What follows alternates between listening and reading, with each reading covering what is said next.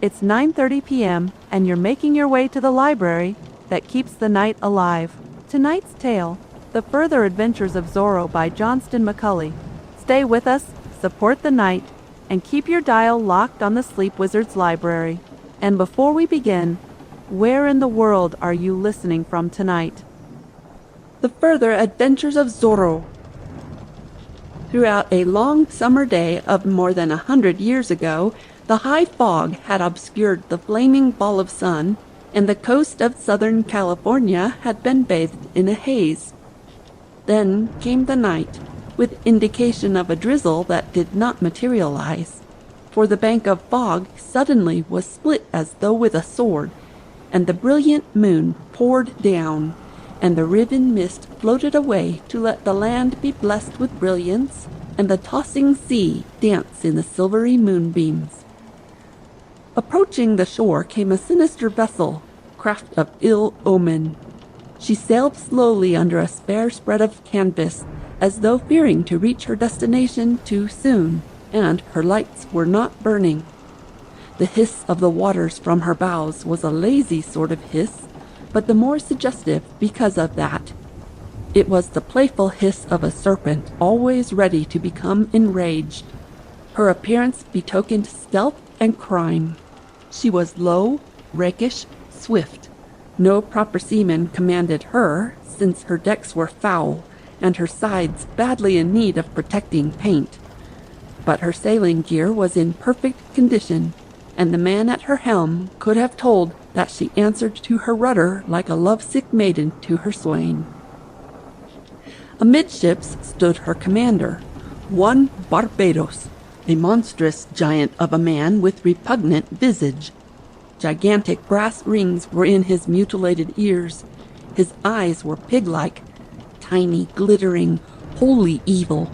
His great gnarled hands continually were forming themselves into brutish fists. He wore no shirt, no shoes. His chest and back were covered with thick, black, matted hair. "By the saints!" he swore in a voice that drowned the slush of the waters against the vessel's sides. "Sanchez, fools and devils! Is it necessary to shout to the world our villainy? Look at that flag flapping against the mast. 3 hours after set of sun, and the flag of the devil still flies. Discipline! Ah!"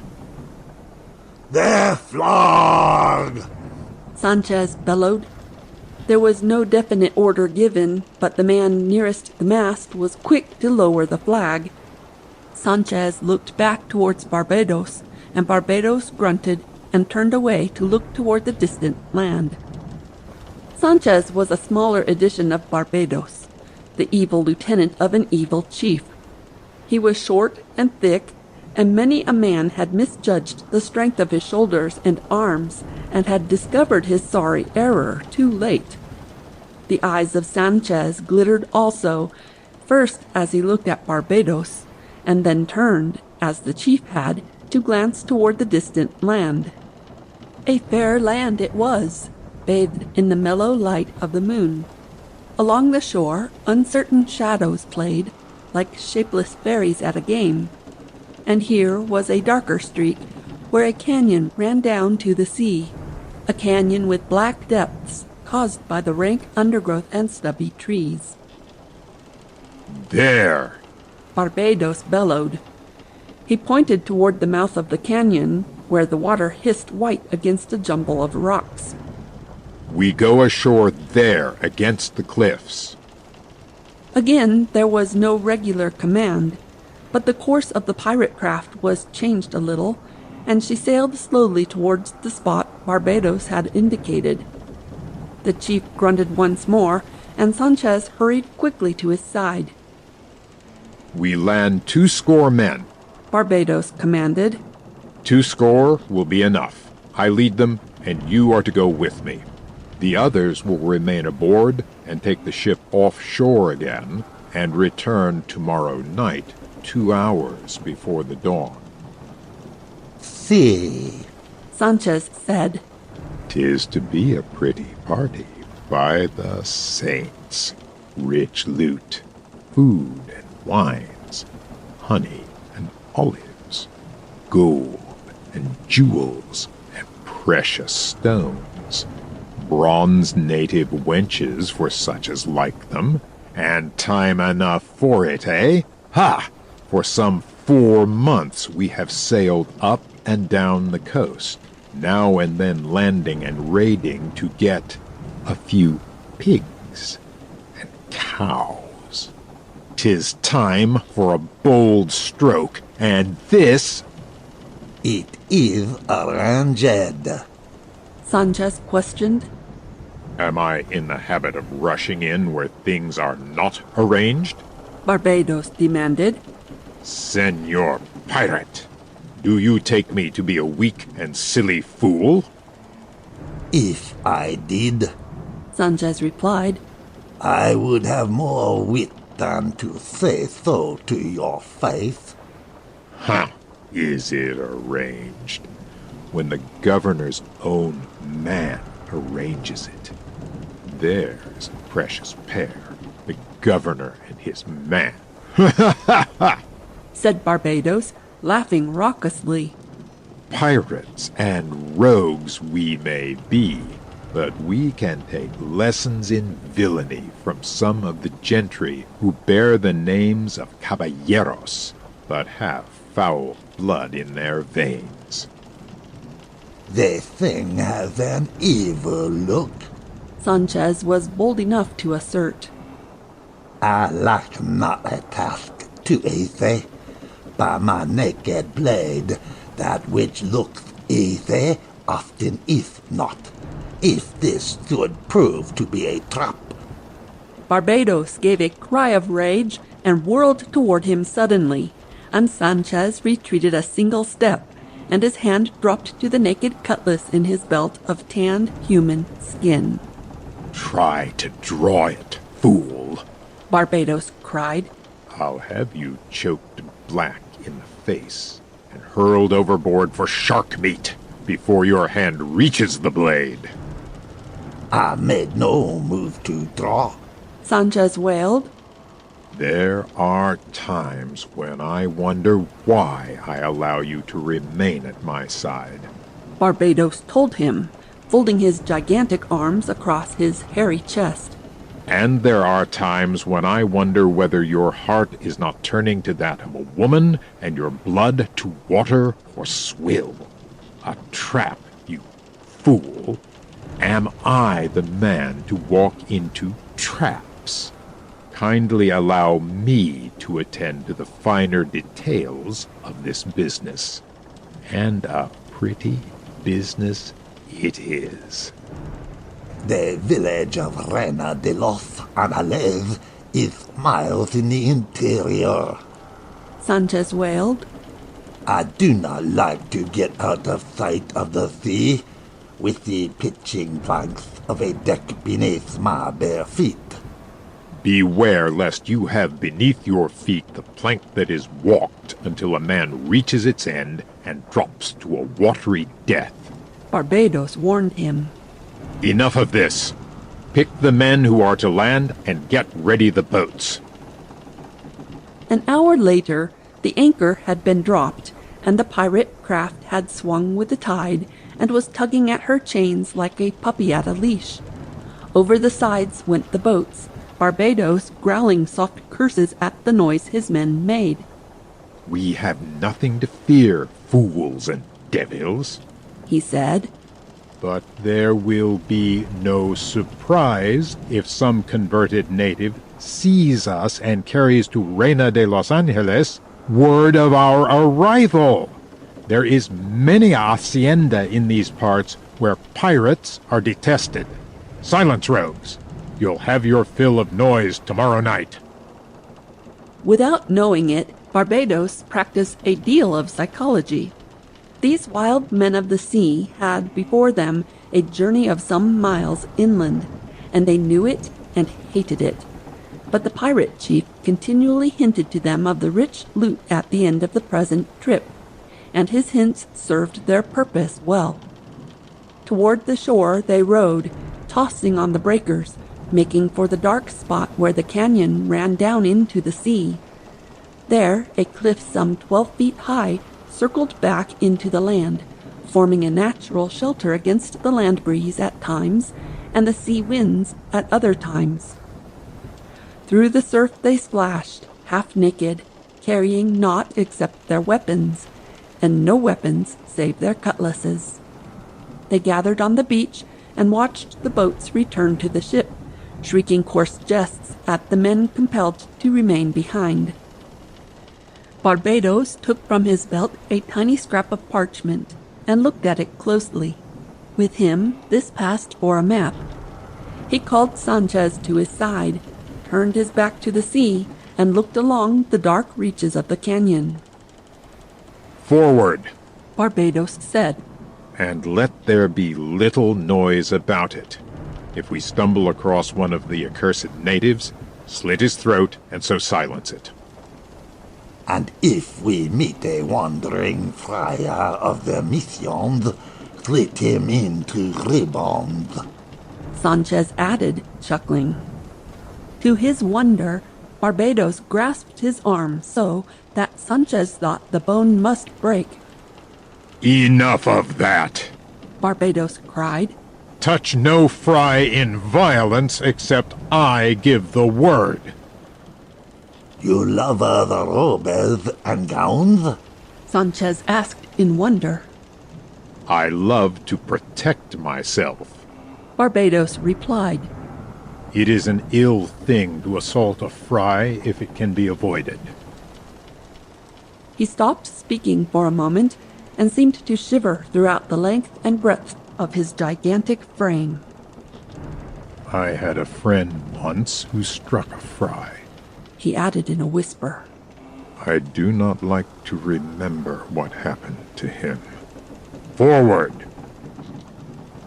Inland they tramped, mile after mile, keeping to the canyons, following an arroyo now and then, dodging from dark spot to dark spot, while Barbados growled curses at the bright moon, and Sanchez continually admonished the men behind to keep silent. It was a journey they disliked, but they liked to think of the loot they would find at the end of it. On they went, toward the sleeping town of Reina de Los Angeles. Besides Barbados and Sanchez, few of them had seen the town. Pirates had been treated harshly there when they had wandered inland, but now something had happened, it appeared, that made a raid on the town a comparatively safe enterprise. An hour before dawn, they stumbled across a native, caught him as he started to flee, and left his lifeless body behind. Then came the day, and they went into hiding in a jumble of hills, within easy striking distance of the town. They had covered ground well. Sprawled on the sward, they slept. Barbados, a little way aside, consulted his poor map once more, and then called Sanchez to his side. Since we may have to split our force, it were well that you knew more of this business, he said. I am listening, Barbados. This man who is to meet us tomorrow night at the edge of the town is a high official. I have heard you call him the governor's man. Even so, he is to have matters arranged so that the town will be at our mercy. It has never been raided properly. It will be necessary, perhaps, to steal horses, and possibly a carreta or two in which to carry the loot. The town will be wide open for us, my friend. There is a presidio in Reina de los Angeles, and where there is a presidio, there are soldiers. Sanchez reminded him. And where there are soldiers, there are fools. Barbados added. He stopped speaking long enough to chuckle. I am not afraid of the soldiers. The man with whom we are to deal will care for the troops. I fail to understand it. Sanchez said, shaking his head. Why should such things be? Do we split the loot with these high official? Dream of innocence. Listen. Barbados hissed. Listen and comprehend, else I choke you to death. An emissary came to me in the south from this high official, and through him arrangements were made. Things have happened since last we were in the vicinity of Reina de los Angeles. The governor, I know, left San Francisco de Asís and journeyed south with his gallant company. And while he was at Reina de los Angeles, something happened that caused him to hate the town. There was even talk for a time of him being forced to abdicate his high station.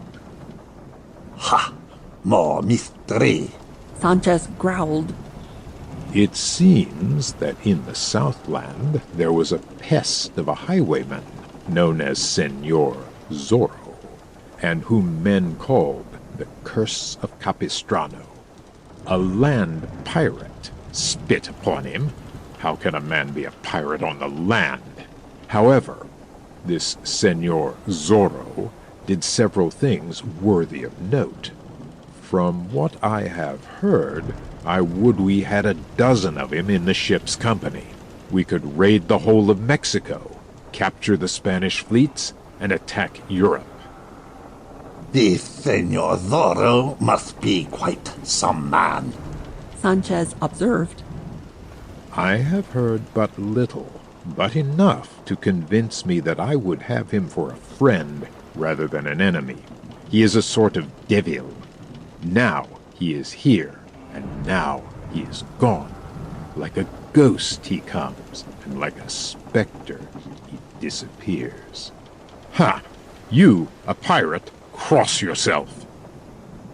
I am afraid of no live man who lives, save perhaps yourself. Sanchez observed.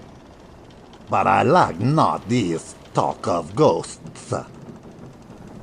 Here is the jest, fool and friend. It develops after a time that this terrible Señor Zorro is nothing but a caballero out to have a bit of fun and protect the weak. There is a waste of time for you, protecting the weak. And other sundry caballeros joined hands with him and punished minor officials who sought to steal and deal crookedly. That is right and proper. If a thief, be a thief. If a pirate, be a pirate. But do not play at being an honest man and try to be thief and pirate at the same time. Ha! Sanchez grunted, meaning that he wished the sermon to end and the tale to continue. This Señor Zorro, whose real name I have forgotten if I ever knew it, carved his initial with his sword into the cheeks and foreheads of many men. They call it the Mark of Zorro. And when his identity was disclosed, his friends stood by him and told the governor that it were best if he return to San Francisco de Asís and grace Reina de los Angeles with his continual absence. And did he? He did, Barbados replied. with hatred in his heart for this same Reina de los Angeles. He did not abdicate, of course, and he craves revenge. Ha! Here is where we enter. It is. Barbados replied. We raid the town and take what we will, and the governor hears of it, sends soldiers running wildly up and down the coast, and winks at himself in his looking-glass. For the information and protection we get, we hand to the governor's man at a certain time and place a certain share of the loot, which we can well afford since we are to get it so easily. If we forget to hand it, Sanchez began. friend and fool. By the saints, are you an honest pirate or no? We shall deal fairly. Think of the future. It is not only Reina de los Angeles. There is San Juan Capistrano and rich San Diego de Alcalá to come after. By that time, we have this pretty governor and certain of his officials in our mesh, and do as we will. Huh! What knaves! I would rather be an honest pirate than a politician any day. The day passed, and the dusk came, and once yet again Barbados indulged in curses. For it was a beautiful moonlit night, half as light as the day that had just died, and a man could be seen afar. But Barbados led his wretched company on toward the town, and after a time they came to the crest of a slope and saw lights twinkling in the distance. Stretched on the ground, so as not to form a silhouette against the sky, Barbados looked over the scene. He could see the plaza, fires burning before the huts of the natives, twinkling lights in the windows of the pretentious houses where lived the men of wealth and blood and rank. To one side was the presidio, and to the other the church. Barbados grunted an order to Sanchez and crept forward alone. He approached the end of the village, reached a spot where the shadows were deep, and crouched to wait. For half an hour he waited, grumbling his impatience. Then there came to him a figure muffled in a long cloak. Barbados hissed a word that had been agreed upon. The figure stepped quickly to his side. "You are ready?" Ready, senor. Barbados replied. "Where are your men?" In hiding, 300 yards away, senor. "It were best to strike in about an hour. The soldiers will be sent toward the south on a wild goose chase. I understand, senor. I ride back toward the hills to Hacienda to pay a social call. It would not do for me to be here, of course." Certainly not, senor. "The way will be open to you. Take your will with the town, but do not use the torch, except it be on the hut of some native. As soon as you have your loot, make for the sea again. The soldiers will be sent on a useless trail." It is well arranged, senor. We'll strike as soon as the troopers are at a sufficient distance. There is something else. You must send a few men of your force to the hacienda of Don Carlos Pulido, 3 miles to the north. What is this, senor? Barbados asked. A little matter of abducting a woman for me. Heh. The Señorita Lolita Pulido, understand? She is to be seized and conducted to the coast and taken aboard ship. She is not to be harmed, but treated with every respect. In 4 or 5 days I shall meet you at the rendezvous on the southern coast and claim her as my share of the loot. Do this well, and that is all the share of loot I ask at this time." A mere detail. Barbados said. "If the hacienda is disturbed a bit during the abduction, it will not cause the heartbreak of the governor. This Don Carlos Pulido is no friend of His Excellency." I understand, senor. "The señorita expects to become the bride tomorrow of Don Diego Vega. Curse him. That large house at the side of the plaza is his.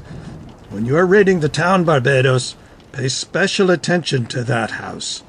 And should he get a knife between his ribs, there will be no sorrow on my part." I begin to comprehend. Barbados replied. "I may depend on you?" Si, senor. We attend to the house of this Don Diego Vega, and to the Don, personally. I shall send a small force to abduct the girl and take her to the shore.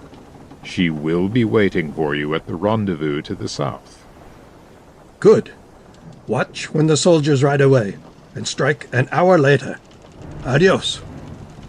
The cloak dropped for a moment as the man from the village straightened himself. Barbados got a good look at his face as the moonlight struck it. He gasped. Your forehead. He said. It is nothing. That cursed beast of a Zorro put it there. Barbados looked again. On the man's forehead was a ragged Z, put there in such a manner that it would remain forever. There was a moment of silence, and then Barbados found himself alone. The other had slipped away through the shadows. Barbados grinned. Here is a double deal of some sort, but it need bring me no fear. He mused. Here would be startling news for all men to know. Wants to steal a girl now, does he? For his share of proper loot, I'd steal him 60 girls. He grinned again and started back toward his men.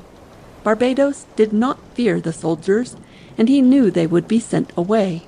He could be sure of that, for the conspirator who had come to him out of the dark was none other than Captain Ramon, Comandante of the Presidio at the Reina de los Angeles. Sergeant Pedro Gonzalez, a giant of a wine-guzzling soldier whose heart was as large as his capacity for liquor, was known as Pedro the Boaster. When there were military duties to be done, he was to be found at his post in the Presidio, but at other times one found him at the village posada, sitting before the big fireplace and remaking the world with words. On this moonlit night, Sergeant Pedro Gonzalez crossed the plaza with a corporal and a couple of soldiers, entered the inn, and called in a loud voice for the landlord to fetch wine, and be quick about it. The sergeant had learned long since that the fat landlord held him in terror, and did he but act surly and displeased, he received excellent service. Landlord, you are as fat as your wine is thin, Sergeant Pedro declared, sprawling at one of the tables. I have a suspicion now and then that you keep a special wineskin for me and mix water with my drink. Signor! The landlord protested. We honest soldiers are stationed here to protect you from liars and thieves and dishonest travelers up and down El Camino Real. And you treat us like the dirt beneath your boots. Signor, I have the greatest respect. One of these fine days, Gonzalez interrupted. there will be trouble. Some gentleman of the highway will approach you with an idea of robbery, and you'll shriek for the soldiery. And then, fat one, I may remember the watered wine and be busy elsewhere. But I protest. The landlord began. More wine! The sergeant shouted. Must I get out my blade and carve your wineskins? Or your own skin? More wine of the best, and you'll get your pay when I get mine, if it is an honest score you keep. If my friend Don Diego Vega was here... That same friend of yours makes merry a little later in the evening, the landlord said, as he went to fill the wine cups. Tomorrow he is to take a bride. Pig? Do you suppose I do not know it? Gonzalez screeched. Think you that I have been asleep these past few months? Was I not in the thick of it when Don Diego Vega played at being Senor Zorro?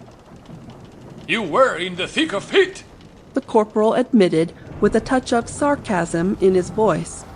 Ha! Cried the sergeant. There was a turbulent time for you. Here in this very room I fought him, blade to blade, thinking that he was some stinking highwayman. And just as I was getting the better of it... How is this? The corporal shrieked. Just as I was getting the better of the blade match... Gonzalez reaffirmed, glaring at the corporal. Back he went and dashed through the door, and thereafter he set the town about his own ears for some time to come. It occurs to me that I saw that fight. the corporal declared. If you were getting the best of it at any stage, then were mine I at fault? I know a man Said the sergeant darkly. who will do extra guard duty for a score of days. Ha! The corporal grunted. You do not like plain speech. I do not like a soldier to make mock of his superiors. The sergeant replied. It were unseemly for me to make remarks, for instance, concerning our commandante, Captain Ramon. But let it be said that he fought this Senor Zorro, too. And Captain Ramon wears on his forehead Zorro's mark. You will notice that there is no carved Z on my face. Ha! The corporal grunted again. It were best, Sergeant, to voice such remarks inwardly. The Commandante is not proud of the mark he wears. Gonzales changed the subject. The wine! He thundered. It goes well on a moonlight night, the same as on a stormy one. But moonlight is a poor business, save for lovesick swains. It is no night for a soldier. Would one expect thieves to descend through the moonlight? There be pirates! The corporal said. Pirates! Gonzales's great fist descended and met the table with a crash, sending the wine cups bouncing. Pirates? You have noticed no pirates in Reina de los Angeles, have you? They have not been playing around the Presidio, have they? I am not saying that they know I am stationed here. However, mill mush and goat's milk. Pirates is my dish.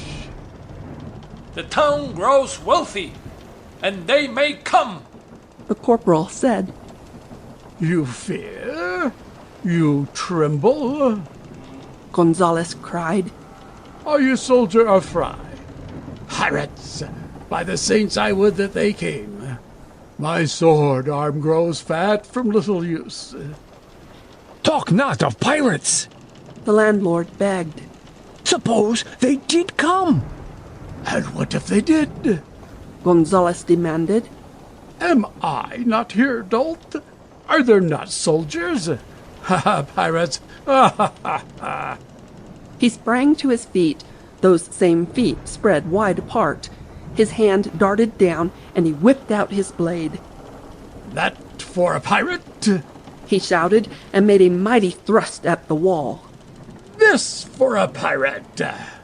And he slashed through the air, his blade whistling so that the corporal and soldiers sprang backward, and the 4 or 5 natives who happened to be in the inn cringed in a corner. Pirates! Cried Gonzales. I would I could meet one this very night.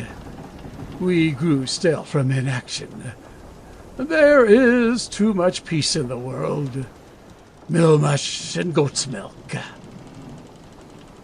The door opened suddenly. Sergeant Gonzales stopped in the middle of a sentence, and his blade stopped in the middle of an arc. And then the sergeant and the other soldiers snapped to attention, for the commandante was before them. Sergeant Gonzales! Captain Ramon commanded. See? I could hear you shouting halfway across the plaza. If you wish to meet a pirate, perhaps you may have your wish. Rumors have been brought by natives. Mount your men and proceed along El Camino Real toward the south. Search the country well once you are 4 or 5 miles from the town. It is a bright moonlit night, and men may be seen at a great distance. It is an order. The sergeant admitted. Leave but 1 man at the Presidio as guard. Return before dawn. Have my best horse made ready, as I ride out to a hacienda for a visit. Go. See? Sergeant Gonzales grunted. He motioned to the soldiers, and they hurried through the door. He sheathed his sword, and when the back of Captain Ramon was turned for an instant, he tossed off the wine that had been before him, and hurried after his men. The commandante drew off his gloves and sat at one of the tables. Gonzales led the way across the plaza and toward the presidio. He was growling low down in his throat. This is a fine state of affairs, he said.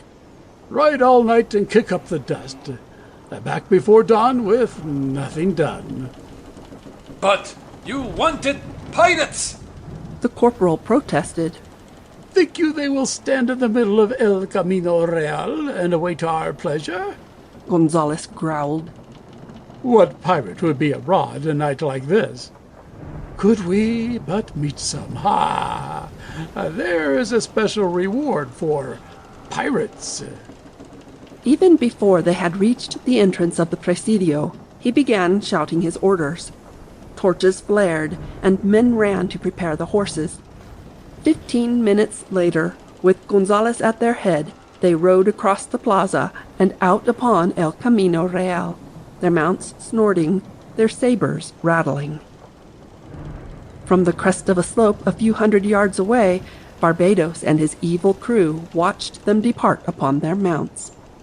While the blushes played across her cheeks, Señorita Lolita Pulido sat at one end of the big table in the great living room of her father's house and watched the final preparations for her wedding. Don Carlos, her gray-haired father, watched proudly from the foot of the table. Doña Catalina, her mother, walked majestically around the room and gave soft commands.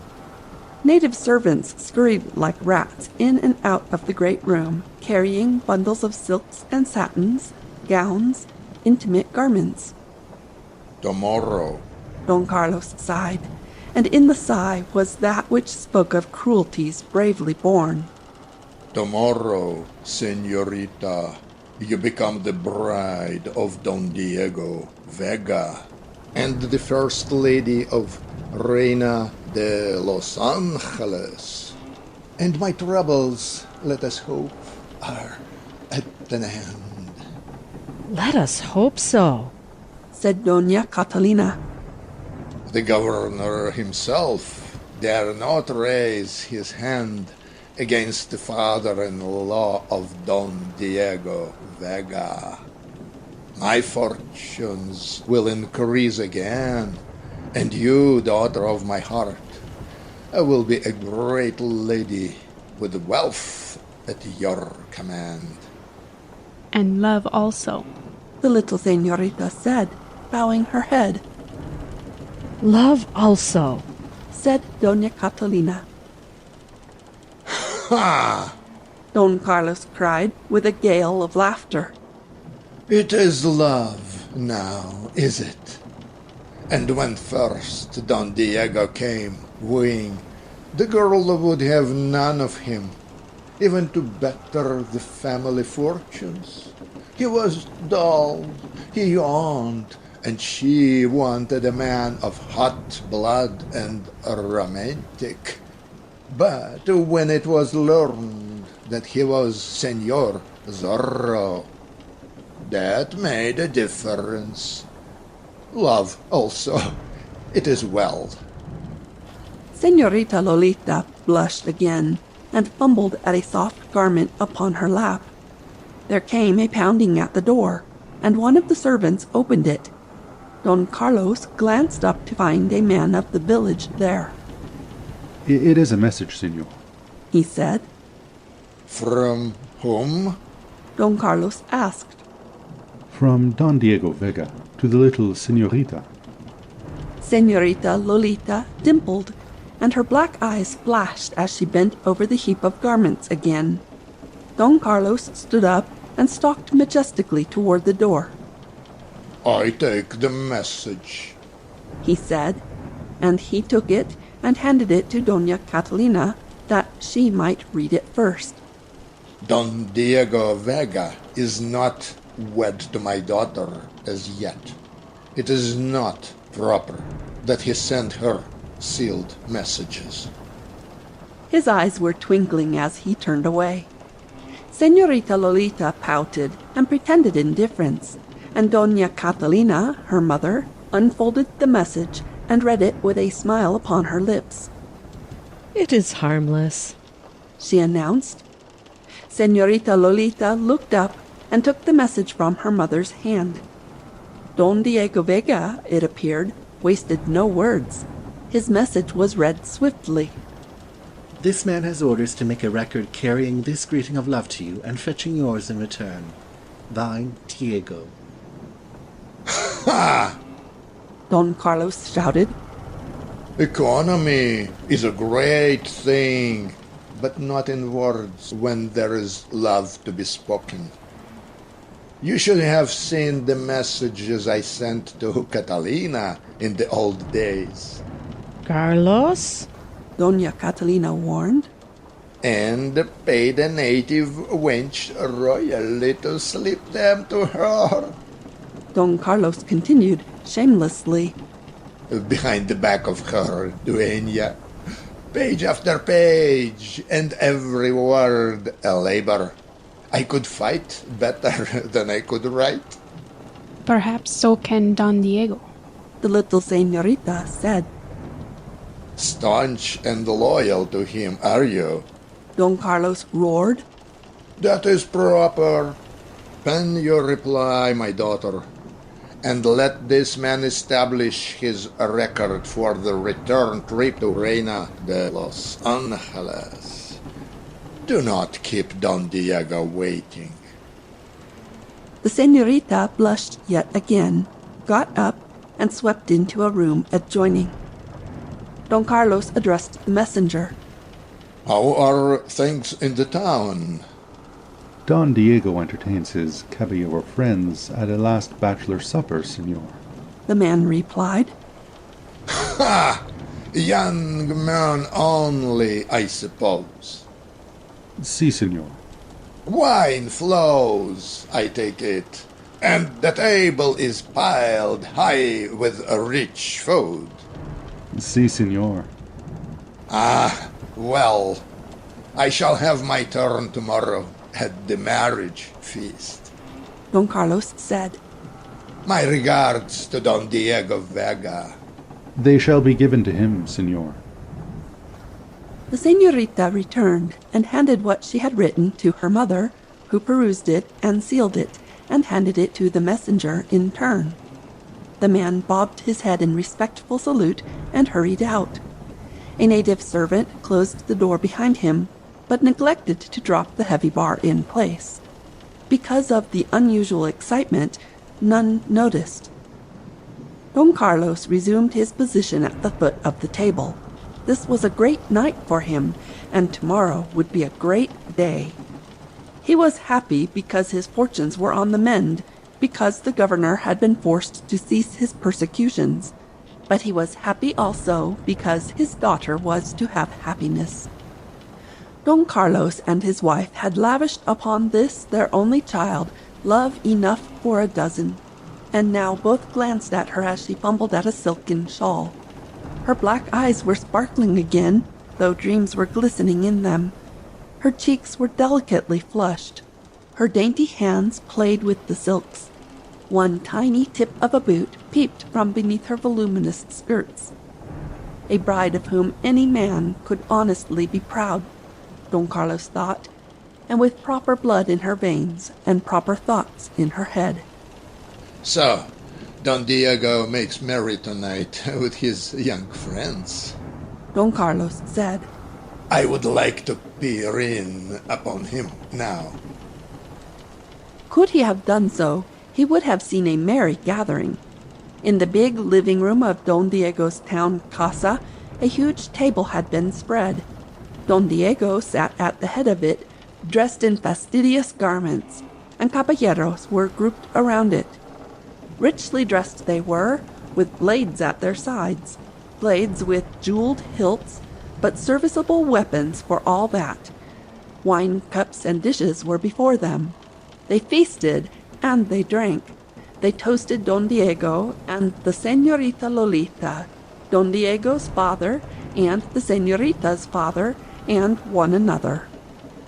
Another good man gone wrong, cried Don Audrey Ruiz. He sat at Don Diego's right hand because he was Don Diego's closest friend. here is our comrade, Don Diego, about to turn into a family man. He continued. This scion of old Spain, this delicate morsel of caballero blood, to be gobbled up by the monster of matrimony. It is time to weep. Into your wine cup, Don Diego added. Ha! Don Andre Ruiz cried. But a few days ago, it seems, we rode after him as though he had been the devil, rode hard upon his heels, thinking that we were following some sort of renegade caballero playing at highwayman. Señor Zorro, by the saints! We shouted praises of him, because, for a time, he took us out of our monotony. Then came the unmasking, and we found that Don Diego and Señor Zorro were one and the same. He ceased speaking long enough to empty his wine cup and make certain that a servant refilled it. Señor Zorro, he continued. Those were happy moments. And now he is to turn husband, and no more riding abroad with sword in hand. We shall die of monotony, Diego, my friend. A fat, Don Diego corrected. What has become of the wild blood that coursed your veins for a few moons? Don Andre Ruiz demanded. Where are those precious, turbulent drops that were in Zorro? They linger, Don Diego declared. It needs but the cause to turn them into active being. Ha! A cause! Caballeros, let us find him a cause, that this good friend of ours will be too busy to get married. One moment, Don Diego cried. He stood up and smiled at them, gave a little twitch to his shoulders, and then turned his back upon the brilliant company and hurried from the room. They drank again, and waited, and after a time back he came, a silk-draped bundle beneath one arm. What mystery is this? Don Andre demanded. He sprawled back in his chair and prepared to laugh. It was said of Don Andre that he was always prepared to laugh. He laughed when he made love, when he fought, as he ate and drank, his bubbling spirit always upon his lips. Here is no mystery, Don Diego Vega declared. He smiled at them again, unwrapped what he held, and suddenly exhibited a sword. The blade of Zorro, he cried. There was an instant of silence, and then every caballero sprang to his feet. Their own swords came flashing from their scabbards, flashed on high, reflected in a million rays the glowing lights of the candelabra. Zorro! They shouted. Zorro! Good old blade, Don Diego said, a whimsical smile playing about his lips. Good old point, exclaimed Don Andre Ruiz. With it you marked many a scoundrel with your mark, notably, and especially, one Captain Ramon. Why do we endure his presence here in Reina de los Angeles? Why not force the governor to send him north? Let us not mar a perfect evening with thoughts of him, Don Diego begged. Caballeros, I have brought this blade before you for a purpose. We have drunk toast to everything of which we could think, and there still remains an abundance of rare wine that has not been guzzled. A toast to the sword of Zorro. Ha! A happy thought. Don Andre Ruiz cried. Caballeros, a toast to the sword of Zorro. They drank it, put down their golden goblets, and sighed. They glanced at one another, each thinking of the days when Señor Zorro had ruled El Camino Real for a time. And then they dropped into their chairs once more, and Don Diego Vega sat down also, the sword on the table before him. It was a great game, he said, and sighed himself. But it is in the past. Now I shall be a man of peace and quiet.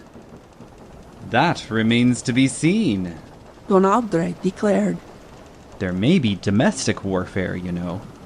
A man takes a terrible chance when he weds. Nothing but peace and quiet, Don Diego responded. The sword of Zorro is but a relic. Years from now I may look upon it and smile. It has served its purpose. He yawned. By the saints. Don Andre Ruiz breathed. Did you see him? He yawned. While yet the word Zorro was upon his lips. He yawned. And this is the man who defended persecuted priests and natives, defied the soldiery, and made the governor do a dance. 'Tis a cause he wants and needs, something to change him into Zorro again. Tomorrow I become a husband. Don Diego answered him, yawning yet once more, and fumbling with a handkerchief. By the way, signores, have you ever seen this one? He spread the handkerchief over the wine goblet before him, and as the caballeros bent forward to watch, smiles upon their faces, he passed one hand rapidly back and forth across the covered goblet with such rapidity that it was hidden almost all the time, and with the other hand he reached beneath the edge of the handkerchief and jerked the goblet away, letting it drop to the floor. The handkerchief collapsed on the table. Don Diego waved a hand languidly. See? It is gone. He breathed. Bah. Don Andre cried, as the others laughed. At your boys' tricks again, are you? Where is your wild blood now? I am done with roistering and adventure. A man never knows when his words may be hurled back at him and cause him to look foolish, said Don Andre. It is foolish to take everything for granted. For instance. He stopped. The sounds of a tumult had reached their ears. For a moment they were silent, listening. Shouts, oaths, the sounds of blows, the clashing of blades. What in the name of the saints is that? Don Diego asked. A trembling servant answered him. There are men fighting over by the inn, senor, he said. I heard someone shout of pirates.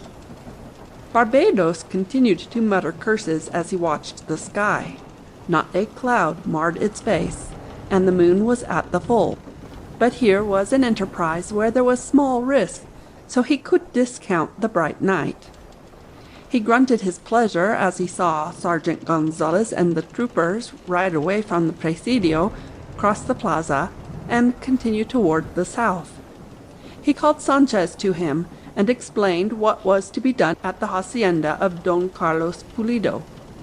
You will take 6 men. Barbados commanded. Do as you please at the place, but capture the señorita by all means, and go quickly back over the hills to the mouth of the cañon. Steal horses and ride. Get there before the break of day. We shall do the same. The ship will be putting in at dawn or before. See, Sanchez replied. And do you care for my share of the loot here? There may be small profit at the Hacienda. Sanchez selected his ruffians and led them away around a hill and toward the north, where the hacienda of Don Carlos Pulido rested. Barbados whispered instructions to the remainder of the crew, and then they waited, for Barbados wished to make sure that the soldiers did not return. For more than an hour longer he waited, and then gave the word. Down from the crest of the slope they slipped, breathing heavily, lusting for illegal gain, holding their cutlasses in readiness for instant use. They kept in the scant shadows as much as possible, scattered as they crossed the wider light spaces, made their way slowly to the edge of the town.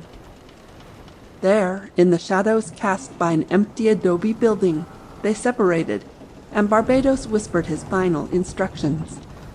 They were to look for rich loot and nothing bulky. He had decided against food and wine, bolts of cloth, casks of olives, and jars of honey. Such things could be obtained later at any hacienda. Just now he wished to get portable valuables and hurry back to the coast. Men were detailed to seize horses and have them in readiness. Certain large houses were to be attacked in force after the smaller ones had been disposed of. The inn was to receive special attention, since it was whispered that the fat landlord had hidden wealth. Down upon the town they crept, and suddenly they charged into the plaza from either side. Into the inn they poured, cutting and slashing at natives until they fled screeching with terror, stabbing at the fat landlord as he called upon the saints. They took what the landlord had and gave their attention to the houses and shops, and now bedlam broke loose as it was realized what was taking place. Doors were smashed, terrified men and women were driven from room to room, things of value were seized, jewels were ripped from dainty throats and delicate fingers, silken shawls were torn from beautiful shoulders. Here and there a man gave fight, but not for long. The pirates outnumbered the citizens because they traveled in force, and the citizens were scattered. Shrieks and screeches and cries stabbed the air. Raucous oaths and fiendish laughter rang across the plaza, and above the din roared the voice of Barbados, the human fiend, as he ordered his men, commanded them, admonished them, led them to an easy victory. It was quick work, because the descent had been so unexpected. It might have continued throughout the night, until the town was stripped bare, until not a native's hut was left standing. But Barbados wanted quick loot and a getaway. He wanted to reach the coast during the bright moonlight, get the planks of the ship's deck beneath his feet once more. He trusted Captain Ramon, but he feared that the soldiers might return. Across the plaza, the pirates charged, with Barbados at their head. They broke into the church. They filled the sacred edifice with oaths and ribald jest and raucous laughter. They darted here and there, torches held high above their heads, searching for articles of worth. From a little room to one side stepped a fry. His hair was silver, his face was calm. Erect and purposeful, he stood, looking across at them. Quick steps forward he took toward the altar, where there were relics he loved. "What do you here, senores?" he demanded. His voice seemed soft, yet at the same time there was the ring of steel in it. They stopped. Their shouting ceased. There was a moment of silence. "Who are you?" one shouted. "I am called Fray Felipe, senores," came the response. "Just now I am in charge of this house of worship. How is it that you so far forget yourselves as to bring your tumult here?" "Fray?" one shouted. "Fool and fray? Why do we bring our tumult here? For to get loot, gowned one." "Loot?" Fray Felipe thundered, taking another step forward. "You would profane this house? You would lay sacrilegious hands on what is to be found here, even as you have voiced sacrilegious tones within these walls? Scum of the earth, begone!" They surged toward him.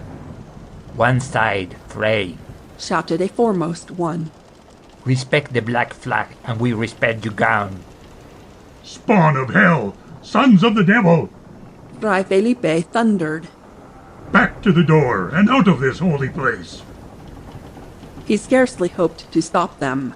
There were rich ornaments on the altar, and in the uncertain light the torches shed, he could see the eyes of those nearest glittering, and the gem-studded goblet was there.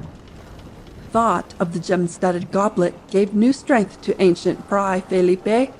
It was a relic highly prized. Fray Felipe loved it and cared for it tenderly. There was a legend connected with it. Once it had been touched by a saint's lips, men had said. To have this scum as much as touch the sacred goblet was too much. To have them steal it would be unthinkable. Once more they surged forward, and Fray Felipe sprang before the altar and threw up his hands in a gesture of command. "Back!" he cried. "Would you damn beyond recovery your immortal souls? Would you commit the unpardonable sin?" "Ha!" shouted a man in the front of the throng. "Worry not about our souls, Fry. One aside, else you'll have a chance to worry about the state of your own. We have a scant time to spend on a fry. What would you? Fray Felipe asked. Loot full of affray. Only over my dead body do you take it. I am not afraid to die to protect holy things, but you will fear to die if you do this thing. Slit his throat, cried one in the throng. Are we here to argue? The work is not done. Once more they surged forward. The light in the torches sent rays of fire shooting from the ornaments on the altar. Their lust for loot consumed them. Fray Felipe braced himself, seized the nearest, raised him half from the floor, and hurled him back against his fellows. The fray shows fight, one cried. Use your knives, you in the front. Stab between the ribs and let us go. Again they rushed, and Fray Felipe prepared for one more feeble attempt, the one he deemed would be the last. He made the sign of the cross and waited calmly, waited until they were upon him, until he could feel their hot breathing upon his face, until the stench of their perspiration was in his nostrils. But even as a man raised a cutlass to strike, there came an interruption. The bellowing voice of Barbados rang out above the din. "Stop!" he shrieked. There was something terrifying in the sudden and unexpected command. The pirates stopped, fell back. Barbados charged through them and to Fray Felipe's side. The pirate's face showed white in the light of the torches. "Back!" he commanded. "This fry is not to be harmed. Out, fools and devils! There is one rich house yet to be robbed. Let us not tarry here." There is loot, one began. He did not complete the sentence. Barbados whirled, and with a single blow he stretched him senseless. "Out!" he commanded. "This fry is not to be touched." They backed away from him, rushed back to gather near the door. They did not pretend to understand this, but Barbados was chief, and perhaps he knew what he was doing. They saw him turn, knew that he spoke to the fry, but could not make out his words. "I had no doing in this," Barbados said. "I assault no fry nor priest. I stopped them in time. Had I not remained outside a moment to watch affairs, I would have stopped them before." "You are not wholly bad," Fray Felipe said. "I am wholly bad, Fry. Make no mistake about it. But I keep my hands off frailes and priests." He whirled around and rushed to the door, shrieking at his men. Only the soft light of the candles glowed in the church. Fray Felipe took a step forward and looked after them.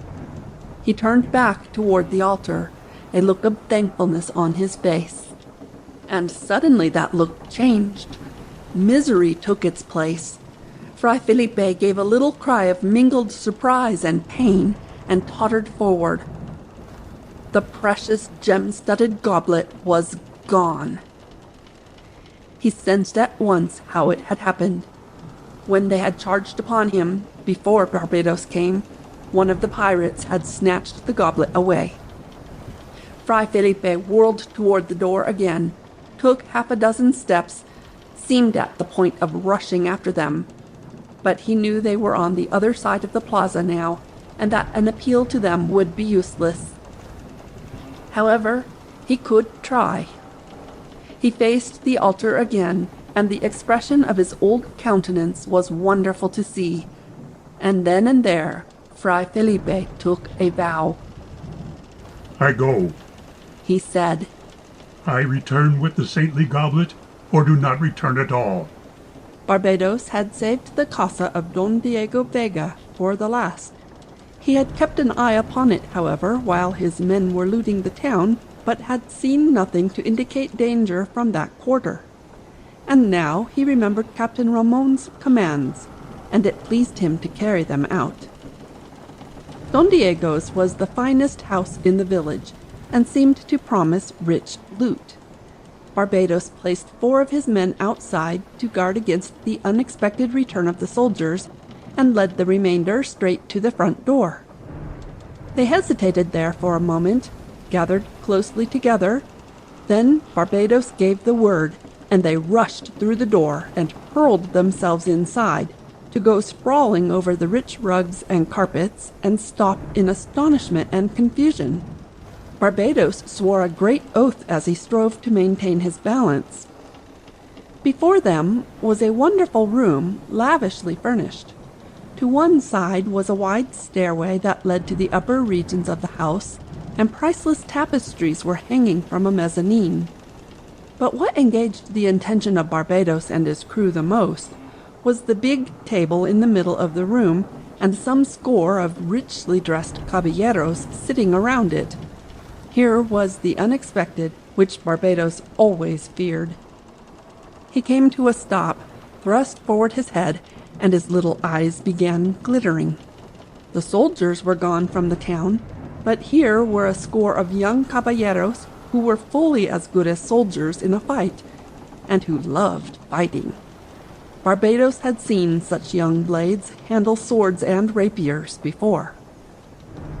The entrance of the pirates had followed closely upon the announcement of their presence in the town to Don Diego by the servant, and when they tumbled through the door, showing their evil faces in the strong light, the caballeros struggled to get to their feet, reaching for their blades. The smiles swept from their faces, and expressions of grim determination showing there instead. But the calm voice of Don Diego quieted them. "Ha!" Don Diego said. "What have we here? Signores, it is the night before my wedding, and most persons are welcome to partake of my hospitality. But this happens to be a select gathering of my close friends, and I really cannot remember of having sent you invitations." "Have done!" Barbados bellowed, his voice ringing with a courage he scarcely felt. "Have done, fashionable fop! We are men who sail under the black flag, terrible alike on land and sea." Don Diego Vega threw back his head and laughed lightly. "Did you hear that, Audrey, my friend?" he asked Ruiz. "This fellow says that he and his comrades are terrible alike on land and sea." Don Audrey entered into the spirit of the occasion, as he always did. "Diego, I did not know that you were such a wit," he said. "Have you hired these fellows to come here and give us a fright? Ha! It is a merry jest, one that I'll remember to my last day. For a moment I was ready to draw blade." "Jest, is it?" Barbados cried, lurching forward almost to the foot of the table. "'Twill be considered no jest when we have stripped you of your jewels and playthings, swords, and this house of what valuables it contains. Back up against that wall, senores, and the man who makes a rash move will not live to make another." "I have made a multitude of rash moves, and I still live," Don Andre Ruiz told him. "Diego, it is indeed an excellent jest. I give you my thanks." "Pirates!" Don Diego said, laughing again. "In reality, I do not hire them to come here and furnish us with this entertainment. But since they have been so kind, it is no more than right that I pay them." He sprang to his feet, bent forward with his hands upon the table, and glared down the length of it at Barbados. "You are the chief bull pirate?" he asked. "I am the king of the crew," Barbados replied. "Back against that wall, you and your friends." Don Diego Vega laughed lightly again, and then the laughter fled his face, and his eyes narrowed and seemed to send forth flakes of steel. "See, you must be paid," he said. "But there are many ways of making payment." The sword of Señor Zorro was beneath his hands, and suddenly it was out of its scabbard, and he had sprung upon the table and had dashed down the full length of it, scattering goblets and plates, drink, and food. Off the other end he sprang and struck the floor a few feet in front of Barbados, who had recoiled and was struggling to get his cutlass out of his belt. The sword of Zorro flashed through the air, describing a gleaming arc. "Pirate, eh?" Don Diego Vega cried. "You have come to collect riches, have you, Senor Pirate?" What is to prevent? Barbados sneered. You and your pretty toy of a sword? "Ha! You insult a good blade," Don Diego cried. "The insult shall not go unpunished. Look you here." Don Diego Vega whirled suddenly to one side. His sword seemed to flash fire, and its point bit into a panel of the wall once, twice, thrice. Barbados looked on in amazement, his lower jaw sagging. His little eyes bulged, and he looked again. Scratched on the panel of the wall was a Z. That mark! The pirate gasped. You are Zorro! That mark! The same the Commandante wears on his forehead! Don Diego had whirled to face him again. "How know you there is such a mark on the forehead of Captain Ramon?" he demanded. "So, the Commandante deals with pirates, does he? That is how it happens that my friend, Sergeant Gonzalez, and his soldiers are not here. Ha!" Barbados blustered forward, his cutlass held ready, striving to regain the mastery of the situation. Give us loot, or we attack! He thundered. "Attack, fool!" Don Diego cried. "Do you imagine that you hold the upper hand here? Up with your blade!" The last thing Barbados wished to do was to fight a caballero under such circumstances. He had the fear of the mongrel for the thoroughbred, but here was a thing that could not be avoided unless his leadership of the pirates suffer. The caballeros sprang from their chairs, drawing their swords, shouting in keen anticipation of a break in the deadly monotony of their lives. They rushed to the right and the left, and engaged the pirates as they rushed forward. Don Diego Vega found himself at liberty to engage Barbados only, a thing he relished, and which he did with right good will. Barbados fought like a fiend, mouthing curses, puffing out his cheeks, but he did not understand this style of fighting. Don Diego Vega seemed to be wielding half a dozen blades that sang about his head and threatened to bury themselves in his throat. His cutlass seemed heavy, useless. His strokes went wild. Back toward the wall went Barbados, while Don Diego grinned at him and taunted him, played with him as a cat does with a mouse. "Pirate, eh?" Don Diego said. "Terrible on either land or sea. 'Tis a jest, Senor Pirate, a thin jest." Barbados sensed that the termination of this combat was not to be to his liking. He got a chance to glance once around the big room. What he saw staggered him. Two of the caballeros were stretched on the floor, blood flowing from their wounds. But aside from those two, the caballeros were getting much the better of the combat. The pirates were retreating toward the front door. Their heavy cutlasses were of no avail against flaming, darting, light swords, especially when the men who handled those swords refused to stand and be cut down, but danced here and there like phantoms. But Barbados did not have time to contemplate the scene long. Don Diego Vega pressed his attack. Back against the wall went the pirate chief. He crouched, fought his best, but suddenly he felt a twinge of pain in his wrist, and his cutlass left his hand and shot through the air to fall with a crash in a corner. Barbados stared stupidly before him, and then came alive to his immediate peril, for Don Diego Vega was standing before him, smiling a smile that was not good to see.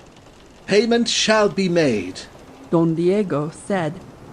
His blade darted up and forward, and Barbados gave a little cry of pain and fear and recoiled. On his forehead, it seemed, was a streak of fire. Again the sword of Zorro darted forth, and there was a second streak of fire, and yet a third time. And then Don Diego Vega took a step backward, and bowed mockingly. You wear my brand, he said. It is an honor. Terror had claimed Barbados for the moment. Now he slipped a short distance along the wall, while Diego followed him, and suddenly he shrieked his commands and darted toward the door. Into the plaza tumbled the pirates, with the caballeros at their heels. Barbados shrieked more commands, and the pirates ran with what speed they had. Those left behind in the plaza gathered the horses they needed and the loot, and those coming from the casa of Don Diego rushed toward the horses now. For the greater part, those horses were fine-blooded stock and belonged to Don Diego's guests, mounts used to traveling at a rapid rate of speed between some hacienda and the town. Barbados urged his men to haste. Only compact loot could be carried. They sprang to the backs of the horses and dashed away. The caballeros pursued on foot until the plaza had been crossed, and then they stopped and gathered around Don Diego. There can be no pursuit, Diego said. They have made away with your horses, my friends. The soldiers are not here, and the only mounts remaining in town are not fit for caballeros to ride. Yet they must be pursued, said a voice at his side. Don Diego whirled to find ancient Fray Felipe standing there. They have stolen the sacred goblet, Fray Felipe said in a calm voice. I have taken a vow to regain it. The goblet! Diego gasped. Don Diego, my friend, will you help me in this? Fray Felipe asked. I have known you since you were a babe in arms. I have loved you. Tomorrow I wed, Don Diego said. But I shall do everything in my power. We'll get horses as soon as possible and pursue. I'll open my purse, and up and down El Camino Real men will go, seeking where these pirates touch shore again. We'll get the goblet. I have more faith in your sword arm than in your purse, my friend, Fray Felipe said. But do what you can. The caballeros had gathered now. Men and women were pouring from the houses, telling of what had befallen them. Barbados and his men had been merciful for pirates. They had taken wealth, but they had taken few lives. Don Diego Vega started back across the plaza toward his house, his friends around him. For a moment I was Senor Zorro again, he said. Those drops of blood you mentioned grew hot for a time, Audrey, my friend. Glorious. Audrey Ruiz breathed. I would we had horses and could follow them, even a ship to follow them out to sea. Don Diego, my friend, your bachelor supper is a great success. Then let us return and conclude it, Don Diego said.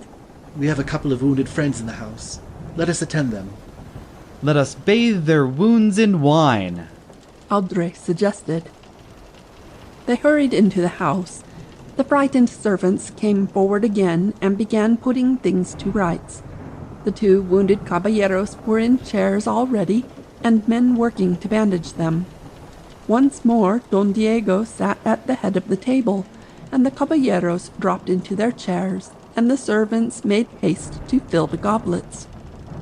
Don Diego put the sword of Zorro on the table before him, and proposed that they toast it again. There came a sudden commotion at the door, and a man stumbled in. Don Diego was on his feet instantly, for he knew the man. He was a leading workman at the Hacienda of Don Carlos Pulido. A horrible fear gripped Don Diego's heart. The man was exhausted. He staggered forward, and would have fallen had not Diego grasped him and braced him against a corner of the table. Señor, he gasped. Don Diego, young master. Speak, Diego commanded.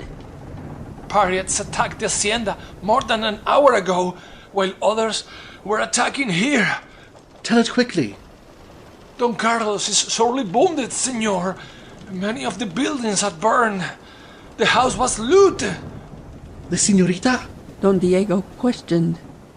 Do not strike me when I speak, young master. Speak.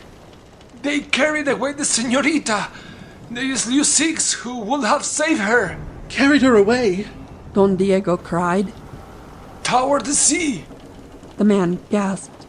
I heard one of the pirates shout that she was to be treated gently, that she was to be the prize of some great man. Don Diego Vega tossed him aside, and once more the blade of Zorro was in his hand. His friends were upon their feet and crowding forward. A rescue! Don Andre Ruiz cried. We must save the señorita! They have stolen the bride of Don Diego! The fools!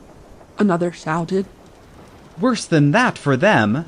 Andre screeched. They have stolen the bride of Señor Zorro! Don Diego Vega seemed to recover from the shock. You are right, my friends, he cried. This is touch enough to turn my blood hot again. Don Diego Vega is dead for a time. Señor Zorro takes the trail. Audrey, get me the best horse you can. You others, wait. He dashed up the stairs as Audrey hurried through the front door. The others waited, talking wildly of plans for reaching the shore of the sea. Frightened servants stood about as though speechless. In a short space of time, Don Diego returned to them. But he was Don Diego no longer. Now he wore the costume he had worn when, as Señor Zorro, he had ridden up and down the length of El Camino Real. And in his face was a light that was not good to see. Don Audrey hurried in. I've got one good horse, he said. I go. Don Diego cried. I follow them to the sea. The two forces will meet there. We are with you in this, Don Audrey cried. With you as when you were Zorro before. With you, my friend, until we have the little señorita safe again. Their naked blades flashed overhead in token of allegiance. Don Diego thanked them with a look.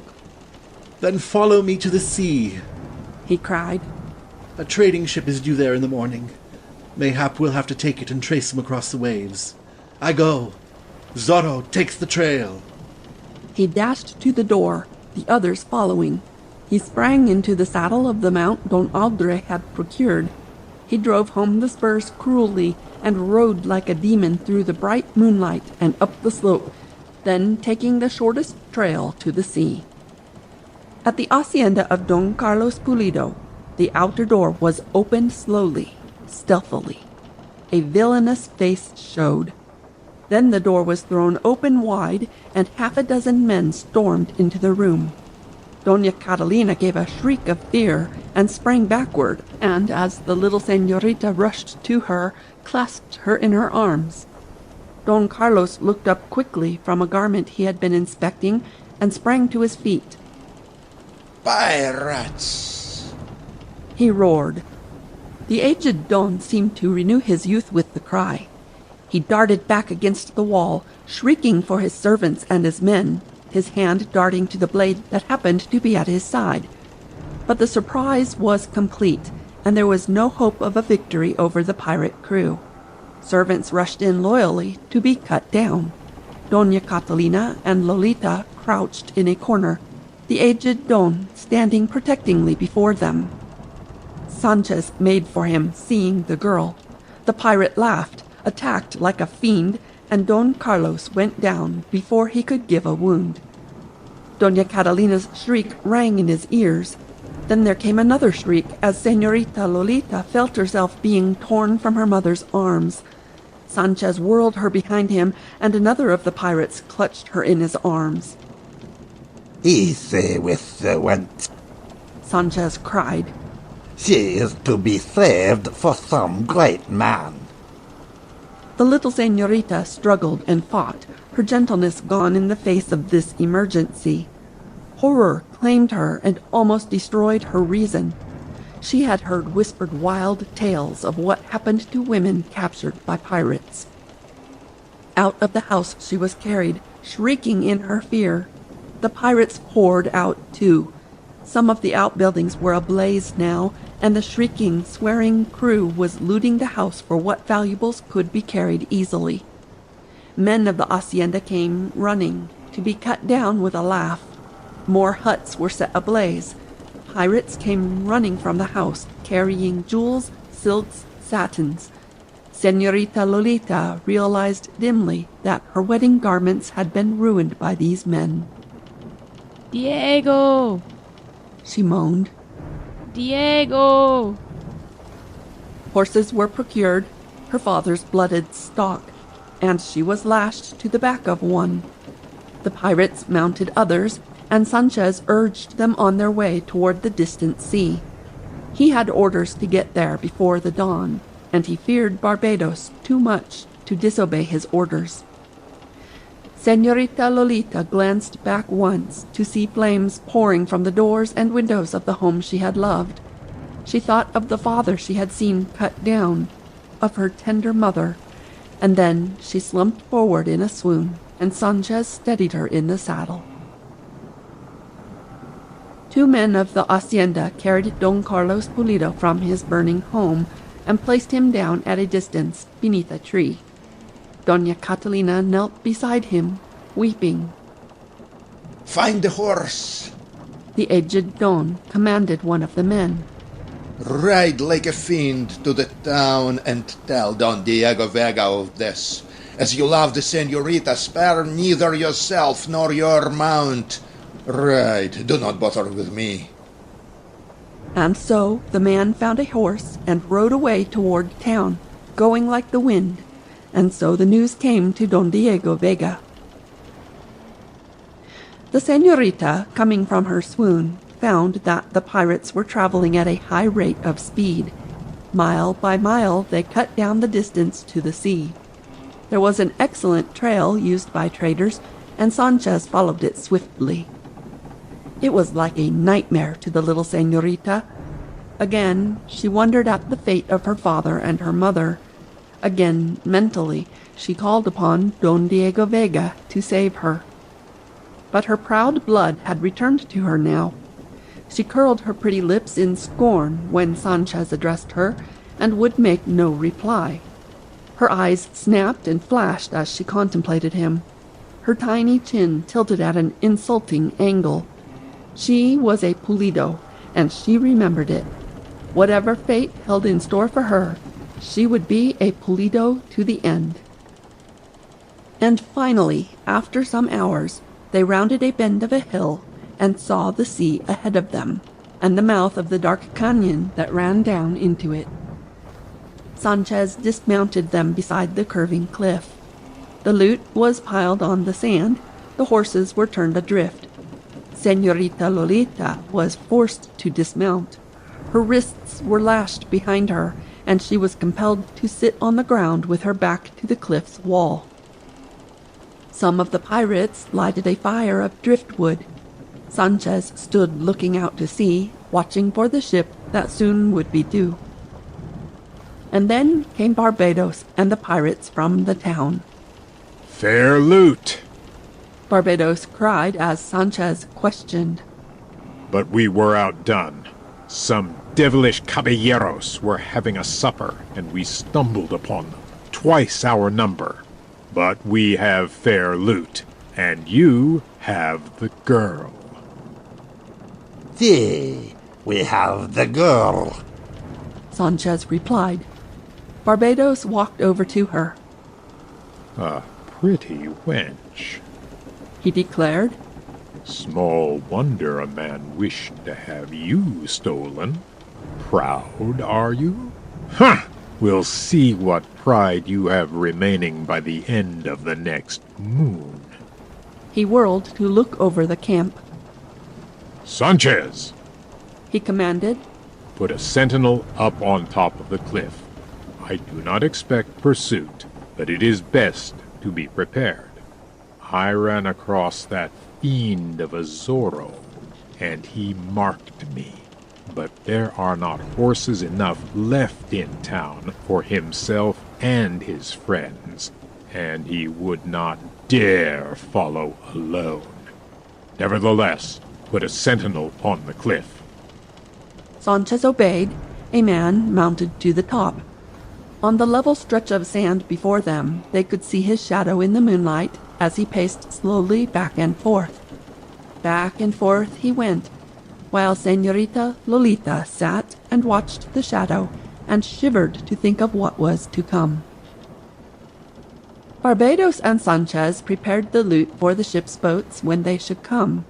There was an abundance of wine, and the pirates began drinking it. They shouted and laughed and sang, while the little señorita shuddered and watched the shadow of the sentinel as it went back and forth, back and forth. And suddenly she bent forward, for there were two shadows now. Hope sang in her breast. One of the shadows was creeping upon the other. Diego? She breathed. If only it could be Diego. The moon was dropping, was at the point where the shadows were lengthened, grotesque. And suddenly Sanchez gave a cry and pointed to the stretch of sand. Barbados turned to look. The pirates stopped drinking and crowded forward. There, on the sandy stretch, a picture was being enacted. They saw the silhouettes of two men fighting, thrusting and slashing at each other. From above came the ringing of blades that met with violence. The pirates sprang back, tried to look up and ascertain what was taking place there.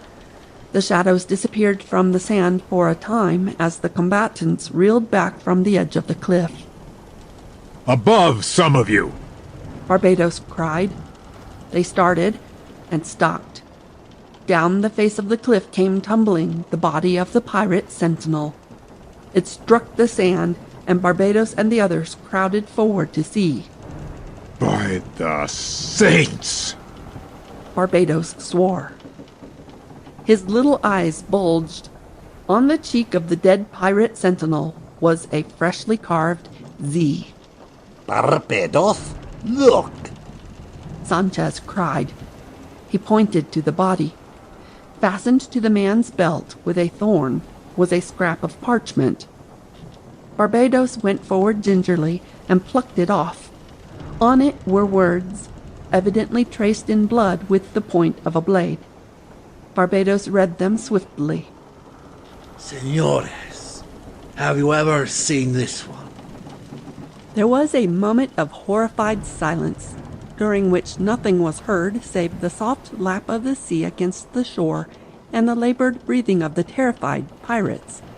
And then Barbados swore a great oath and looked toward the summit of the cliff once more. "'Tis that cursed Señor Zorro, the land pirate," he shrieked. "Spit upon him! After him, dogs! Bring me his heart on the end of a cutlass blade, or fetch him alive if you can, that we may have the keen pleasure of killing him slowly." Some of the pirates already were struggling to get up the narrow path that led to the top of the cliff, slipping and falling back as the soft soil and gravel rolled beneath their feet. Sanchez started with them, eager for combat. Barbados, however, lingered behind, seeing to the loot and his fair prisoner. He was very busy about it, for he was not eager to join the others and run chances of matching blades with Señor Zorro again. Barbados remembered well how he had felt during the fight in the house of Don Diego in Reina de los Angeles, when he had realized fully that Don Diego was merely playing with him and could have silenced him forever when he willed. The pirates reached the summit finally, but could see nothing there save a few clumps of brush and a few stunted trees that looked grotesque in the bright light of the moon. They examined the shadows carefully, but located no man. Yet, from the near distance came a ringing, a mocking laugh. They would have pursued, but Barbados hailed them from below, ordering them down to the beach again. The boats were putting in from the ship. Down to the strand they tumbled, getting ready to store away their loot. They did not bother about the dead pirate, since he was an ordinary fellow who did not count. They guzzled more wine, ran down into the surf to help drag the boats ashore, greeted their fellows, laughed and shouted and jested and cursed in raucous tones. Barbados turned to where the Señorita Lolita was sitting with her back against the cliff wall, her tiny wrists lashed behind her. She raised her face and looked at him bravely, her black eyes snapping, her lips curled in scorn. This Senor Zorro, I have been given to understand, has some concern in you. Barbados said. If he has, Senor Pirate, it is time for you to feel afraid. She replied. Think you that I fear the fellow? Huh. He is no fellow. He is a caballero with the best of blood flowing in his veins, if you can understand what that means, you who have the blood of swine in yours. By my naked blade! Barbados swore.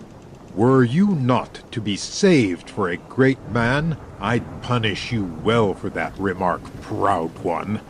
Pride of blood, eh? Huh. 'Tis a thing you will be willing to forget, and eager, within a moon's time, when this man of whom I speak— Is it necessary to speak at all to me? The little señorita wanted to know. Barbados snorted his anger and disgust. For a moment he turned away to issue a volley of commands to the men who were loading the boats. He berated Sanchez for being slow. He glanced up the face of the cliff once more, as though expecting Senor Zorro to come rushing down, deadly sword in hand. Presently he called 2 of his men to him. Take the wench to one of the boats, he commanded. Keep her wrists lashed. Make certain that she does not hurl herself into the sea. These high-born wenches have some queer ideas, and are not to be trusted at a time such as this.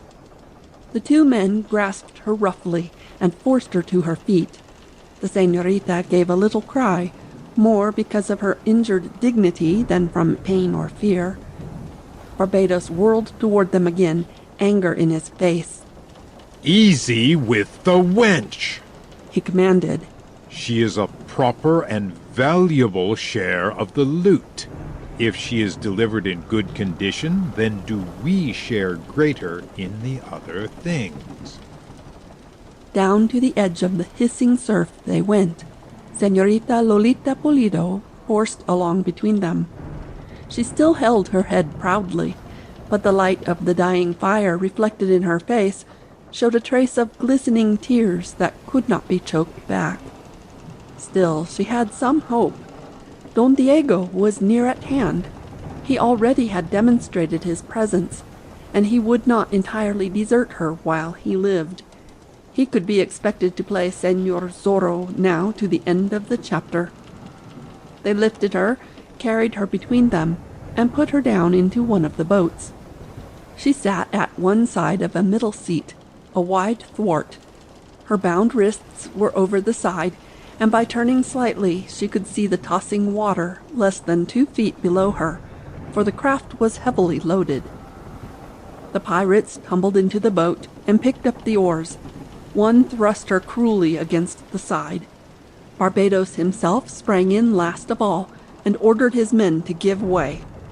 The other boats prepared for the start also. On the summit of the cliff, Don Diego Vega crouched and watched them. But he was not the easygoing, fashionable, nonchalant Don Diego now. His eyes were narrowed and piercing. His lips were set in a thin, straight line. Don Diego had vanished, and in his place was Senor Zorro, the fox, the man who had ridden up and down El Camino Real to avenge the wrongs of frailes and natives. And Senor Zorro would know how to deal with this grievous wrong which touched him personally. The pirate craft was anchored close inshore. It would not take long for the boats to reach her. The moon was sinking and soon would be gone. There would be but a brief period of darkness before the dawn came stealing across the land to the sea. His caballero friends were far behind him, he knew, and they would make for the trading schooner anchored a few miles away, perhaps, instead of coming here. And Señorita Lolita Pulido was in the hands of the pirates and expected to be rescued. Senor Zorro realized these things even as he watched the pirates preparing to launch their boats. It did not take him long to make a decision. He crawled backward a short distance, sprang to his feet, and ran to the edge of the cliff in a little cove a few yards away, a spot the pirates could not see from their boats. He made certain that his sword was fast in its scabbard. He tightened his belt. He went to the edge and glanced down at the hissing sea a score of feet below, where it rolled and eddied in a deep pool close to the rocks. Back he went again, and suddenly he darted forward, took off at the very edge, and curved gracefully through the moonlight in a perfect dive. He struck the water and disappeared, but in a moment he was at the surface and swimming away from the treacherous shore, and he found that it was treacherous, and the tide an enemy. It pulled at him to drag him down. He fought and struggled against it, and finally won to safety. The boats were just starting from the land. Señor Zorro, low in the water, swam as though in a contest for a prize, straight toward the nearest of the boats, which was the one in which the señorita was sitting, a captive. Señorita Lolita was struggling now to be brave. The pirates were singing their ribald songs and indulging in questionable jests. They swore as they tugged at the oars, cursed the heavy load of loot, and blasphemed because of the work they were forced to do. The señorita, remembering her proud blood, had tried to maintain her courage, but now she felt it ebbing swiftly. There seemed to be no hope. She could not believe that Don Diego could come to her rescue in the face of such terrible odds. Once she gulped and felt herself near to tears. She leaned backward to keep as far as possible from the pirate sitting beside her. The stench of his body and breath was almost more than she could endure. Now they were halfway to the pirate ship. Lolita had arrived at a decision. She would be no prey for pirates if she could find at hand the means for taking her own life. She remembered what Barbados had said about her being the prize of some great man, and wondered at it a bit. But suppressed terror occupied her mind and kept her from wondering much.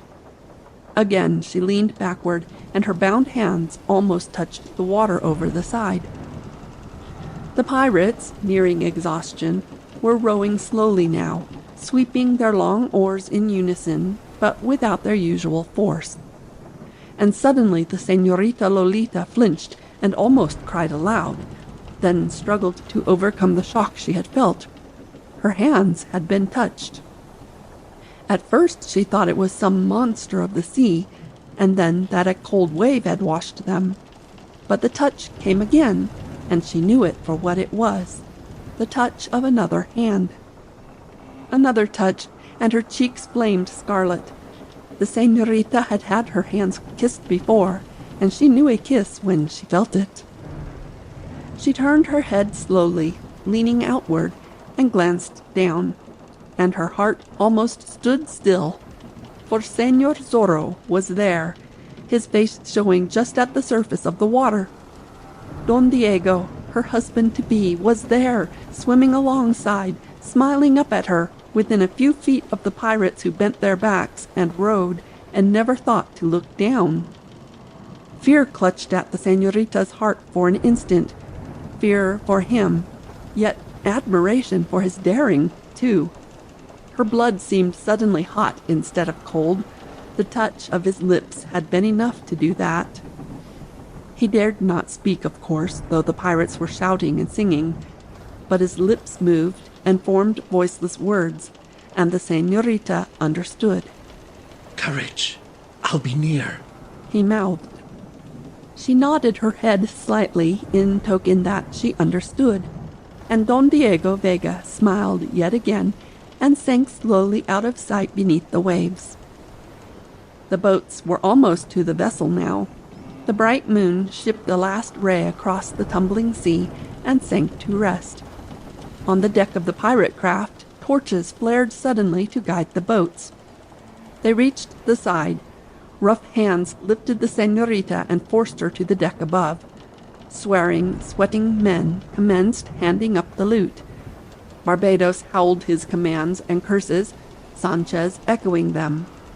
To one side, the señorita was held by the two men who had guarded her on the shore, awaiting disposition by the pirate chief. With speed, dogs! Barbados shrieked. We must be away before the dawn.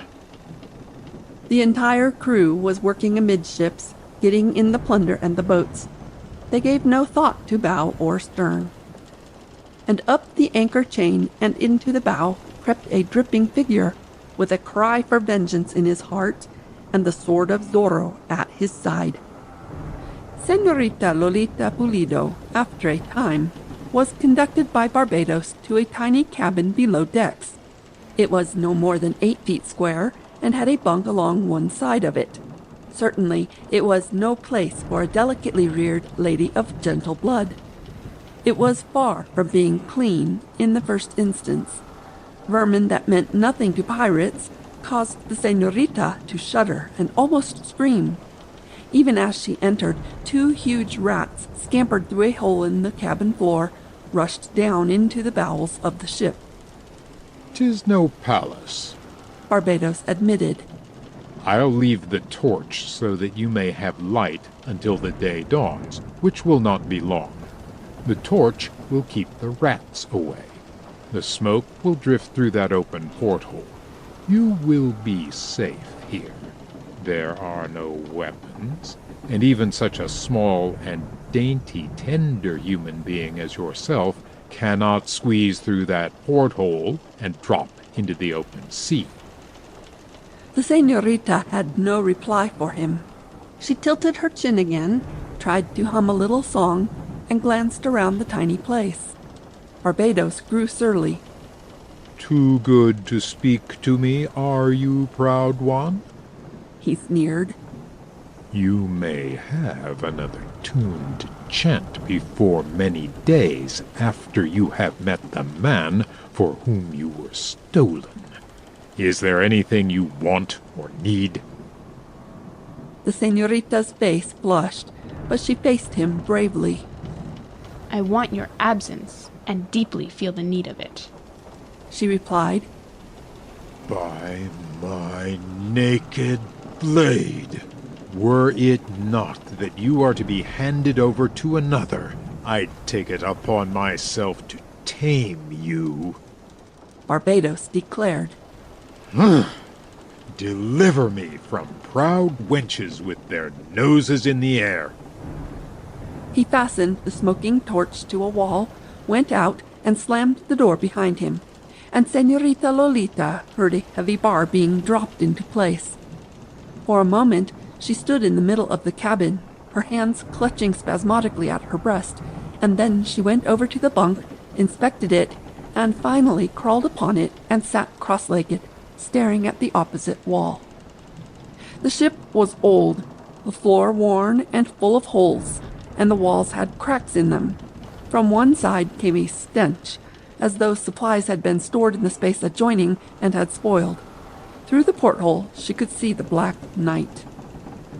The horror of her situation was heavily upon her now. She seemed to fully realize her predicament for the first time. She remembered again how she had seen her father cut down and her home in flames. She wondered how it fared with her parents, and she wondered, too, what was to be in the future. The only ray of hope was that Don Diego was near, that Señor Zorro had promised to give her aid, and that his sword would protect her. And yet, how could he? One man against scores of scoundrels. Don Diego, even as Señor Zorro, was only human after all. Yet she hoped that, at the climax, he would reveal himself. He was a caballero, and he would know what to do in an emergency. Better that Señor Zorro drive his blade through her heart than for her to live stained. She heard a tumult on the deck, a great noise, the sounds of clanking chains, and knew from the feel of the ship that she was under sail. Above her head, feet pattered on the deck. The great voice of Barbados and the echoing one of Sanchez came to her as from a long distance. The rushing wind pulled the smoke of the torch through the open porthole. The señorita sighed and leaned her head against the wall of the cabin. Tears trickled from her eyes and started coursing down her cheeks, but she wiped them away swiftly. None of these pirates should see her cry. Never would they be able to say that one of the blood of the Polidos had shown fear. She closed her eyes for an instant, as though that would shut out the horror of her thoughts, but found that it did not. It seemed to her that she heard a faint hiss, but she supposed that it was the wind or the water. She opened her eyes again, and almost shrieked in alarm. 4 inches in front of her face, the point of a sword had slipped through a tiny crack in the wall, coming from the space adjoining. The señorita recoiled a space, but watched the blade as though fascinated by it. Inch by inch it slipped through the wall, until 2/3 of its length was inside the cabin, and again she restrained a cry, but this time a cry of joy. On the blade, marked with some black substance, was a big Z. So, Señor Zorro even now was near. He was on the other side of the partition, only a couple of feet from her. She bent her head forward as the blade was slowly withdrawn, put her lips close to the tiny crack in the wall. Diego, she whispered. Not Diego, but Señor Zorro, señorita, at your service. Came back a low tone. Thank the saints, she breathed. But what can you do? You must be careful. Think you I would allow them to carry you away and not follow? He asked. If they find you... Do you put such small value, señorita, upon my ability to care for myself? Diego, Zorro, she whispered. To you I am not backward in confessing it. I am so afraid. Then will I sing for you, beloved. Zorro, dare not to do it. They may hear. Let them hear a decent song for once in their wicked lives. Señor Zorro said. Be of strong heart, señorita, and be not frightened at what you may hear or see. It is in my mind to terrorize these vermin who call themselves men, preparatory to rescuing you. Brave words, Diego, she said. But you cannot fight against 80. If at the end you could do me one service... And that? He asked. Death is to be preferred to dishonor, Diego. Why speak of dying? Do you forget that you are my affianced bride? You are to live, and I am to live, señorita, and have many happy years. Think always on that, and not on the other. And be of good cheer, for I am near you always. She heard a slight movement on the other side of the partition. He did not speak again, nor did she. Her heart was beating like angry waves against a rocky shore. Her face was flushed. It gave her courage just to know that he was near. Señor Zorro, she felt confident, would find a way. There was silence for a moment, and then she heard the soft hiss again. See? She questioned. This is some sort of a storeroom, he said, in which Zorro has made a temporary nest, but I do not intend to remain in it forever. It is in my mind to look at you through the portal before the dawn comes. Diego, to dare such a thing. What would not a caballero dare for love? He asked. For love of such a one. Diego. Call me Zorro, for by the saints, that is my role now. I find that I have a dual personality, and the tamer part of me is not working at present. I am Zorro, the daring in love and war. Have a care, for my sake, she begged. I have work to do, and a game to play, and they may be combined, he answered. For the moment, adios. Again she heard the little sound as though he were retreating from the partition and crawling over boxes and bales. There was deep silence for a time, save for the noises on the deck. And then she heard his voice raised in song, and her heart almost stopped, for she knew that the pirates must hear it too. She leaned her head against the wall that she might hear the better, though she was sorely afraid. She had heard the song often before, from Don Diego's lips, and when other young caballeros had come to her father's hacienda serenading, but never had she heard the real Señor Zorro sing it before, and never before had it sounded so thrilling and so sweet. Attenzione, caballeros near, to guard the one to his heart most dear, to love, to fight, to jest, to drink, to live the life and never shrink. His blade, his pride, his honor too. Attenzione. The voice grew louder, more ringing. It seemed to the señorita to swell through the ship and across the tossing sea. Her heart beat faster, though she still feared for him. Well she knew the audacity, the reckless courage of her Señor Zorro. Zorro, she breathed. Man of men, caballero mine. There was silence on the deck above, and then she heard the harsh, loud voice of Barbados, but could not understand his words. Señor Zorro was continuing his song. Attenzione, I've a thrust in store, for rogues, for foes, in abundance more, to shield my lady from all harm, to save her from the world's alarm. A caballero calls to you, attenzione. The señorita's eyes closed, her lips parted slightly. Her breathing became as the stirring of a leaf in a gentle breeze. The song had lulled her fears. Zorro, she whispered as the verse was ended, but there came no answer from the other side of the partition.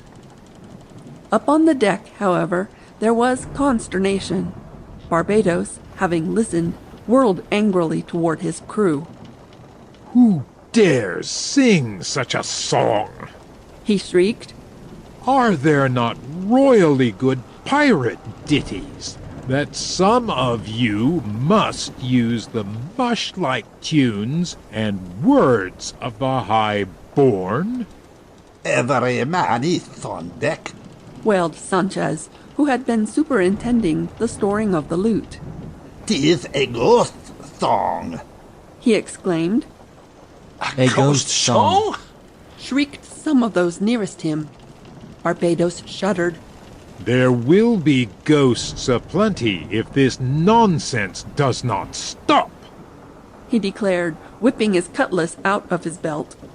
It was no ghost singing. A ghost would have a more perfect voice. If I hear it again... He heard it again. It seemed to come from the sails above, from the waves overside, from the cabins below. Dios! Barbados swore. By my naked blade! It is a ghost song, Sanchez whimpered again. Barbados whirled upon him, but the lieutenant dodged the blow that would have hurled him senseless to the deck. The pirate chief, breathing heavily, looked around at his men. Terror already had claimed some of them. It is a trick of some scurvy knave I'll split in twain, he declared. On with your work. The men shivered, but again bent to their tasks. Barbados walked to the rail and stood looking down at the dark water, and then toward the land, where the dawn was almost due.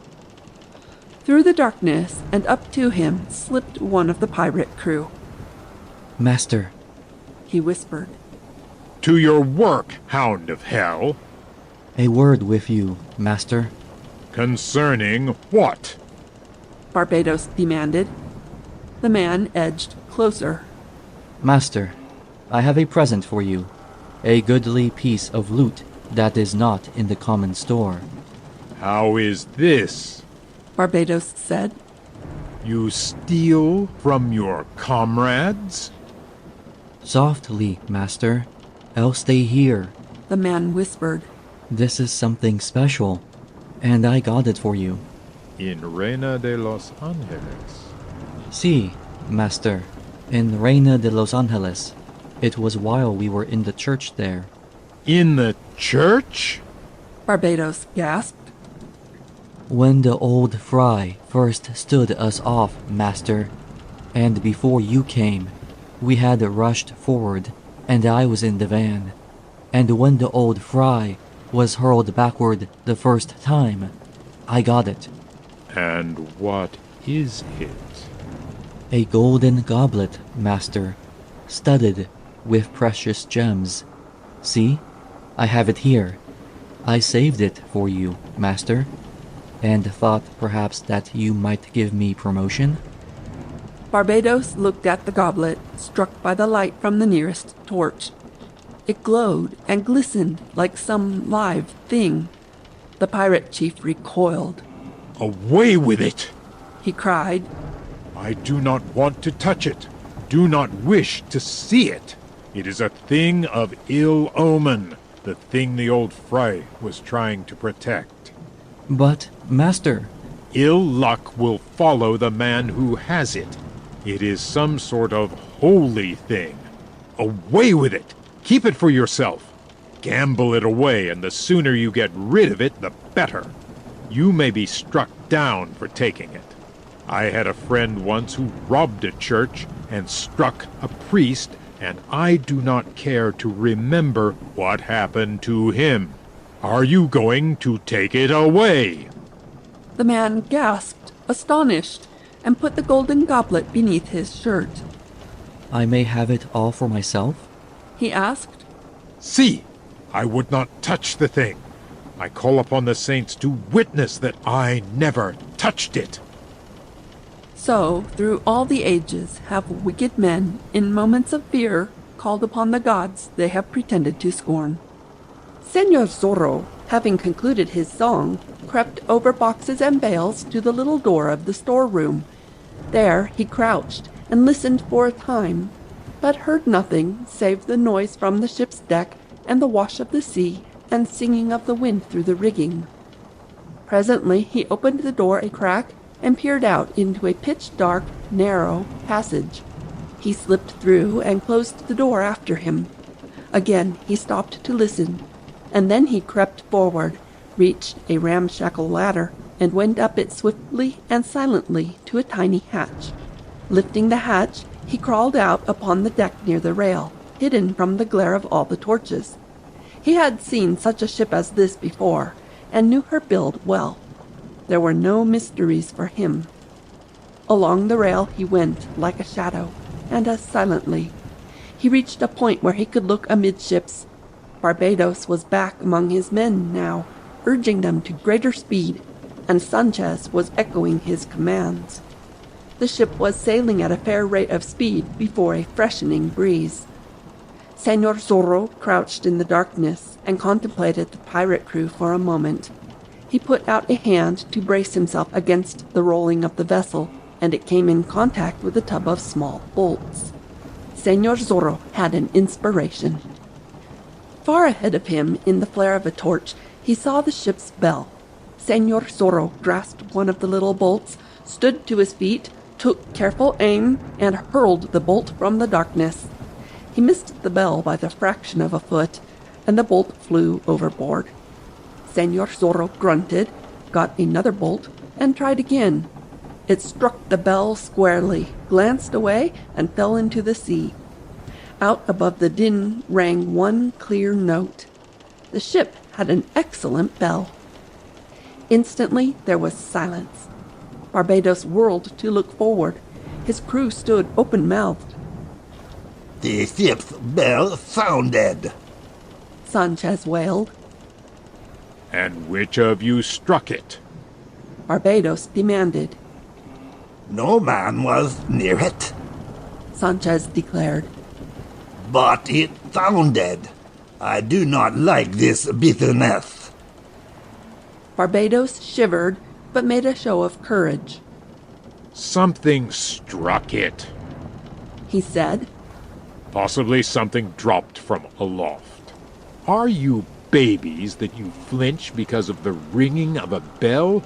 To your work, else I wait among you naked blade in hand. Huh! I have sailed with a throng of children, it appears. They bent to their work again, and at that moment Señor Zorro hurled another bolt, and the bell rang out clearly once more. Again the work stopped as though Barbados had bawled an order for the men to cease. A ghost bell! A man shrieked. A ghost bell. Sanchez declared, crossing himself. We are doomed. This ship is doomed. To your work. Barbados was both afraid and angry now. He strode forward, threatening them. He made his way toward the bell and stood looking at it. Because of his presence, the bell did not ring again. Yet Barbados did not feel at all easy. He beckoned the man who had the goblet. You retain the thing? He asked. Si, senor. It is an evil thing for you to hold. You want it? Not I, by the saints. Barbados swore. And do you keep away from me while the thing is in your possession. If misfortune comes to the ship or the company because of the goblet, then will you go overside first of all, and with a weight around your neck. The man scurried away along the deck, and Barbados, his courage returning, whirled around and issued a volley of commands. From the darkness, Señor Zorro hurled another small bolt, and for the third time the bell sent forth its ringing message. Barbados whirled around again, his face suddenly white. He was within 6 paces of the bell, and he knew that no other man was nearer it than that. He felt the eyes of the terror-stricken crew upon him, and knew that he must show courage now, else lose his control over his men. Someone is playing a trick, Barbados said. And when I find the hound of hell who is doing it, I feed him to the sharks in 2 sections. He called 2 of the men, bade them get torches, and stationed them near the bell with orders to watch it closely. They shivered, but they obeyed. Thoughts of a ghost were terrible enough, but Barbados was there in the flesh, and his cutlass was ready in his hand. But the bell did not ring again. Señor Zorro had accomplished his purpose, which was to make the crew nervous, and he was through playing in that direction. He slipped on along the rail, now and then peering over. After a time he picked up a line, fastened it to the rail, and tossed the other end overboard, tried it with the weight of his body, made a loop in it, and slipped one leg through the loop. Over the rail and down the side he went, slowly and carefully, the sword of Zorro in its scabbard at his side. And presently he came to a porthole through which light streamed. He swung around, grasped the edge of it. The Señorita Lolita, looking up suddenly, almost shrieked in sudden alarm. But the next instant she was off the bunk and across the tiny cabin, and her face was within a foot of his. Zorro, she said. You are doing a reckless thing. Would I allow a few score mere pirates to keep us apart? He asked. Am I that sort of caballero? But you are in grave danger from the men above and the sea beneath. Danger is the spice of life, señorita. After we are wedded, it will be time enough for me to be tame. But that may never be, Diego. Zorro, señorita, if it is all the same to you, I must remember continually now that I am Zorro. You must get back to the deck and go into hiding, she said. I fear for you. And should anything happen to you, what would become of me? It is some small risk, Señor Zorro admitted. But I felt that I should make this call. One of her hands was at the porthole's edge. Señor Zorro, clinging to the rope, grasped it in his right hand and carried it to his lips. The most beautiful señorita in all the world, he said. Zorro. And for once I have you, señorita, when your duenna is not present to pester us. We are betrothed. We are to have been wed today. I will have more courage, señorita, if I have felt your lips against mine. The memory of our betrothal kiss still tingles in my veins, but it is a memory that should be refreshed. Señor. How is this? Diego. Zorro, I mean. That is much better. And then you will climb above and take heat for yourself? With a kiss for incentive, I could climb to the summit of the world and reach for heaven. Señor Zorro declared. She blushed and then inclined her head. He bent forward and their lips met in the portal. Go, she said then. Go, Zorro, and may the saints guard you. My arm is strengthened, he declared. And your wishes are to be obeyed. Señorita, adios. An instant their eyes met, and then he was gone, climbing up the line hand over hand through the darkness. Señorita Lolita tried to watch him, but could not, and so she hurried back to the bunk and curled up on it again, holding one hand to her flaming cheek, moistening with her tongue the lips that the lips of Señor Zorro had pressed. Zorro reached the deck and disconnected the line, wishing to leave no trace behind him. He glanced toward the land and realized that soon the dawn would come. Along the rail he slipped until he came to a spot from where he could watch the pirates. The majority of the loot had been stored away. No man was aloft. Barbados was cursing at a group near the opposite rail. Señor Zorro looked across at him and wished that he was near. He saw Sanchez, too, knew him for the lieutenant, and it came into his mind that Sanchez had commanded the squad that had abducted the señorita. And as he watched, Sanchez started across the deck, around the mast, bore down upon Señor Zorro where he stood in the darkness. Soon he would be in the darkness near the rail, but before he could reach it, he would be forced to pass beneath one of the flaring torches, and for an instant the strong light would be in his eyes. Señor Zorro whipped out his blade and crept forward to the edge of the blackness, keeping behind a mass of cordage piled upon the deck. His eyes were narrowed now, his lips in a straight line, an expression of determination in his face. So he stood and watched Sanchez approach, holding the sword of Zorro ready. The moment came. The blade darted forward and struck, and its point worked like lightning. Sanchez gave a scream of mingled surprise and pain and fear, and reeled backward, clapping a hand to his forehead. Barbados whirled to look. Señor Zorro, as silently as a shadow, darted along the rail through the black night, on his way to the little hatch and the storeroom below. Fiends of hell! Barbados was shrieking. Sanchez, what is it? You screech like a shocked witch.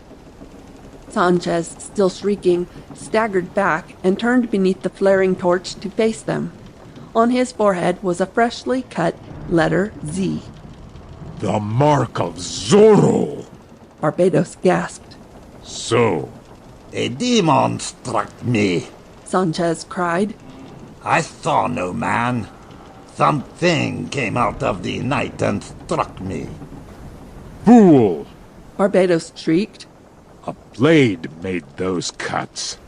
But there was no blood, no man. Out of the dock it came. Think you Señor Zorro is aboard? No man, I say. Sanchez shrieked. It was a ghost. There is a ghost aboard. We are doomed. The ship is doomed. The ship's bell rings, and men are cut. By my naked blade! Barbados swore. A sword in the hand of a human made that cut. Do I not bear one myself? But how could this Señor Zorro get aboard? Sanchez wailed. It was a ghost. The ship's bell gave forth one more melodious clang. Señor Zorro, on his way to the storeroom and his hiding place, had stopped long enough to hurl another bolt. Sanchez and some of the others shrieked in terror. Barbados, cursing loudly, strode to the middle of the deck, whirled around, brandished his cutlass as though he would have fought the world. He would not admit to himself that this thing was getting on his nerves, but he glanced anxiously toward the land and wished for the dawn. He drove the men to finish their work, grasped Sanchez roughly by the arm, and led him aside. Understand, he said. Either this Senor Zorro is aboard in some mysterious fashion, or else there is a traitor among us playing this Zorro's part. A ghost, Sanchez began. Another word of ghosts, and I run you through. Barbados warned. The men are silly fools, but you are supposed to have some sense, being second in command. When the day comes, we search the ship, and if we find this Senor Zorro in hiding, we deal with him in a way he will not relish. He is one man against many. Sanchez shivered and raised a trembling hand to his flaming forehead. The blood had streamed down his cheeks from the wound Senor Zorro had put there, and Senor Zorro, on his way to his hiding place, had paused for an instant to watch this comedy. Had paused, and so was lost to caution. Back along the rail he hurried, and from the tub he took some of the bolts. Up into the rigging he went like a monkey until he was over the deck. He braced himself, took careful aim, and once more the bell rang out. The pirates whirled toward it, and Barbados took a step forward, an oath rumbling from his lips, while Sanchez screeched and tried to hide behind the mast. Senor Zorro hurled another bolt, and this one struck Sanchez on his shoulder. He cried out again and fled across the deck. Another bolt hurtled through the night, and this time Barbados felt the blow on the back of his neck. The screeches of Sanchez drowned the noise of the bolt falling to the deck. The pirate chief whirled upon the men nearest. Someone is playing tricks, he shrieked. If I find the man doing it... The bell rang again. It was too much for the pirates. They rushed toward the rail and stood there, white of face and shivering, clutching at their breasts, looking out into the black night as though they expected some demon to come riding toward them on a breath of breeze. Senor Zorro went down the rigging swiftly, for the first streak of dawn was showing over the land and stealing across the sea. Along the rail he rushed, reached the little hatch, and let himself down. A few minutes later he was safe among his boxes and bales in the storeroom.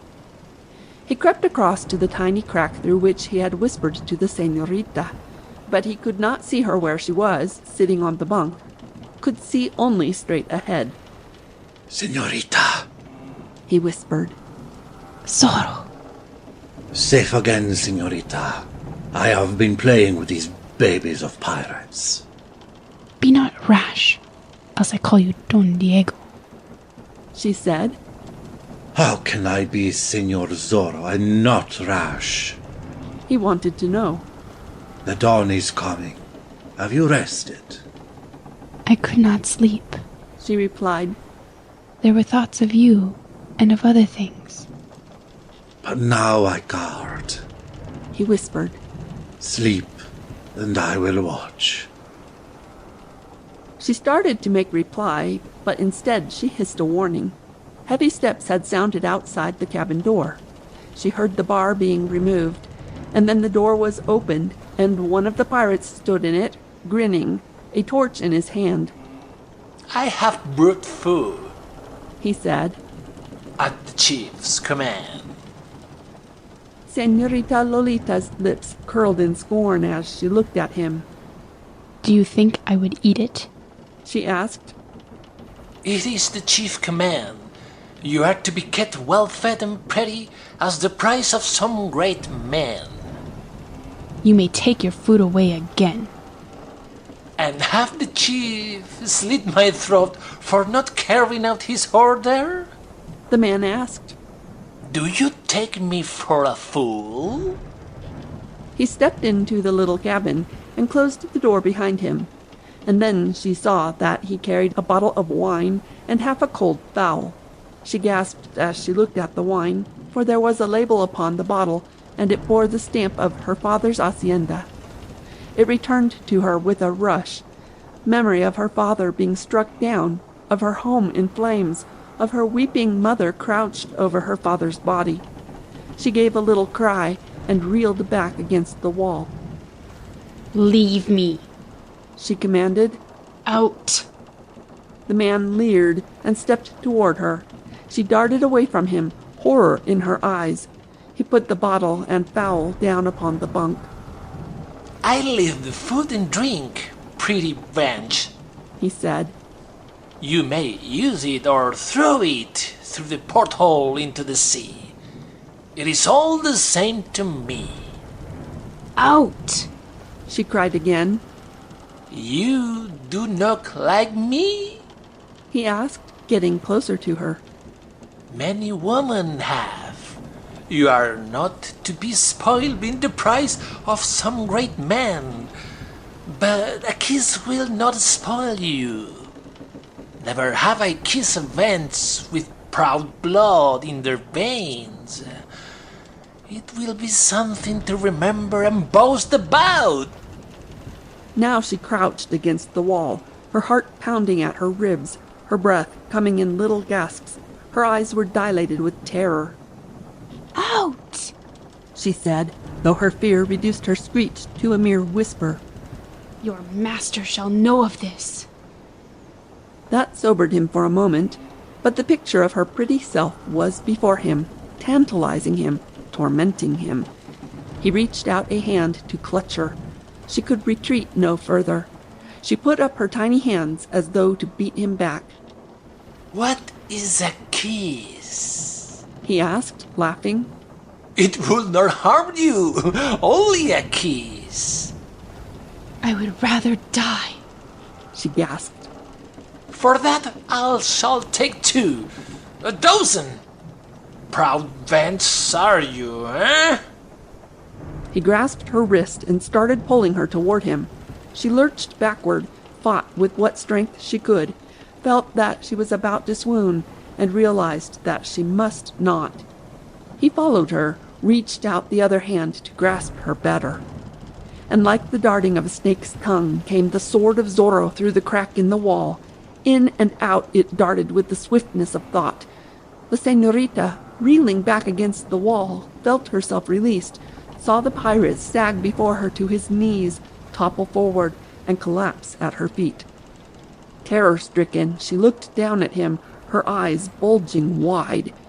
Blood flowed from his breast and formed a pool on the floor of the cabin. A hiss from the other side of the partition brought her to her senses. She realized then that Zorro's blade had done this thing to save her an indignity. "Señorita," "See?" she questioned. "take the fellow's dagger from his girdle. Dip it in the blood on the floor.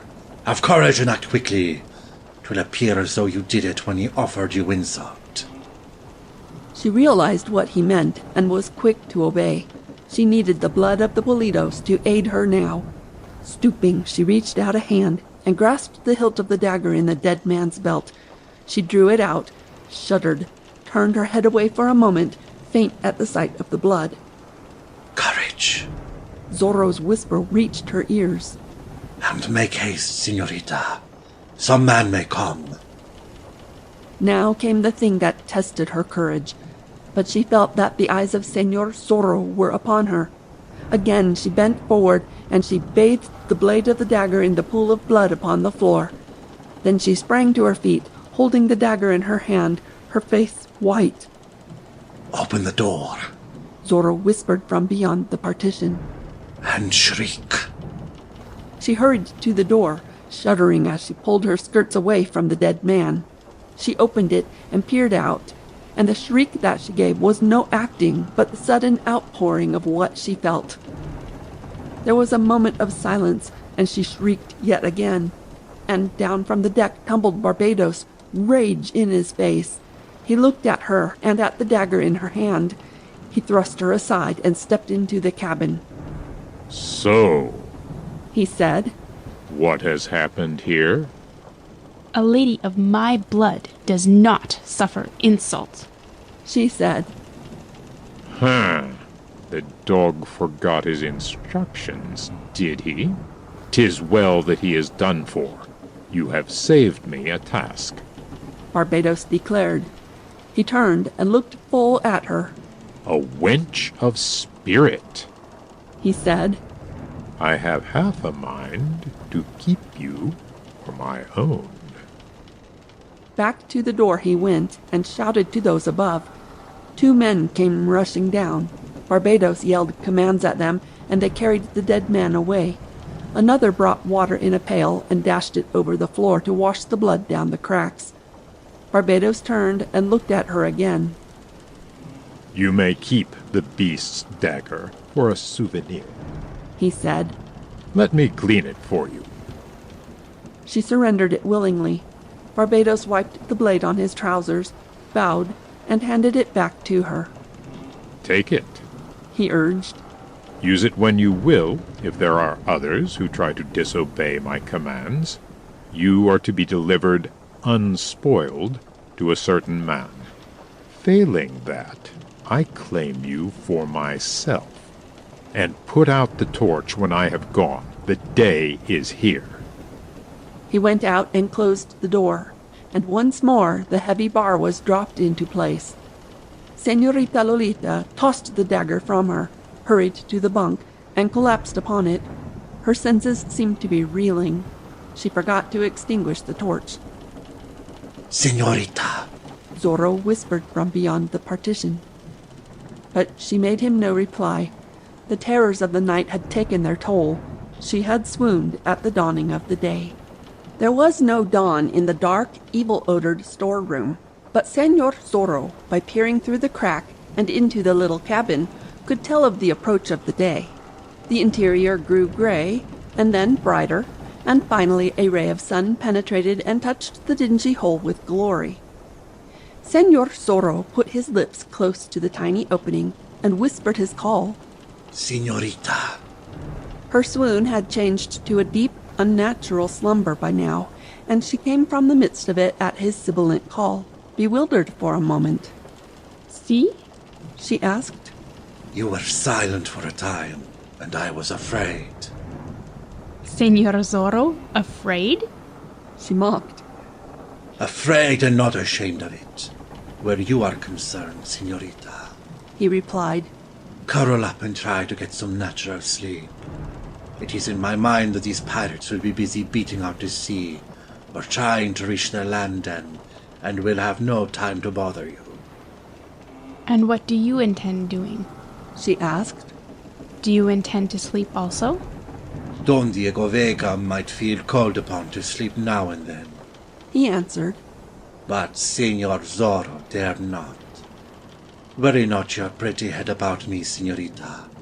Rest your pretty eyes, and by the time you awake, fate perhaps will have been kind, and reveal to us a way out of this present difficulty. She heard him scrambling among his boxes and bales and barrels. She would have spoken to him again, but did not dare raise her voice above a whisper, and she felt slumber claiming her. She was thoroughly exhausted. Before she went to sleep, however, she extinguished the torch and stood for a moment before the open porthole, looking through the morning haze at the distant land. The ship was riding easily on the long swells, sailing swiftly toward the south. The señorita slept, and in the dark storeroom, Señor Zorro reclined on a pile of sacks and tried to think things out. In an emergency, he was quick to think and to act, to take advantage of every opening. But to sit still and analyze a situation was beyond him. He was a man of action, and it was action he craved. He did not doubt that Don Audrey Ruiz and the others had obtained possession of the trading schooner and would follow. But would they follow the correct lane of the sea? And if they caught up with the pirates, what would follow? The caballeros would be greatly outnumbered. Not that such a thing would cause them to hesitate about an attack, but it would work against them, of course. For an hour or more, Señor Zorro thought on the problem, itching to be in action, and knowing that he should remain quiet. The pirates would be searching the ship, he supposed, since he had marked Sanchez the way he had. He would have to remain in hiding, bury himself in the storeroom in such manner that they could not find him. Then, after a time, he heard a noise in the little cabin, and quickly made his way to the crack in the wall. He could see that the door had been opened, and then he saw that Sanchez was standing just inside it. Senorita, the pirate lieutenant called. Sleep not when the chief commands. Senorita Lolita came from her slumber and sat up on the bunk with a little cry. Do not be afraid, Sanchez told her. By my naked blade, I will keep my distance. I have no wish for a knife between my ribs, driven there by a high-born damsel who thinks nothing of murder. What is your wish? She demanded. She was herself again now, scorning him, her chin tilted. It is no wish of mine, Sanchez protested. I but carry the commands of the chief. He orders that you come on deck, and at once. I prefer to remain here, Senor Pirate, she replied.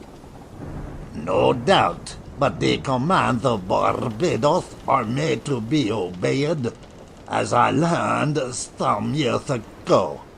He has said that you are to go on deck, and so you shall, even if I have to carry you. One step he took toward her, but she sprang from the bunk and crouched against the wall. Dare not to touch me, foul beast, she cried. 'Twas you cut my father down. 'Twas you stole me away from my home and fetched me to the coast. I do not want to touch you, little spitfire, Sanchez informed her. I have but come to escort you to the deck. What Barbados wants with you, I do not know. Perhaps it is to have you get some fresh air, so you will look pretty when you are delivered to the great man. Ha! You are pretty enough now to suit any man who is not too exacting. He turned back toward the door, offering her no affront, and there he waited, as though with deep respect. Are you coming? He demanded. Barbados is not the man to be kept waiting. Once more she curled her lip in scorn. Once more her chin was tilted, and she went forward, drawing aside her skirts, and swept past him like a queen leaving an audience chamber. Sanchez grinned and followed her. Senor Zorro, through the tiny crack, had witnessed this scene. He did not believe that Barbados merely wanted her to take the air. He felt sudden fear for her, and once more his eyes narrowed and seemed to send forth flakes of steel. He scrambled over the boxes and bales toward the little door. Up the rickety ladder he went and to the hatch, and there he listened for a time, hearing nothing alarming. And then he raised the hatch slowly, an inch at a time, blinking his eyes rapidly at the bright light of the day. None of the pirates was in sight. Senor Zorro slipped out and dropped the hatch covering, whipped out his blade, and crept through the little passage toward the spot from where the deck of the ship could be viewed. He was in time to see the senorita piloted across the deck to where Barbados was standing alone. The crew were forward, some sleeping sprawled on the deck, others leaning against the rail watching the antics of the flying fish. Barbados whirled and stood with arms akimbo, regarding her narrowly. She faced him bravely, her hands clasped behind her back. Senorita, the pirate said. Queer things happen during the night. I would question you concerning them. Is it necessary? She asked. By my naked blade, it is! He roared. I am not to be treated like a dog by you or any of your ilk. This is my ship, and here I am sole master, and it would be well for you to remember it. I am quite sure none other would desire the mastery of her, the senorita replied. You have a biting tongue. Barbados said. I would hate to be your husband, else that tongue were tamed by love. It would be a hot dish to have continually. She turned away from him and gazed across the sea. He took a step nearer her. Is this Senor Zorro aboard? He demanded suddenly. Would I know it, were he? She countered. Possibly. I am asking a question and desire an answer. Barbados said. It has been said that a high-born wench such as yourself scorns to utter falsehood. Let us see if that is correct. She made no reply, and the face of Barbados grew purple with wrath. He closed and unclosed his great hands as though he would have liked to strangle her. Is Senor Zorro aboard? He demanded again. Have you seen him? She wanted to know. I have not, but I have seen some things that I imagine are his doing. And I noticed that you and your lieutenant bear his mark, she said. Huh. Let me but get my hands on him, and he'll bear more than a mark. Barbados declared. I am having a search made of the ship. If he is found, you will see how a man can be sent to his death speedily. The señorita gave a little cry and recoiled, her hands at her breast. Ha! You show fear for him, Barbados cried.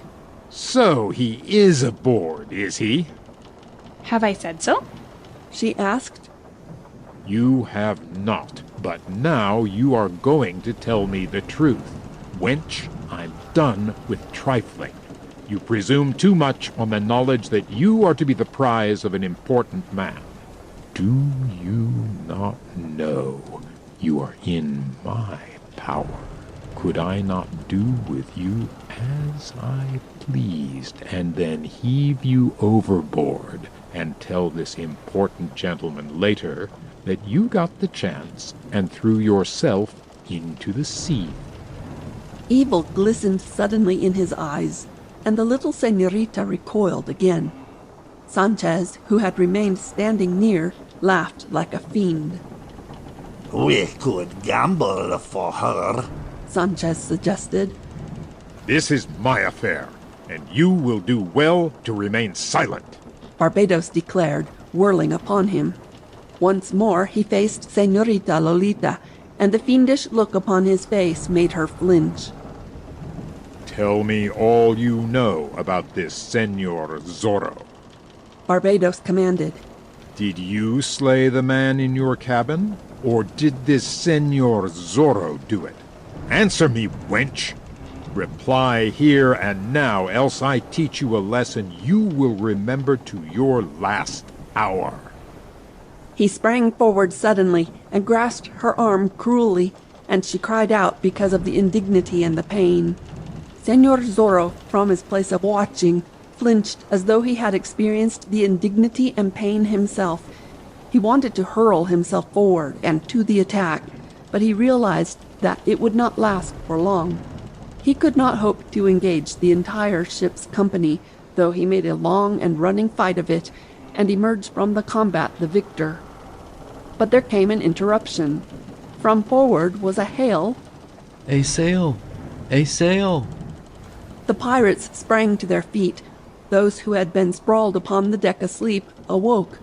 Barbados forgot the señorita for a moment and turned to look. Behind, and bearing down upon them swiftly, came another ship. Senor Zorro knew, as did the pirates, that she had put out from the land before the dawn, and far to the south of where the pirate ship had been at anchor. Hope beat suddenly in Zorro's breast. She was a trading schooner. He could tell even at that distance. If only she carried Audrey Ruiz and his friends. It was a question what would happen. If she was some honest vessel, perhaps she would fall victim to the pirate craft. She might not be prepared to fight. Barbados issued a volley of commands. The pirate craft turned for a run further out to sea so that she could tack back and catch the oncoming ship between her and the shore.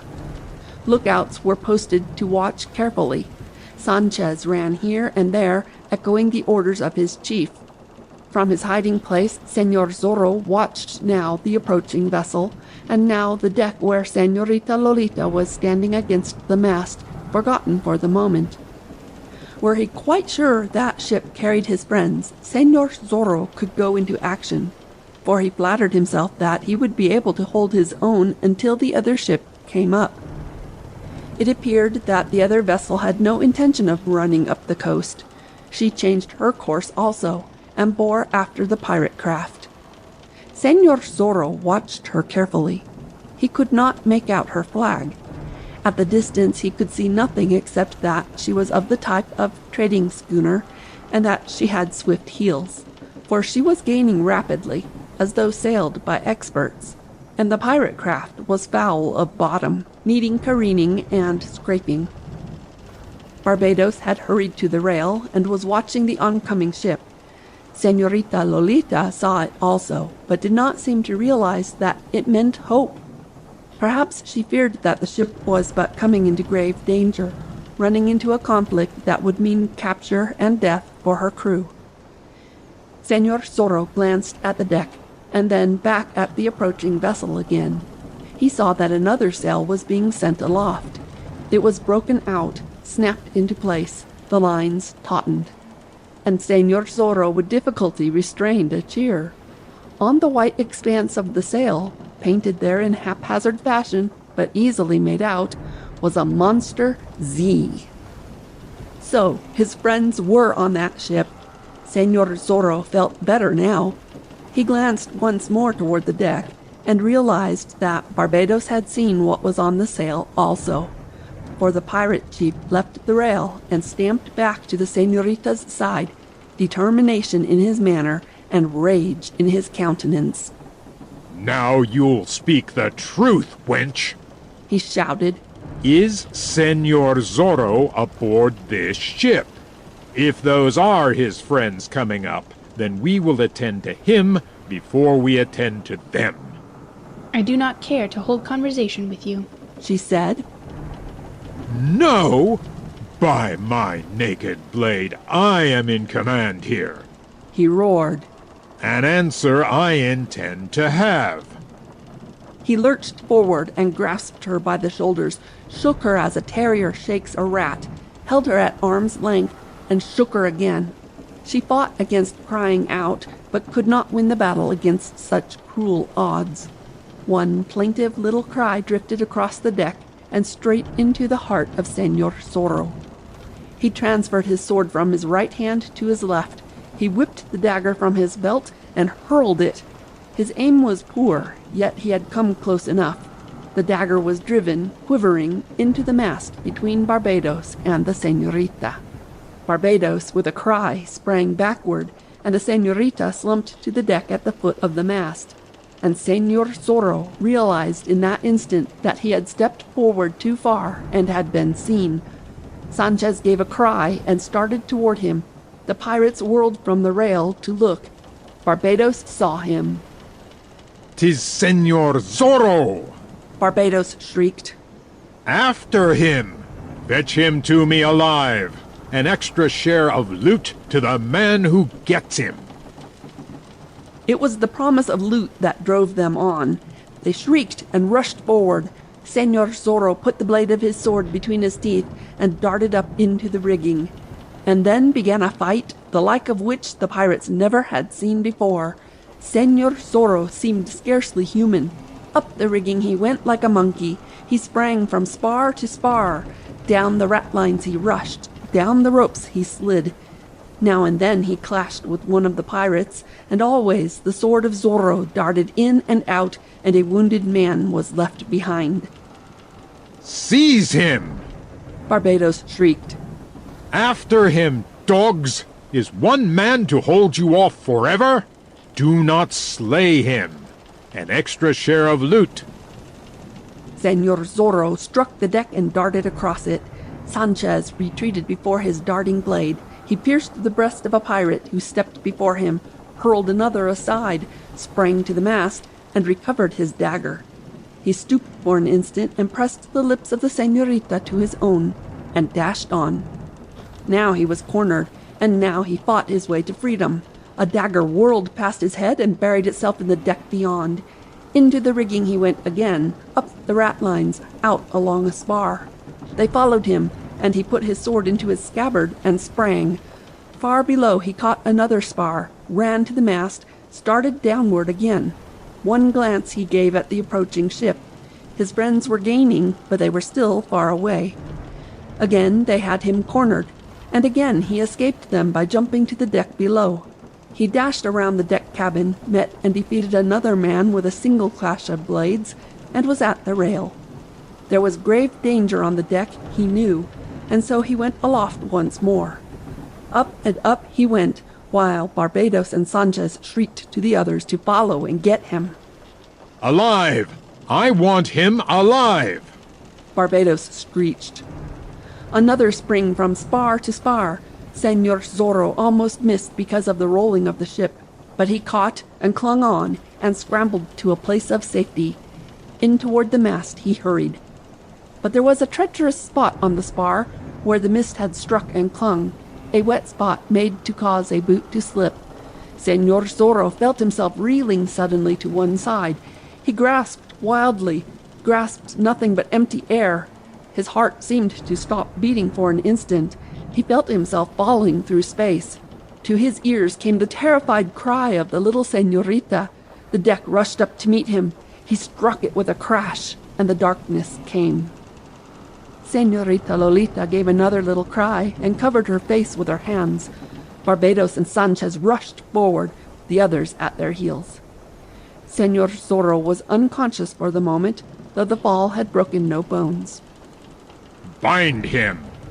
Barbados cried, glancing back at the oncoming ship. We attend to him first, and then to his friends. Water his head well, and bring him back to life. Get ready a plank. The pirates rushed to do his bidding. Señor Zorro's wrists were lashed behind his back. One man hurled water into his face, and he groaned and opened his eyes and tried to sit up on the deck. Huh! Barbados cried. So it is, Señor Zorro, eh?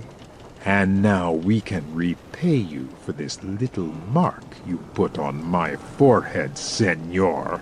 Barbados also knows how to make payment. He gave a signal, and the pirates forced Zorro to his feet. He tried to fight, but they overpowered him. They braced him against the mast, while the señorita crept aside and watched. Hold the wench! Barbados commanded two of the men. We don't want her throwing herself overboard, and I wish her to witness what is to come. The two men held her. Señor Zorro, half throttled, was kept against the mast. Barbados made another sign, and some of the men carried forward a heavy bar of iron and lashed it to Señor Zorro's wrists. To the rail with him! Barbados commanded. They forced him to the rail, and the two men urged the señorita along beside him. Over the rail a long, wide plank had been extended. Señor Zorro knew what they meant to do to him, and now Señorita Lolita realized it too. No! No! She shrieked. You must not do this thing! Ha! Revenge is sweet, Barbados cried.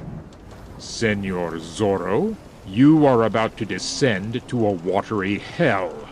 We'll let you take your sword with you, since you may need it fighting demons. You take the plunge, and then, when yon ship comes up, we'll attend to your friends. As for the señorita, know that she will be delivered safely to one who has bargained for her. Why not give me a chance in a fair fight? Zorro asked. Any two of you. Any three. Ha ha! Oh! Your friends are coming up, and we must prepare for them. Barbados replied, laughing. You have fought your last fight on Earth, Señor. See if you can mark the brow of the devil with your cursed Z. Diego! The señorita moaned. As a special favor, you may kiss the wench. Barbados said. It will be practice for her, and take with you to the bottom of the sea the knowledge that another will kiss her soon. The señorita rushed forward and threw her arms around him and kissed him unashamed. Diego, I'll follow you, she said. "'Tis a merry end," Señor Zorro declared. "Be brave of heart. Our friends are at hand, señorita. If Don Audrey Ruiz is aboard that ship, he will know how to save you, and how to avenge me." Again they kissed, and then the two pirates jerked her roughly backward. Barbados laughed like a fiend. Practice for the other man, he roared. When Captain Ramon... "So it is, Ramon," Zorro cried.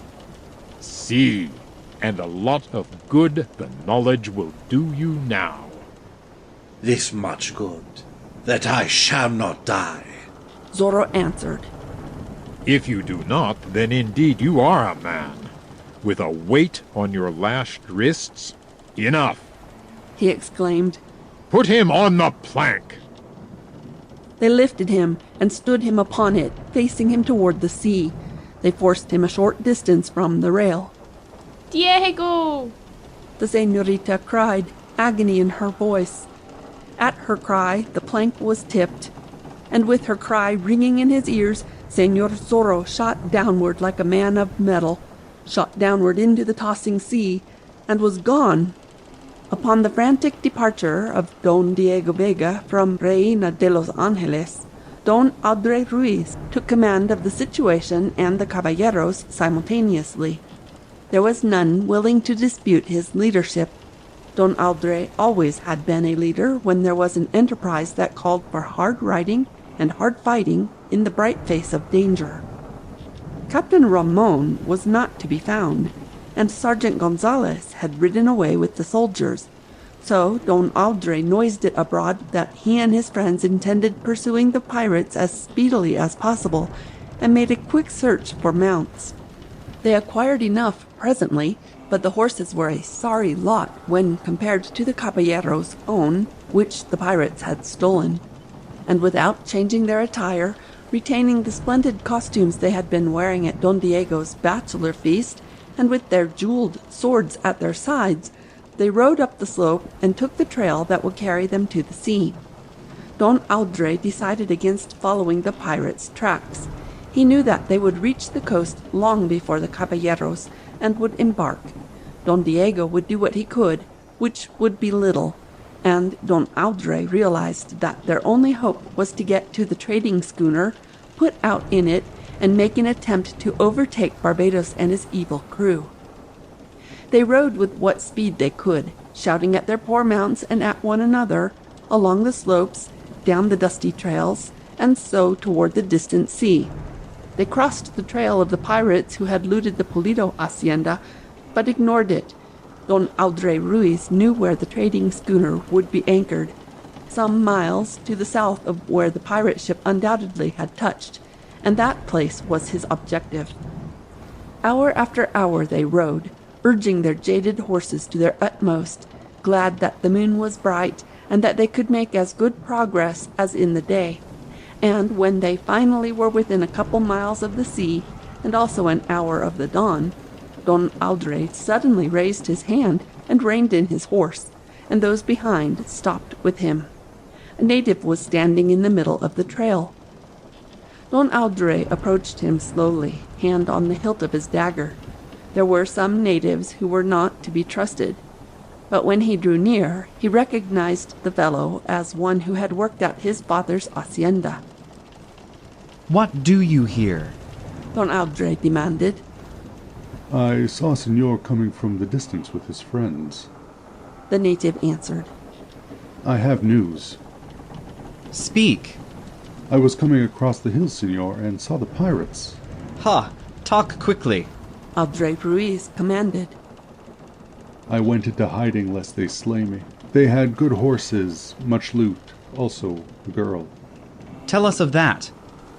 It was the Senorita Don Diego Vega expected to wed. The native said. They took her with them to the shore, and presently more pirates came from Reina de los Angeles. They went aboard their ship, taking the Senorita and the loot with them. What else? There was a man appeared, Senor, and killed one of the pirates. I got a glimpse of him, Don Odre, and it was Senor Zorro, the one that... Ha! Zorro! Audre shrieked. Speak quickly. He ran from them, and they gave up the pursuit. But when the boat started from the land, he dived into the sea and swam after them, and he did not return. Then he is aboard the pirate craft, Don Audre declared. The pirate ship sailed to the south, Senor. Good. Audre cried. Know you anything of the trading schooner? Si, Senor. She is anchored straight ahead, and the men expect to start for Reina de los Angeles in the morning for trade. They will not, though they do not know it. Don Audre said. Here is gold for you, fellow. Ha! So the pirate ship sailed to the south. That means that the rogues are going to their hidden rendezvous somewhere down the coast. We'll get the trading schooner and pursue. Forward! But, as they would have started, Don Audre Ruiz raised a hand and stopped them again. From the rear had come the beating of a horse's hoofs. Don Audre motioned to the caballeros, and they scattered to either side of the road and prepared to receive the newcomer. Nearer grew the beating of hoofs, and a horseman appeared, riding frantically through the moonlight down the slope and toward them. When he saw them, he reined up and stopped in their midst in a shower of gravel and sand and dust. The reckless rider was Sergeant Gonzalez. Ha, senores! He called. I have overtaken you finally, it appears. And to what end? Don Audre Ruiz asked, urging his horse forward and glaring at the soldier. You have news? Not so, senor. I come in search of it. I returned to Reina de los Angeles with my troopers to learn of the pirates and what they had done. I learned also of your departure, so left my men and rode after you. Captain Ramon was not at the Presidio. As the next soldier of rank, It is in our minds to get to the trading schooner and give pursuit. Ruiz told him. That is a worthy idea, Sergeant Gonzalez declared. Too long have these bloody pirates infested our shores. Mill, mush, and goat's milk, let us go forward. Are you seeking to take command of this expedition? Don Audre Ruiz demanded hotly. This is a private rescue party of caballeros, I would have you know, and not a detachment of the governor's men. We have small love for the governor. Though I wear his uniform, I say the same thing. Sergeant Gonzalez declared. But I am after pirates. I care not who commands, so that I get a chance at a pirate with my trusty blade. Ah, when I meet a pirate face to face, Spare us your boasting. Don Audre said. Boasting? Shrieked the sergeant. Boasting? Perchance you would like to cross blades with me in answer to that insult. You are safe in making that challenge, knowing that I would not stoop to do so. Don Audre said. And you are safe in refusing, having the ability to hide behind your gentle blood. The sergeant returned. Senor? Sergeant Gonzalez urged his mount closer to that of Don Audre, but the expression in the sergeant's face had changed peculiarly, and his countenance did not show rage. Senor, it is true, Sergeant Gonzalez observed, that I am but a poor soldier without blue blood in my veins. My father was a butcher, and my mother's father raised swine. But Don Diego Vega has been good enough to term himself my friend. And now that he is in peril, I ride with his other friends to his rescue, and the rescue of his lady. I trust the senor will not misunderstand. I do not seek to equal my betters. If I'm not good enough to ride with you, caballero, then I ride by myself. But I ride. Don Andre Ruiz bent forward and searched the sergeant's face by the light of the one torch the company had burning. Then he extended his hand. Sergeant Gonzalez, it is for me to ask your pardon. Don Andre said grandly. I would not be worthy the blood in my veins did I do less. Any friend of Don Diego Vega is welcome on this expedition. But have you leave of absence? I took it. Sergeant Gonzalez roared, grinning broadly.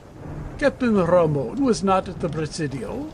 Being the next in rank, I ordered myself to set out on the trail and get a full report of the occurrence. When I am able to make that report, I return. Ride you with us, Don Andre said.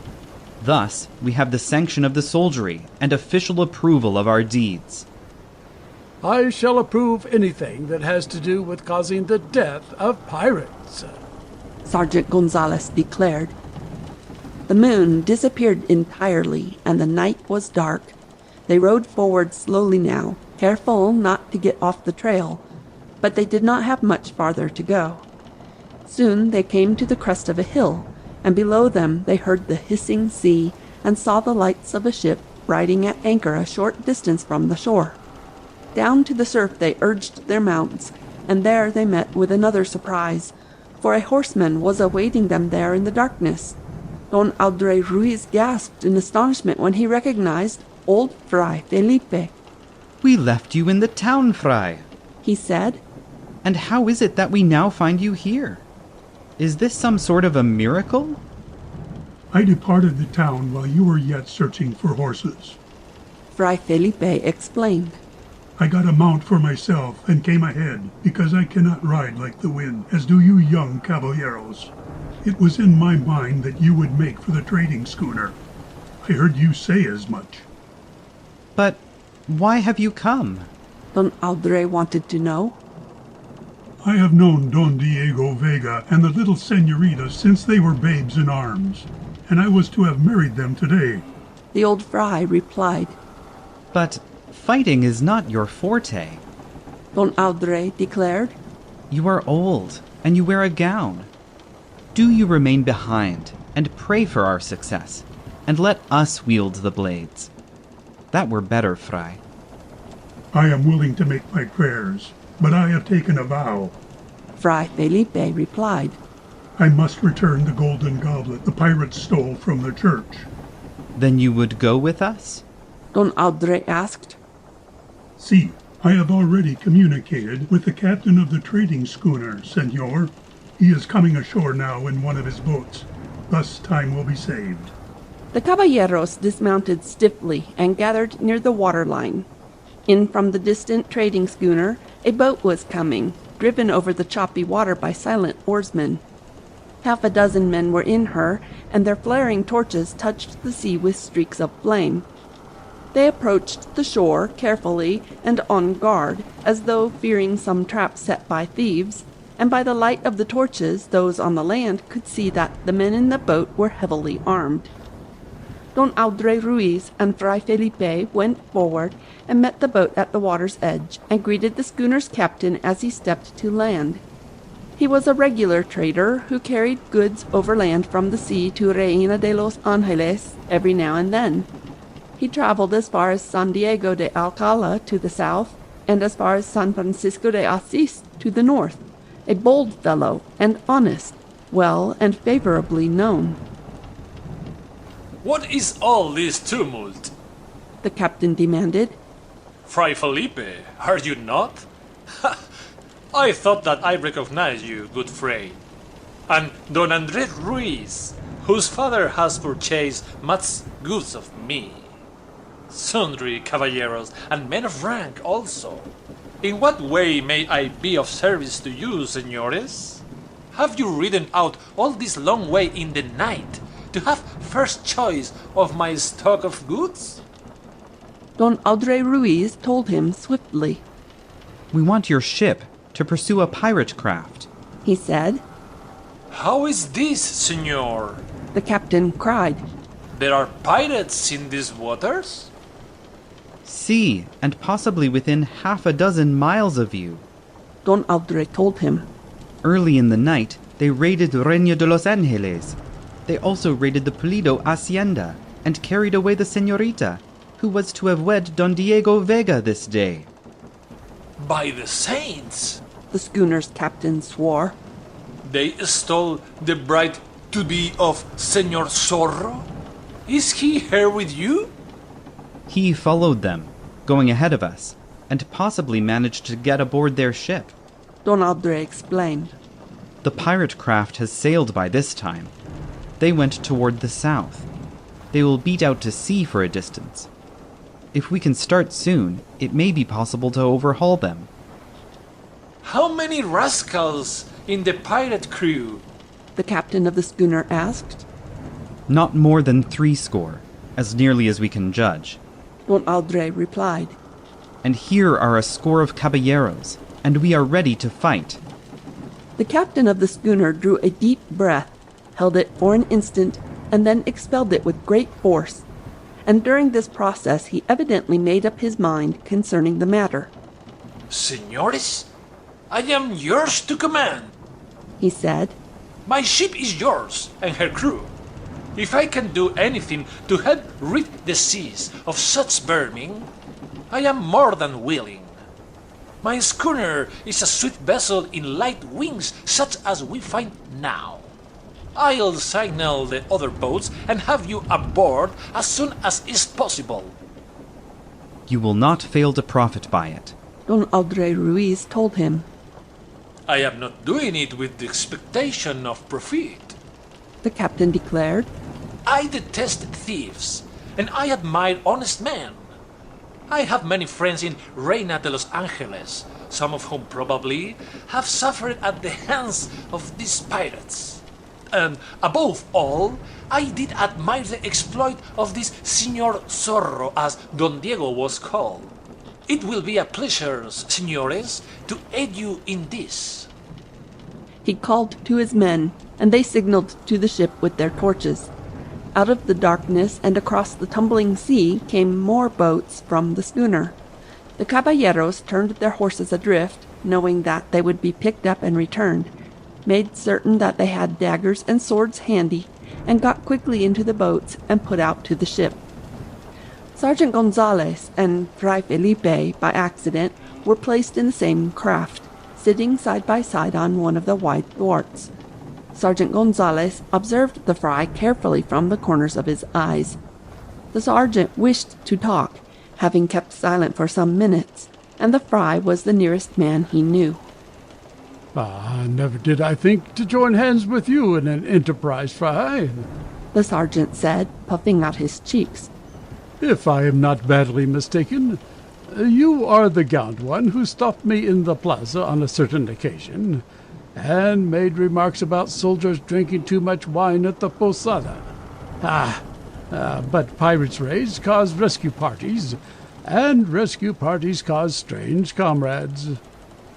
I am appreciating the fact, Fray Felipe replied quietly and with a smile. So they stole your sacred goblet, did they? Sergeant Gonzalez said smoothly. Fry, when I have rescued the señorita, aided Don Diego to escape, and annihilated the pirates with my blade, then will I regain your goblet for you. Steel church goblets and brides, eh? Meal mush and goat's milk. If your sword arm is half as strong as your tongue, senor, Fray Felipe rebuked him gently, then the pirates are as good as dead already. Sergeant Gonzalez whirled upon him. Stinging words from a gentle fry, he gasped. Is it possible for me to get insulted where and when I can wipe out the insult with a thrust? A caballero insults me, and then refuses to fight because of the noble blood in his veins, and the poor swill in mine. A fry insults me, and I cannot fight a man who wears a gown. Mill mush and goat's milk. But wait until we meet up with these pirates. Let the pirate but insult me, and My blade shall be bathed in blood. Sergeant Gonzalez turned away abruptly to nurse his wrath, and Fray Felipe smiled and his eyes twinkled. He waited a moment, then touched the sergeant on the shoulder. Soldiers and frailes alike are needed in the world, Fray Felipe said. There are times when a hardy soldier should be gentle, and even there are times when a fray should fight. Let us be friends. Fray, Sergeant Gonzalez declared, you are a noble fellow after all. I forgive you for what you said about drinking wine. When the muss commences, Fray, get behind me. My sword shall shield you, Fray. I thank you, Fray Felipe said. And I shall shield you in turn with my prayers. Prayers may have power, Sergeant Gonzalez told him, but when it comes to fighting pirates, give me my trusty blade. Fray, a pirate has not sense enough to know when a prayer is directed against him. Soon they came alongside the schooner and mounted to the deck by the light of torches. The boats were swung aboard, and the captain and Don Andre Ruiz held a long conference. Then there came a volley of orders.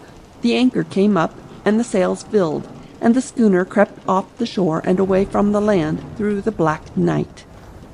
Straight out to sea they went, gathering headway, and in time a faint streak of light showed across the land, and the dawn came. Caballeros and crew strained their eyes and swept the sea in every direction, and finally the sharp eyes of one of the men aloft discovered a sail. The course of the trading schooner was changed, and the chase began. Nearer their quarry they crept as the sun came up and bathed the sea and the land, glistening through the haze. Glasses were leveled at the distant craft.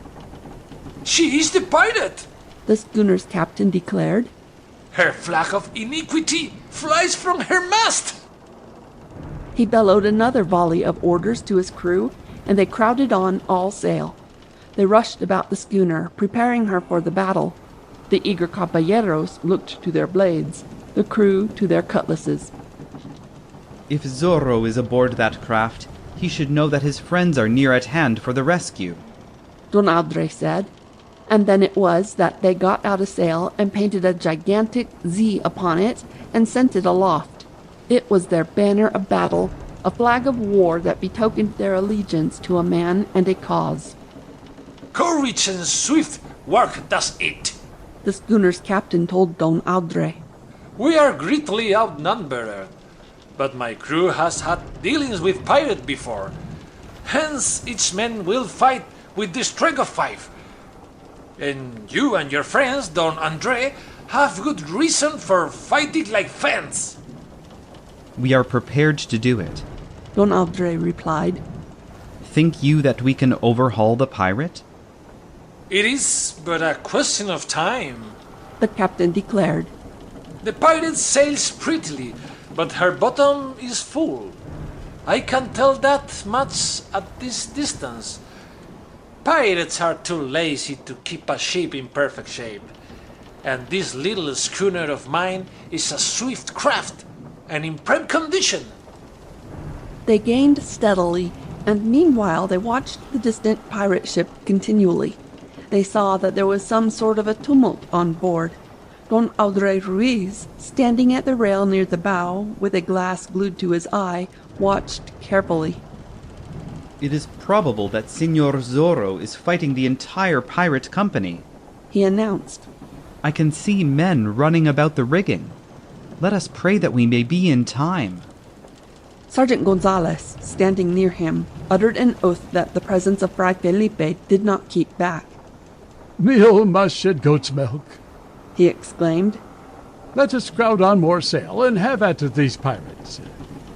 He swept his blade from its scabbard. But for a pirate, he shrieked, thrusting about him in a rage. This for a pirate, ha! Save your breath and your strength, Don Andre advised him. You may have need of them both soon. Did you hear that, Fry? Sergeant Gonzalez demanded, whirling upon old Felipe. More insults, and I cannot avenge them. A caballero insults me and will not fight, and I cannot fight a fry. By the time we clash with these pirates, I shall be in a fine rage and work it off on their worthless bodies. Ah!" Don Andres Ruiz gave a gasp and called some of the caballeros to his side. "Look," he directed. "They are making some poor devil walk the plank. By the saints, 'tis Zorro!" "Zorro!" the others cried. "Look, and the little señorita is standing at the rail, forced to watch." There was a moment of horrified silence.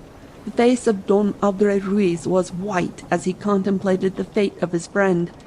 The caballeros said not a word, but those who had glasses watched, and the others strained their eyes in an effort to see. And then Don Andres Ruiz gave a low cry of horror and turned quickly away, as though he could endure the sight no longer. What he had seen had been enough. There were traces of tears in his eyes, and his voice choked. "He is gone," Don Andres said. "Don Diego, my friend. We can only avenge him now."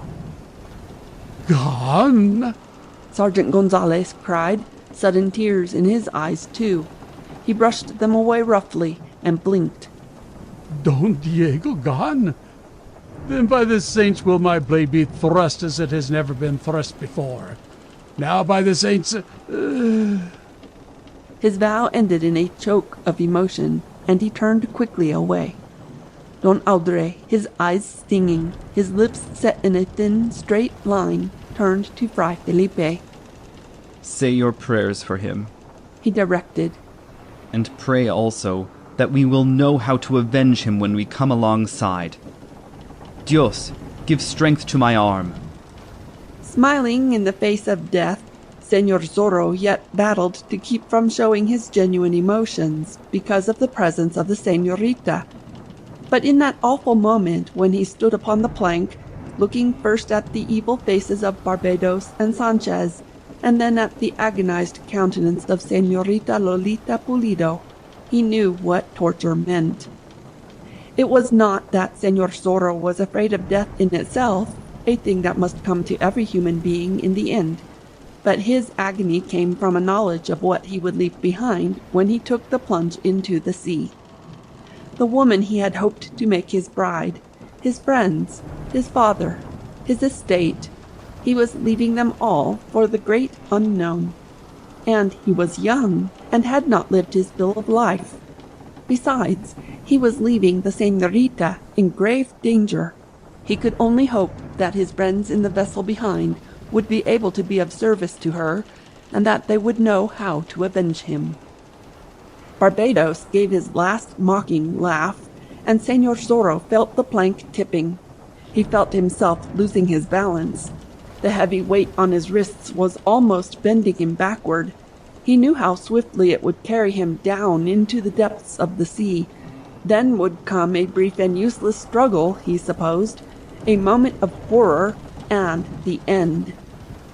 His eyes met those of the señorita yet again, and then it seemed that everything gave way beneath him, and he shot downward. There came a splash of water as he struck the surface. He felt its sudden chill, and then the waves closed over his head. He was a famous swimmer, but no man can swim with a heavy bar of metal tied to his wrists, and those wrists lashed behind his back. Mechanically, Señor Zorro protected himself as he struck the water, as though for a deep dive. He drew air into his lungs until it seemed that they would burst. He kicked in vain against the down-pulling power of the heavy weight.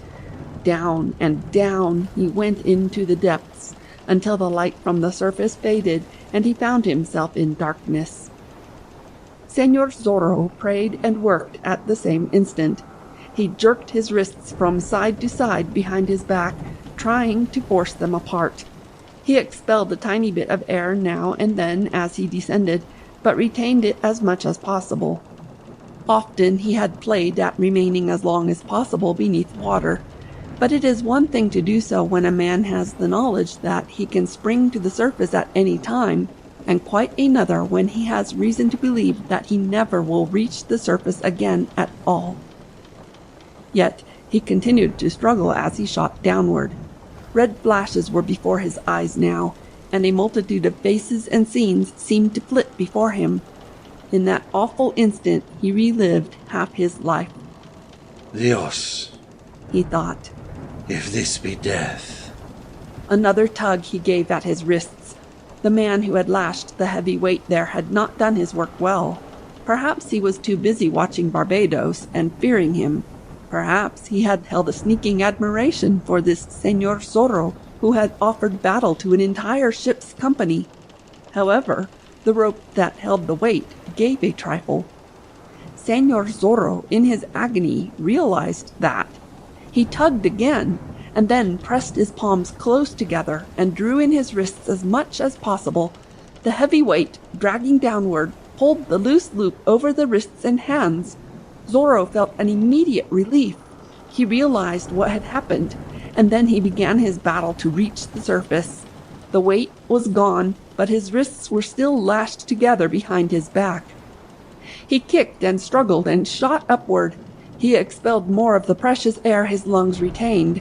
His chest was burning. His ears were ringing. He was almost unconscious because of the pressure of the water he had been forced to endure. He saw a glimmer of light, but knew that the surface was yet far away, and it occurred to him that even the surface did not mean life, for his wrists were yet bound behind him, and he was miles from the shore. On he went, up and up, struggling and fighting. He jerked at his wrists until they were raw and bleeding, but to no avail.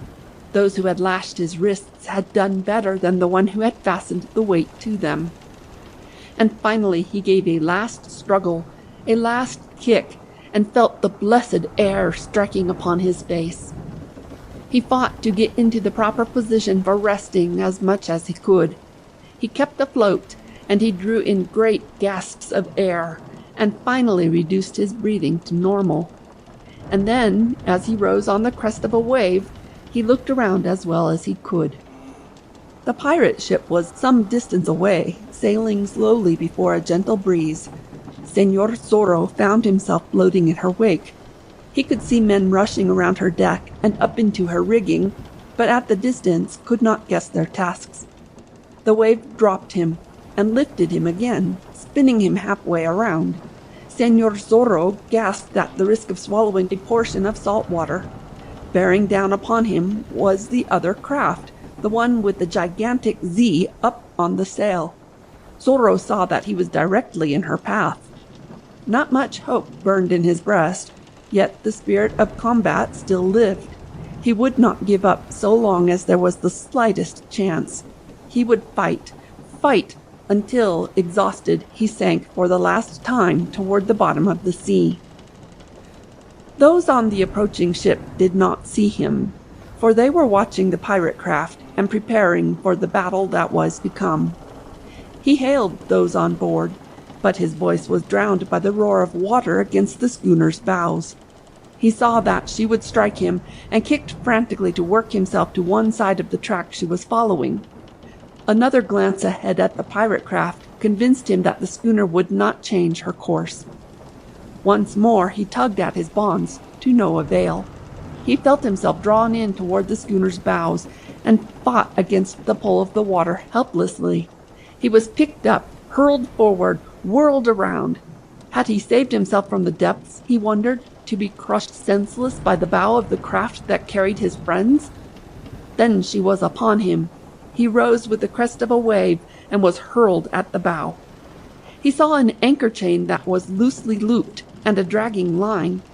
If he could but catch one of those and make his way to the deck, there might be some chance. Once more the sea whirled him and cast him forward.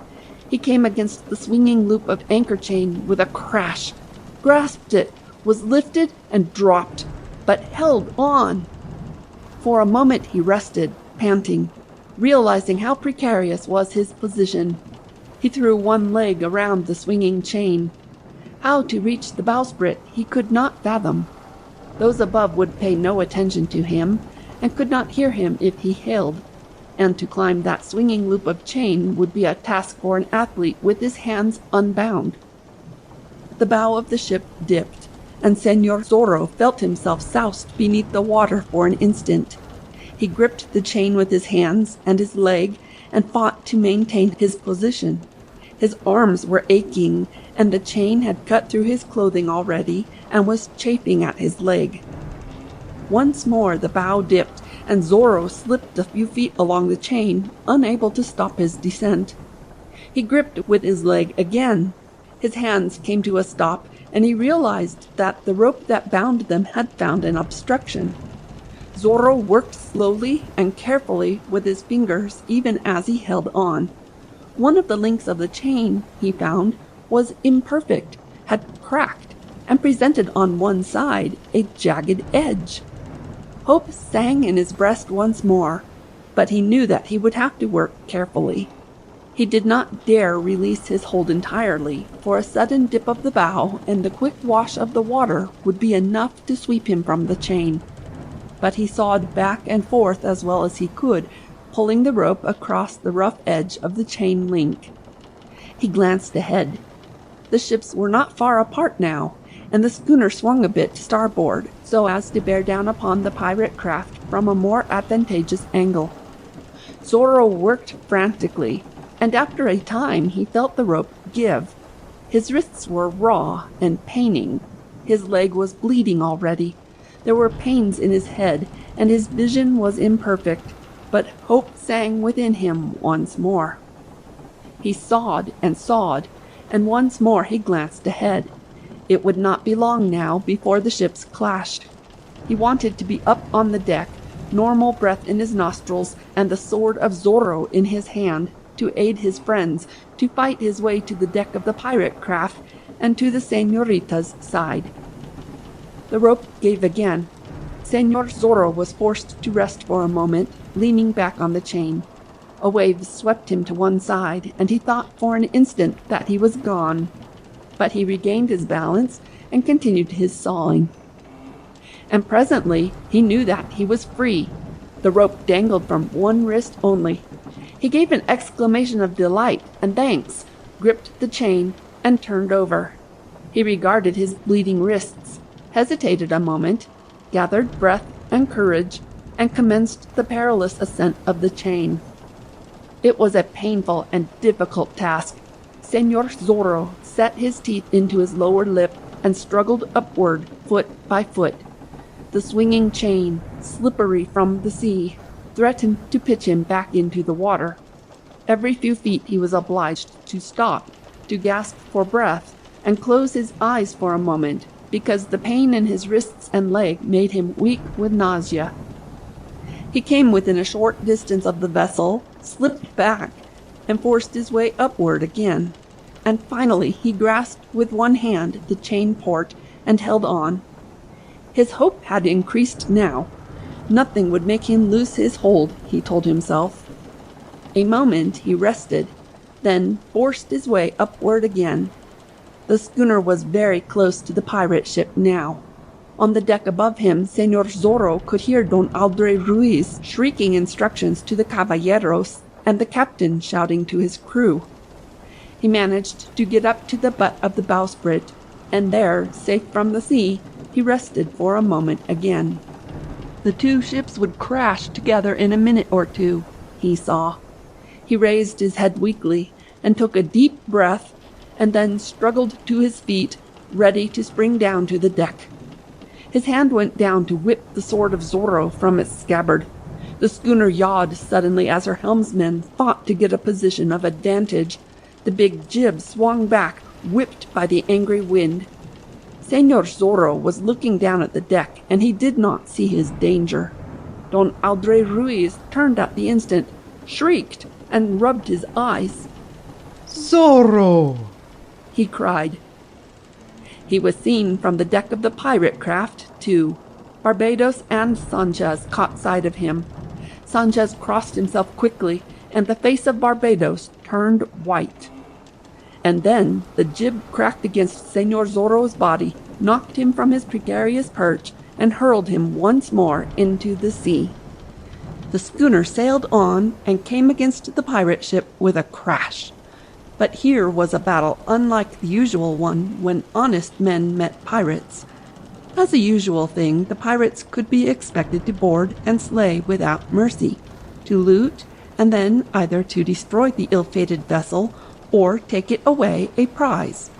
And the honest men could be expected only to offer what defense they could. But here was a case where the honest men were more than willing to carry the fight to the pirates, for Don Audrey Ruiz and his caballero friends had seen Señor Zorro walk the plank, and also, they fought, to rescue a lady. But both forces found themselves disconcerted at the outset. Don Audrey Ruiz, glancing toward the bow of the schooner, was sure that he saw Señor Zorro standing there against a background of sky and water, his figure dripping. He rubbed his eyes and looked again, and Señor Zorro was gone. "'Tis the spirit of Zorro come to aid us!" Don Audrey cried. "I saw him for a moment, waving his hand at me and reaching for his blade. The spirit of Zorro fights with us!" The caballeros were not certain what he meant, but they cheered his words and rushed toward the rail, their gleaming blades ready to be dyed a crimson. Fray Felipe knelt beside the mast in prayer, but Sergeant Gonzalez, standing with his feet wide apart and his sword in his hand, stared foolishly toward the bow and gasped his astonishment and fear. "I saw him!"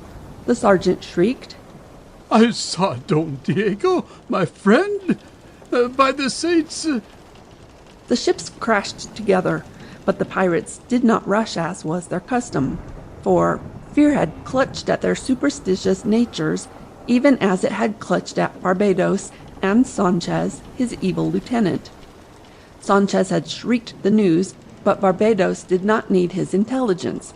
Barbados himself had seen Señor Zorro standing against the sky. And how may a man do that when he has been sent to the bottom of the sea with a heavy weight fastened to him? Fiends of hell! Barbados screeched. This Zorro must be a demon! We cannot fight against the ghosts, Sanchez cried. We are lost before we commence. Barbados seemed to come to himself and shake off his terror in part. He instantly was eager to win free from the trading schooner. He did not fear the caballeros, who were greatly outnumbered now, but he did fear the supernatural. He forgot the chance for murder and loot and wanted only to get away. Barbados shrieked his commands, and the half-stupefied pirates ran to execute them. The pirate craft swung away from the schooner so that men could not spring from one ship to the other. There were less than half a dozen clashes of blades, less than half a dozen minor wounds. Slowly, the pirate craft fell away. The helmsman of the schooner worked frantically to bring his ship back into the wind. The caballeros and the members of the schooner's crew waited, eager for the two ships to come together again, that they might engage the pirates and fight to victory. Barbados howled more commands. From the pirate ship came a rain of fireballs, and flaming torches were hurled. It was a favorite pirate trick, and the men knew what their commander wanted. Clouds of pungent smoke rolled across the deck of the schooner. The caballeros gasped and fought to get to the clean, pure air. Their nostrils and throats were raw, their eyes stinging. Through the dense smoke they could see little. The pirate ship gradually was lengthening the distance between her and the trading schooner. The pirates' work had been done, for the sails of the schooner were wrapped in flames, and bits of them fell, burning, to the deck below. Flames licked at the tarred rigging and spread out on the spars. "She's making away!" Don Audrey Ruiz cried. "She's running from us!" There seemed to be no question about it now. The pirates were hurrying away without giving battle, and the raging caballeros wanted battle, and they remembered that the señorita was yet on the pirate craft. The captain was howling to his crew, and the men were fighting the raging flames. The caballeros, forgetting their silks and satins and plumes, ran to help. Here was a foe more formidable than pirates of the open sea. The schooner drifted with the water and the wind in the wake of the pirate ship. The smoke drifted away, and finally the fire was extinguished. Quick inventory was taken of the damage. It did not amount to so very much, since the rigging had not been burned to a great extent, but the sails were gone for the greater part, and pursuit for the moment at an end. Again the captain shouted his commands, and as his men hurried to carry them out, he turned to Don Aldre. I have other sails, Signor, he explained. They will be in place as rapidly as my men can get them there. The craft of Il Omen cannot get far before we are up on her heels again. She's running out to sea once more. She will lose sight of us before she turns toward the accursed spot where they have their land rendezvous. Their behavior astounds me. They acted as if they had seen a ghost. And so did I, Don Aldre declared. I'll swear that, for an instant, I saw Senor Zorro standing at the butt of the bowsprit, and then he was gone. By the saints, I saw him myself! Sergeant Gonzalez shouted. He was here to aid us, man or spirit, I know not. But he was here, and now he has disappeared. Fray Felipe came toward them. It cannot be that he is alive and aboard, he told them. Else he would discover himself to us at once. Perhaps it was but a strong hope that caused you to imagine the sight.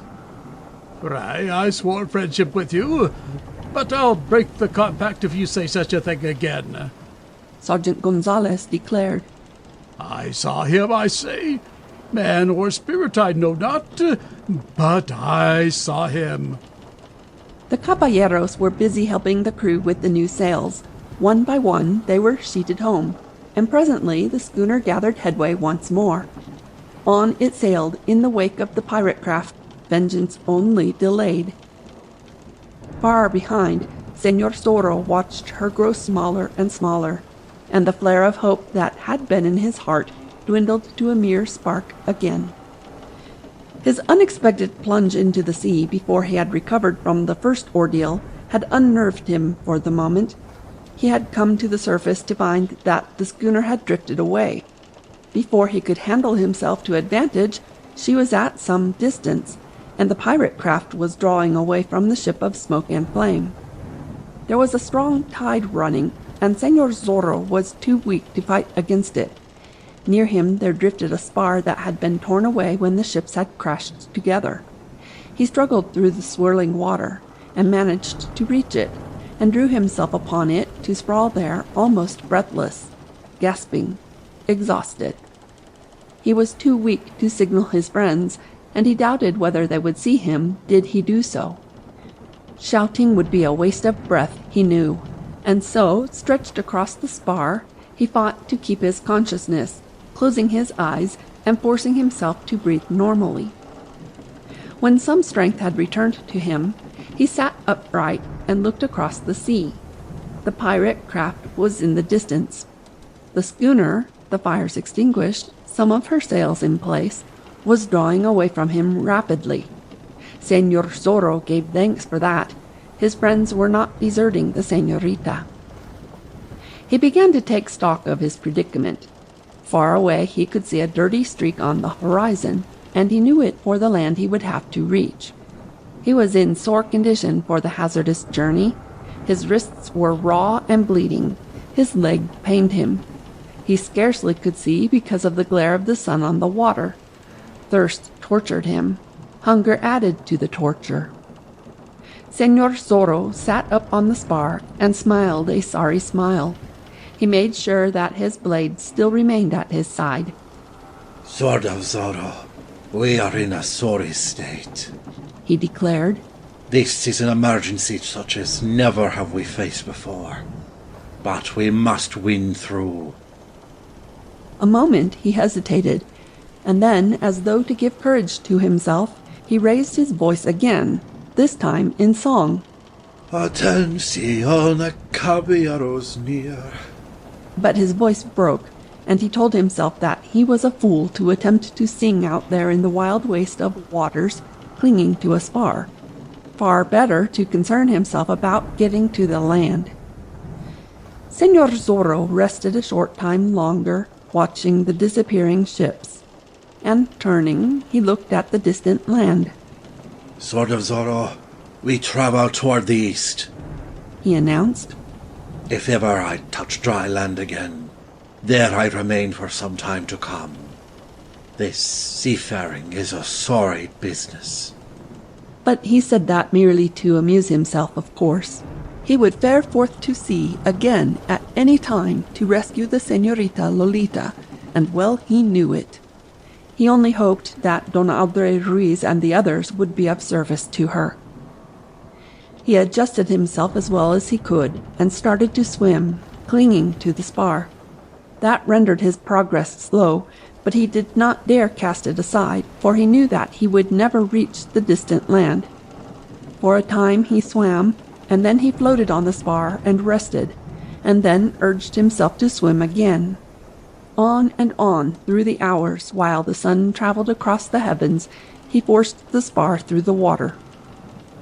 It seemed to him that he was nearing the land, but he could not be sure. There might be a treacherous current in these waters, against which he was expending his strength in vain, but he did not stop. His mind was a maelstrom. His muscles acted mechanically. Now and then pains shot up his legs and along his back, and often he swam for minutes at a time with his eyes closed. He watched the sun begin its descent toward the sea, and yet he swam. At times songs rang through his brain. At other times he caught himself mouthing meaningless phrases, and then he thought of the Señorita Lolita and swam on. Twilight came. The sun disappeared. There was a period of darkness, and then the surface of the sea was touched with the glory of the moon. Señor Zorro could not see the land now, but he knew in which direction it lay, and swam on, a few minutes at a time. And thus passed the night. But before the dark space, just before the dawn, Señor Zorro was laughing raucously, out of his wits. Some god of good fortune kept him swimming in the proper direction, and when the sun appeared again, it brought a new agony to his eyes, new tortures of thirst. He swallowed salt water and spat it out, and found that it had made him ill. For a time he was stretched across the spar, weak, sick, on the verge of delirium. He fancied that a myriad of pirate vessels were about him, bearing down upon him. He saw the pretty laughing face of the Señorita Lolita in the mist that hung above the sea. He laughed back at her, and once again his cracked voice rose in a song. Attention, caballeros near. He felt himself grow suddenly weak. It seemed to him that the land was near at last, but he could not be sure. He drew himself upon the spar, sprawling across it. Must rest, Señor Zorro gasped, and with the gasp he passed into unconsciousness. Back to earth he struggled as through a land of hideous dreams. He tossed and groaned and tried to open his eyes, but felt that he could not. There seemed to be a roaring in his ears that was not of the sea.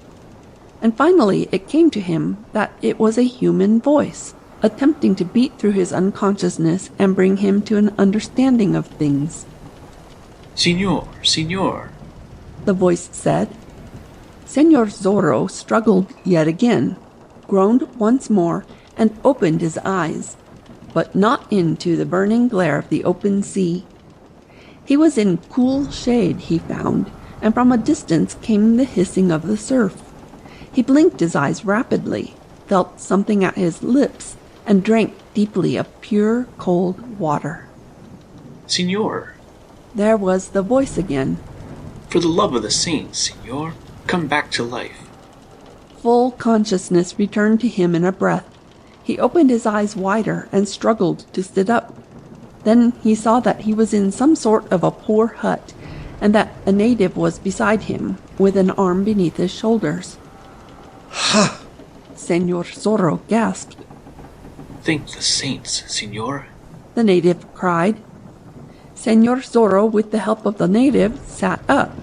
He had been stretched on a sort of couch, he found. He glanced around the interior of the poor hut, through the open door at the sparkling sea. What? He began. I found you yesterday, Signor, far out to sea, riding on a piece of wreckage. The native said. You had lost your wits. You fought me when I tried to take you into my boat and tried to draw blade against me. Then you went unconscious, and I had my way with you. And then? Senor Zorro gasped. Why, Signor, I fetched you here. The native explained. And throughout the night you raved, so far today. The sun has but 2 more hours to live. More water, Zorro commanded. The native gave it him.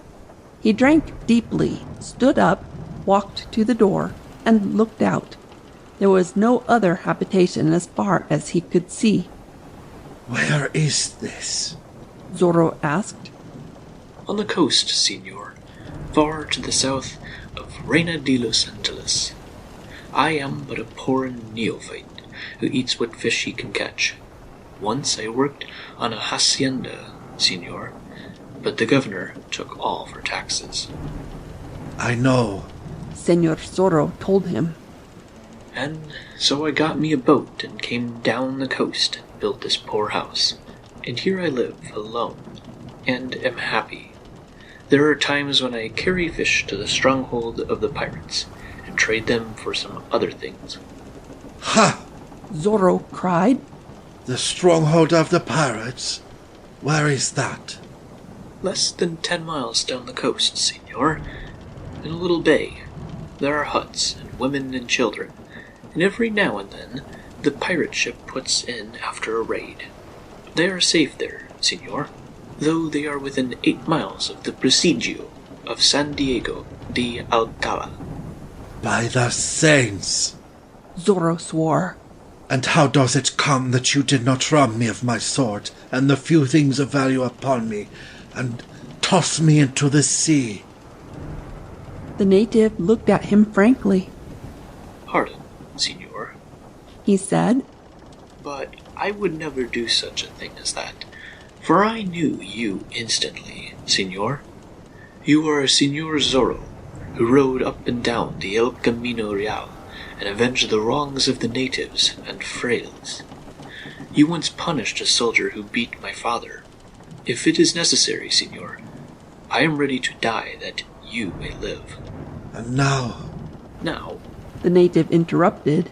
It would be best for the Signor to sit and rest, while I prepare some hot food. Then whatever he commands shall be done. There was a pirate ship in the offing, and another. Zorro insinuated. Si, Signor. The pirate ship ran from the other, going out to sea. But a short time ago I saw her pass, going toward the bay where the pirates have their headquarters. And the other ship passed but a short time ago, pursuing. By the saints! Zorro cried. I would go to this pirate's den of which you speak, and as speedily as possible. The Signor must eat first, so that he will have strength, the native said firmly. Then I will guide the Signor to the spot. It is 10 miles, and the Signor is a weak man. I will eat the food gladly, Zorro replied. Do you prepare it as speedily as possible?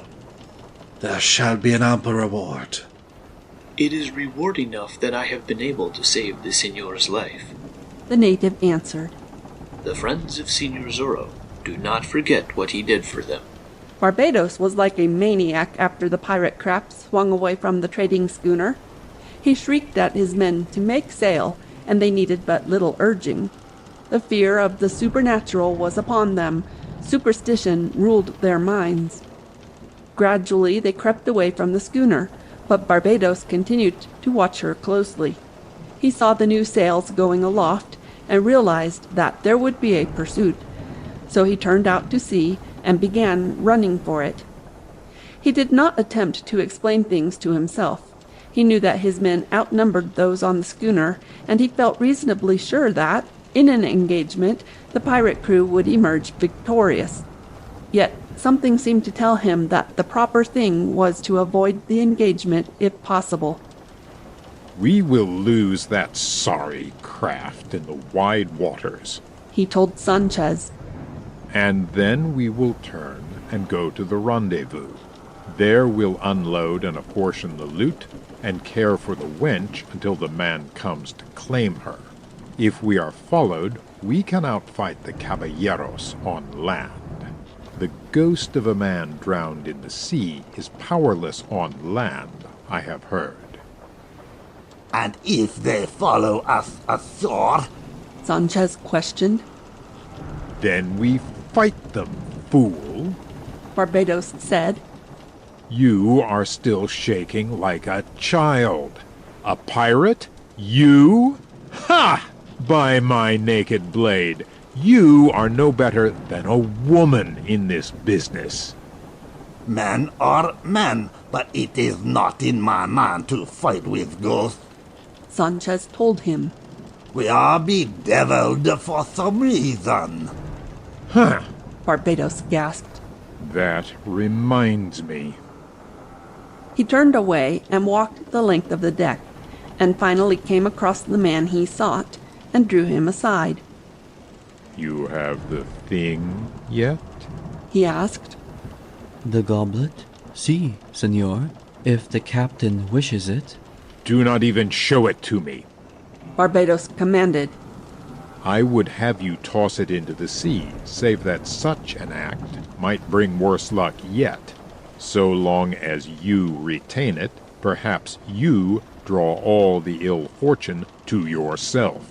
Spawn of hell. If ever you come face to face with that old fry, in flesh or in spirit, have a look to yourself, for you have done an evil thing. Barbados passed on and descended to the cabin where Señorita Lolita had been returned a prisoner. She was as a woman stunned. She had fainted when Señor Zorro had plunged into the sea, and Sanchez had carried her below. And when she regained consciousness, she remained on the bunk and groaned and prayed by turns. And now, when Barbados opened the door, she sat up quickly, a look of agony in her face. One thing she had done, picked up from the floor of the cabin the dagger that had belonged to the man Señor Zorro had slain through the crack. She had cleaned it and thrust it in the bosom of her dress, where it was out of sight, but where she could reach it instantly. Barbados looked at her for a moment, and then spoke. In your right mind again, eh, wench? He said. We are running away from your friends, and there can be no hope of rescue. It would be proper for you to make the best of it. The man for whom we have stolen you, perchance, will be kind. Foul beast and murderer, the señorita said. Huh! Barbados gasped. I have been called worse things than that. Things that you do not know exists, wench. Think you to hurt my tough hide with words? Have you no manhood? She asked. Is it an honor for a score of men to take a girl captive? You struck down my father and burned my home. You sent to his death the man I love. There are other men, said Barbados, and other homes.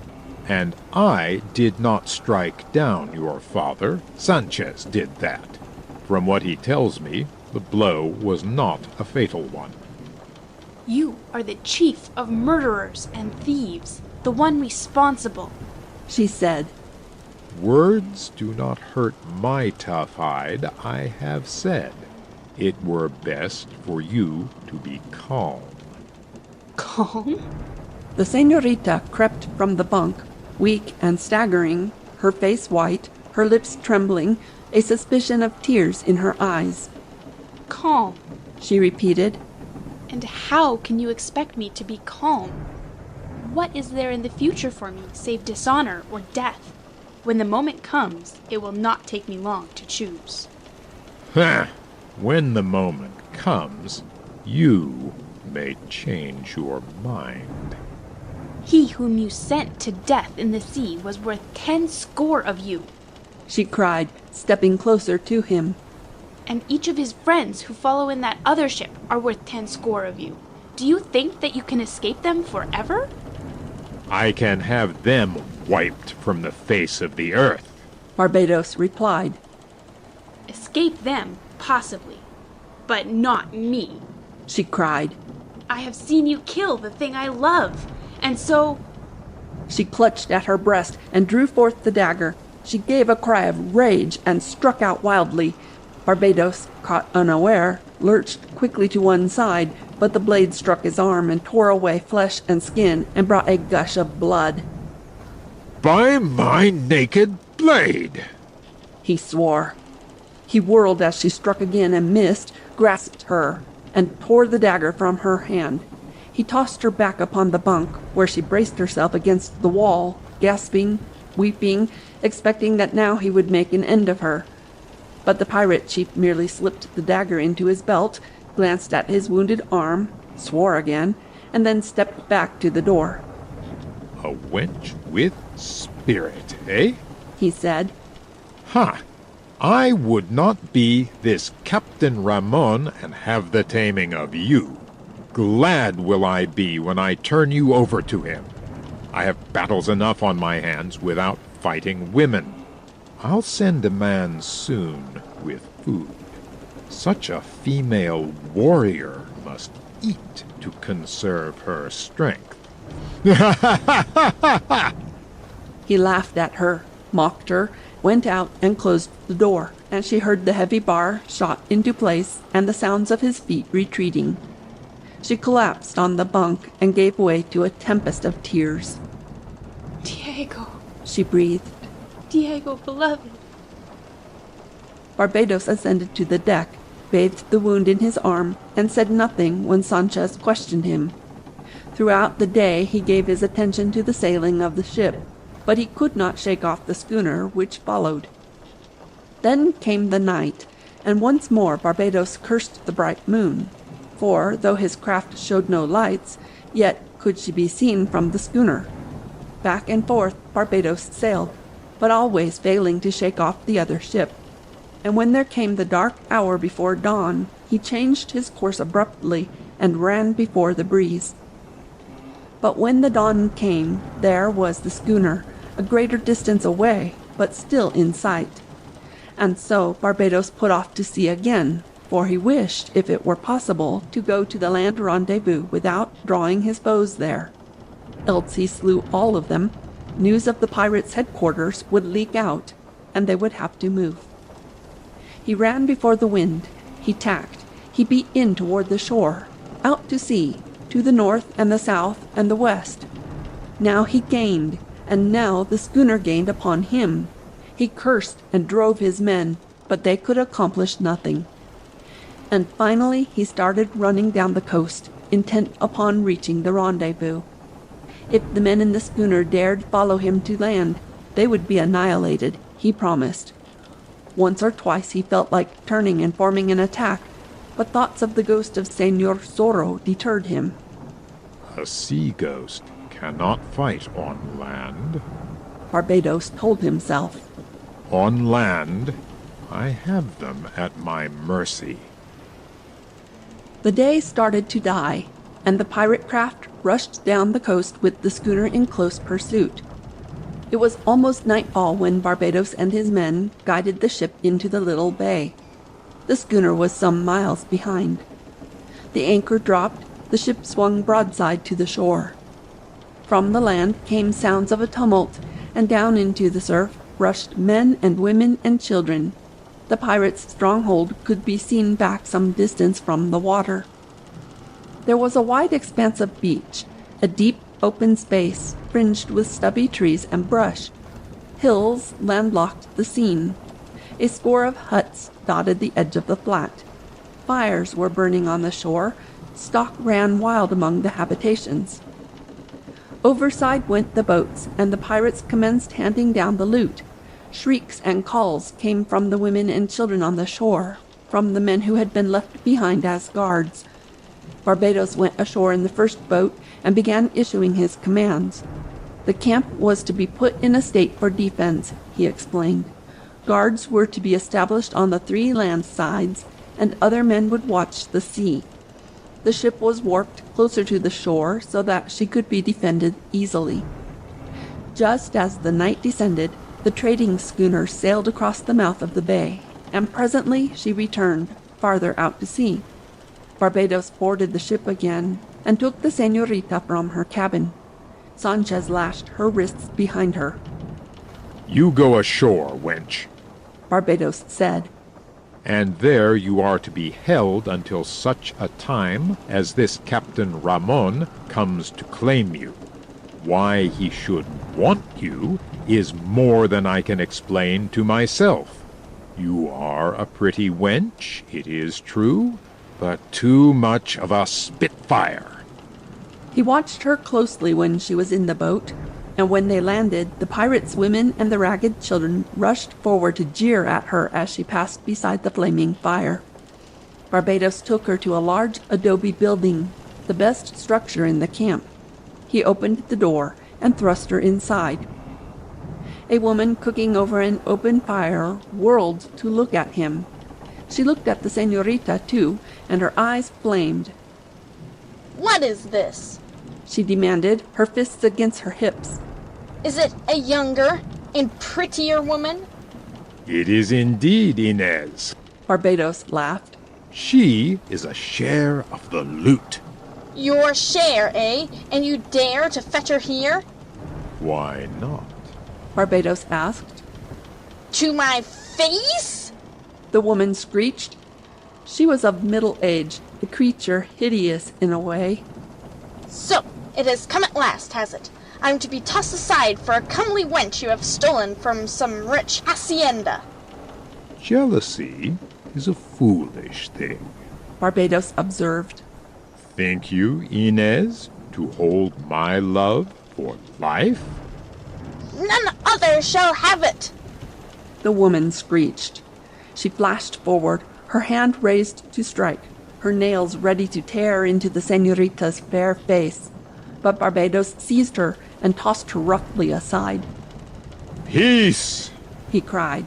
"I want none of the wench. She is to be kept a prisoner until claimed. A share of the loot she is, but not my share. She was stolen for a great man." "This is the truth?" the woman asked. "Do I generally speak falsehood?" Barbados thundered. "Enough! Put her in the storeroom and feed her well. Treat her gently. She must be in prime condition when she is claimed. We were followed by a schooner upon which are caballeros striving to rescue her. She must not be rescued." The woman grinned horribly. She opened the door of a room adjoining and motioned for the señorita to enter. She stepped aside, and Lolita Pulido, looking straight ahead, her eyes fixed and glistening, went into the storeroom without speaking, her head held proudly. Barbados hurried outside again. The black night had descended, but soon the moon was shining. Guards were sent into the fringe of woods, and a watchman to the summit of a hill in the rear. Men were posted on the ship. Men walked around the huts, alert, ready to repel an attack. But there came no attack during the night. The trading schooner had run down the coast and back, and then anchored 2 miles north of the bay. "I know the place," the captain told Don Aldre Ruiz. "Once, some years ago, I ran in there during a storm. Their camp must be in the open, and there will be no advantage in the attack. There can be no surprise, of course." What is your good advice? Don Aldre asked. That you land here with your caballeros, approach the camp, and wait for the dawn. I'll land as many of my crew as can be spared from the ship, and let them circle the camp to attack from the other side. There must be men enough held here to get the schooner to sea for a run if the pirate craft come out at us. That is agreed, Don Aldre said.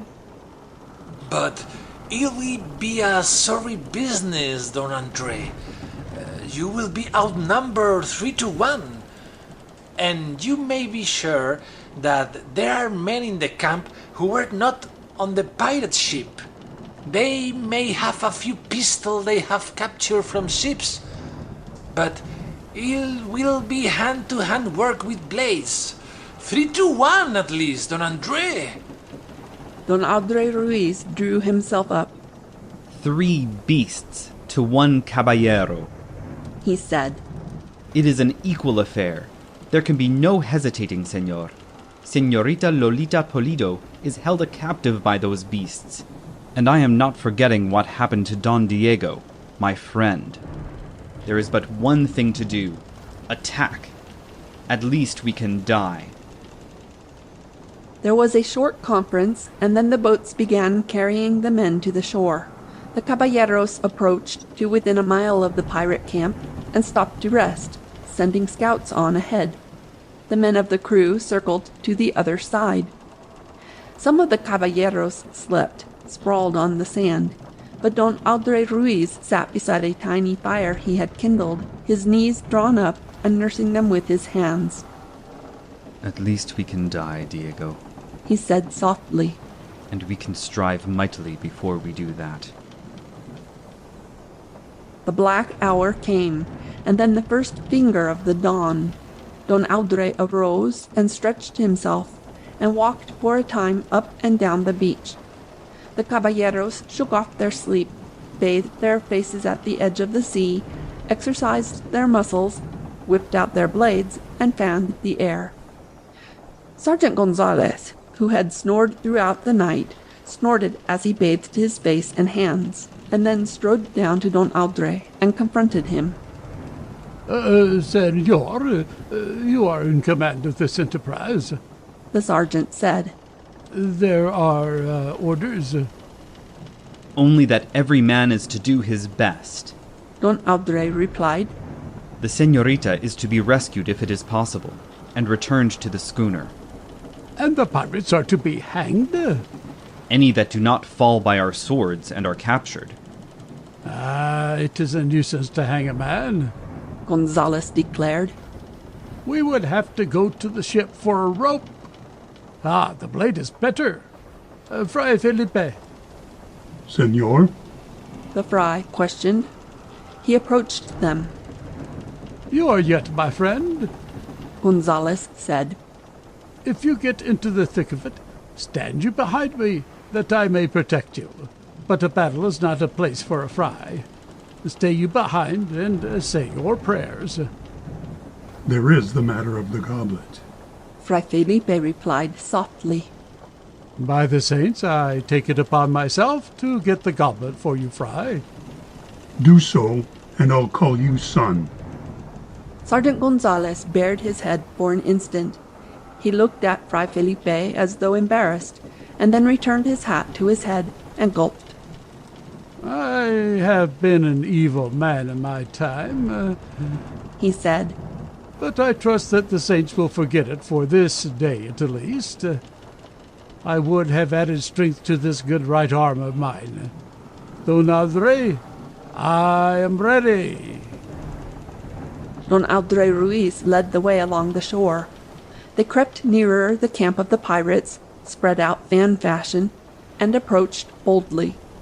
They reached the crest of a slope and saw the camp spread before them in the first rays of the morning sun. The pirates seemed to be more numerous than even Don Aldre Ruiz had expected. It looked to be a hopeless task, this attack, but there was something to urge them on. They stopped to look at one another, In silks and satins and plumes they were, with their jeweled swords at their sides, and before them the stronghold, with the ragged, dirty pirates there ready to give battle. If Senor Zorro were only here to lead us. Don Andre Ruiz said with a sigh. But he is not, and let us remember why he is not, and strike the harder because of our remembrance. If you are ready... He whipped out his gleaming blade and waved it above his head, and the caballeros drew blades in turn and answered him with their cheers. And so they advanced to the attack, slowly, carefully, in a perfect line. And Don Andre Ruiz, because he wanted to give himself and the others added courage, and because he felt that it was fitting, sang lustily a song of old. Singing caballeros going forth to die, laughing in the face of grinning death, facing task that's hopeless, ready yet to try, singing with the last of earthly breath. The caballeros took up the refrain and sang it through to the end, their voices ringing across the sea and the land. And the song at an end, they were grim and silent again, intent upon the bloody business before them. The pirates were preparing, they could see. In a very few minutes the clash would come. And suddenly, from the distance, from the slope between the two attacking forces, came a solitary voice, also raised in song. Atención, caballeros near. They glanced up, astounded. Running down the slope toward them came a figure they knew well. Don Andre Ruiz gave a great cry of joy and thankfulness. The caballeros cheered and wept unashamed, for well they knew the singer and the song. Zorro! They cried. Zorro! And so they rushed to the attack. The pirates evidently had decided to make the fight at some little distance from their huts and adobe houses, so they rushed forward, shrieking their battle cries, brandishing their weapons, shouting and cursing to give themselves courage. The great voice of Barbados rolled out above the din in a multitude of commands. The shrill voice of Sanchez echoed him. The caballeros advanced in a perfect line, their shining blades held ready, grim and silent now, their minds intent upon the bloody business confronting them. Senor Zorro, they could see, was making his way down the slope toward them as speedily as possible, shouting that he was coming, still singing bits of his song between his shouts. The pirates had a few firearms, but little ammunition for them, and they were more used to fighting hand to hand with naked blades. Yet they discharged their firearms first as the caballeros advanced, and took a bloody toll. The caballeros had nothing but their blades, for they had come from Don Diego Vega's bachelor supper, and they had worn no firearms to that affair. There was a moment of silence, pregnant with dire possibilities, the lull before the storm. And then the two forces met with a crash. Blades clanged together, men gasped and fought, and fell. The line of the caballeros was broken almost immediately, and each found himself the particular foe of 3 or more pirates. Yet they fought like maniacs, silently at times, right merrily at times, feeling that they were doomed, but determined to do what damage they could before the battle went entirely against them. And then there was a sudden tumult on the opposite side of the pirates' camp, and into it and among the huts charged the crew of the trading schooner, the captain at their head. But the pirates were so great in numbers that they were disconcerted only for an instant. From the huts and the adobe buildings poured men Barbados had been general enough to hold in reserve. The crew of the trading schooner was overwhelmed. The men of the sea fought valiantly, but they died with their captain. And now Senor Zorro had reached the bottom of the slope, and, blade in hand, rushed to join his friends. His sword flashed as he entered the fight and tried to turn the tide of battle. His shouts rang out above the bedlam. "Ha!" he cried. "At the scum, caballeros! They cannot stand against proper men. Ha! Roared the great voice of Sergeant Gonzalez as he fought off 2 of the pirate crew with his long sword. To me, Senor Zorro. We'll carve a pathway through the swine. But Senor Zorro did not hear him. He had seen that his old friend, Don Audrey Ruiz, was sorely pressed, and he fought his way quickly to Don Audrey's side. His blade seemed to be half a score as it flashed in and out and downed one of Don Audrey's opponents. Like a man possessed, Senor Zorro pressed forward again, straight at the pirates in the foreground. Atención, caballeros near! He sang it as he fought, stopping the song now and then for an instant to grunt as he made an unusually hard thrust. The men before him broke and fled, and Senor Zorro, with Don Audrey at his side, seized the minor advantage of the moment. The other caballeros rallied and followed. The ghost! One of the pirates shrieked. It is the ghost from the sea. Ha! Senor Zorro cried and cut down another man. Ha, scum! So you fear ghosts? Have at you! Pirates, eh? Sergeant Gonzalez was crying, puffing and blowing out his great cheeks as he fought. Stand, pirates, and fight like men. Is this a fight or a test of speed? Dolts and fools! Ha ha! Meal mash and goat's milk! A ghost! Another man shrieked. Barbados whirled around in time to see Sanchez, a look of terror in his face, about to retreat. He took in the situation at a glance. It is no ghost, fiends of hell. He shrieked at his men. 'Tis this Senor Zorro somebody has saved from the sea. At him! Fetch him to me alive. Does a ghost fight with a blade that runs red? Get the fiend! His words carried weight. The pirates gathered their courage and surged forward again. The other men came running from the huts and the adobe buildings, now that the crew of the trading schooner had been handled. The caballeros found their line broken once more, found that they were being scattered. Still, side by side, Senor Zorro and Don Audrey Ruiz fought as well as they could. But here in the open they could not get their backs against a wall. However, they did the next best thing. They stood back to back and engaged a circle of foes. The fight swirled around them. Senor Zorro's face wore an expression of anxiety now. He knew, fully as well as did Don Audrey Ruiz, that this wonderful show of courage and blade skill was availing the caballeros nothing. Slowly but surely the pirates were traveling the road to triumph. Senor Zorro was of gentle blood, and could have died as well as the best of them, a song upon his lips and laughter in his eyes. But he felt at this juncture that his life was not his own to throw away recklessly. Did he die with his friends, the señorita would have none to give her aid.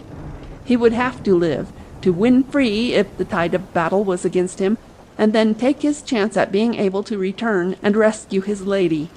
He glanced around quickly as he fought. More than half the caballeros had been wounded or slain, and still more pirates were rushing forward, it appeared, with the intention of making an end of things. And now there came an added menace. Among the huts there was a ramshackle corral, in which the pirates had put a number of blooded horses stolen from Hacienda owners, and now some of the fighting men crashed against the insecure fencing and demolished it, and the animals, frightened at the din of battle, rushed through the broken place and into the open. The fighting men, the clashing of blades, the shouts and screams, seemed to infuriate the beasts. The smell of blood was in their nostrils. The horses charged wildly through the throng, upsetting caballeros and pirates alike. One noble stallion brushed aside the foes of Senor Zorro and Don Audrey Ruiz, but separated them also. Their enemies rushed toward them again before they could get together, and they were no longer back to back. Their case was desperate now. Each was surrounded and overwhelmed. Senor Zorro fought with what skill he could, keeping a wide circle with his flashing blade. He heard the voice of Sergeant Gonzalez roaring in the distance. He heard also the thunderous voice of Barbados. Alive! Take them alive! The pirate chief was screeching. There will be rich ransom! Ransom and torture! Take them alive, fiends!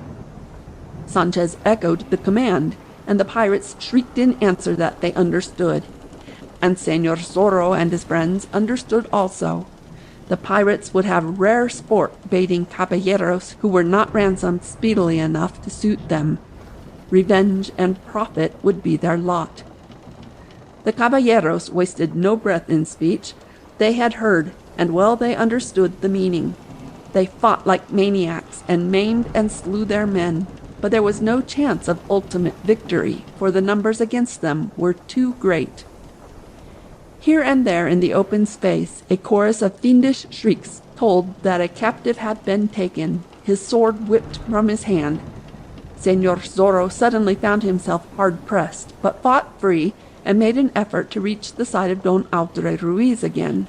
But that was no easy feat, he discovered. Get that Señor Zorro! Barbados was shouting.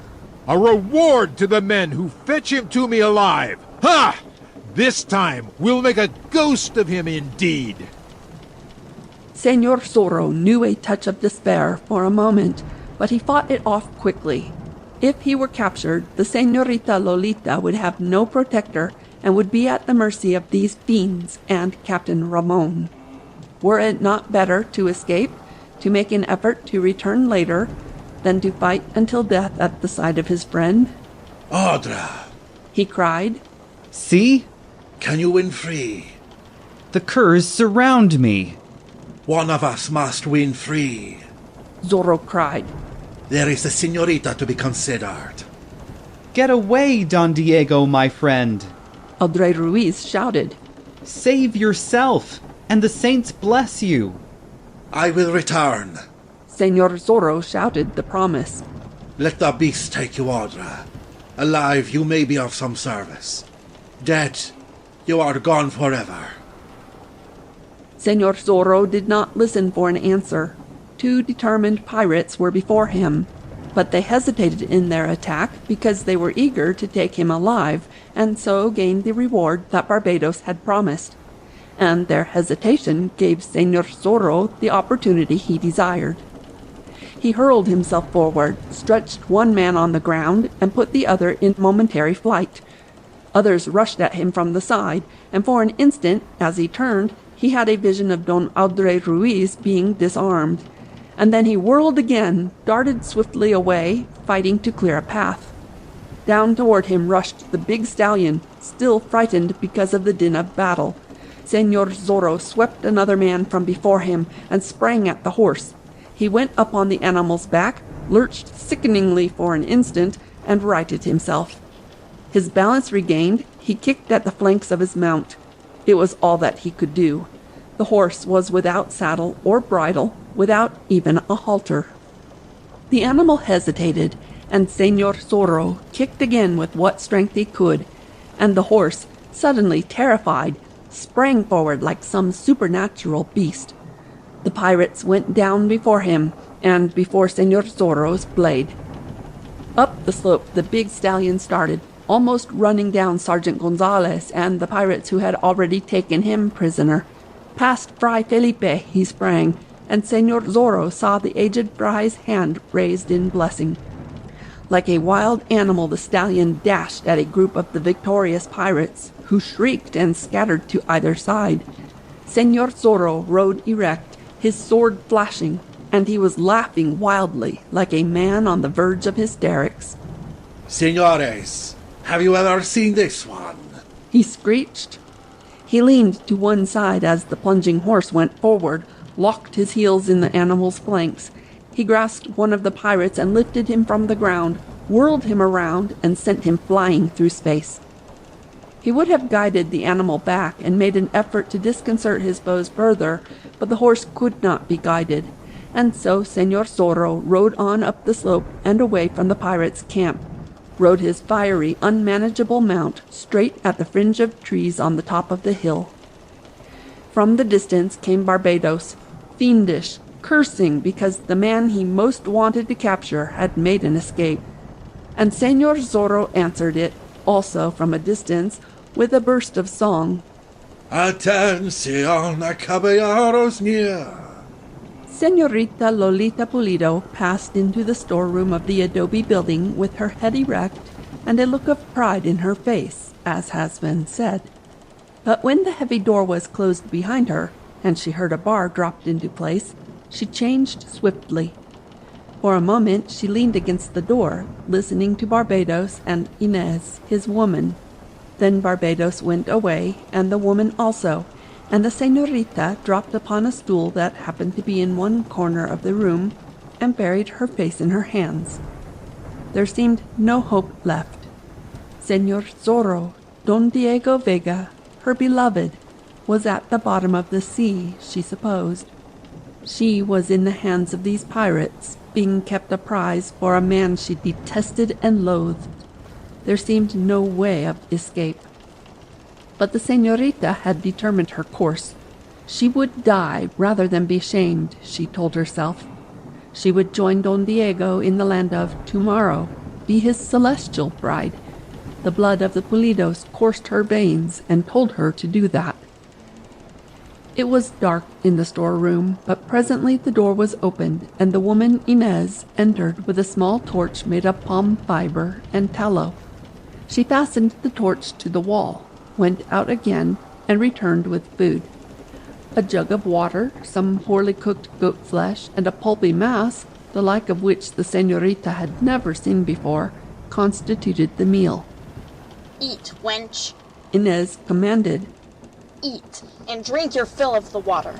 A dainty morsel you are, but there be some men who like women of a different sort. Ha! 'Twould do you no good to make merry eyes at my Barbados.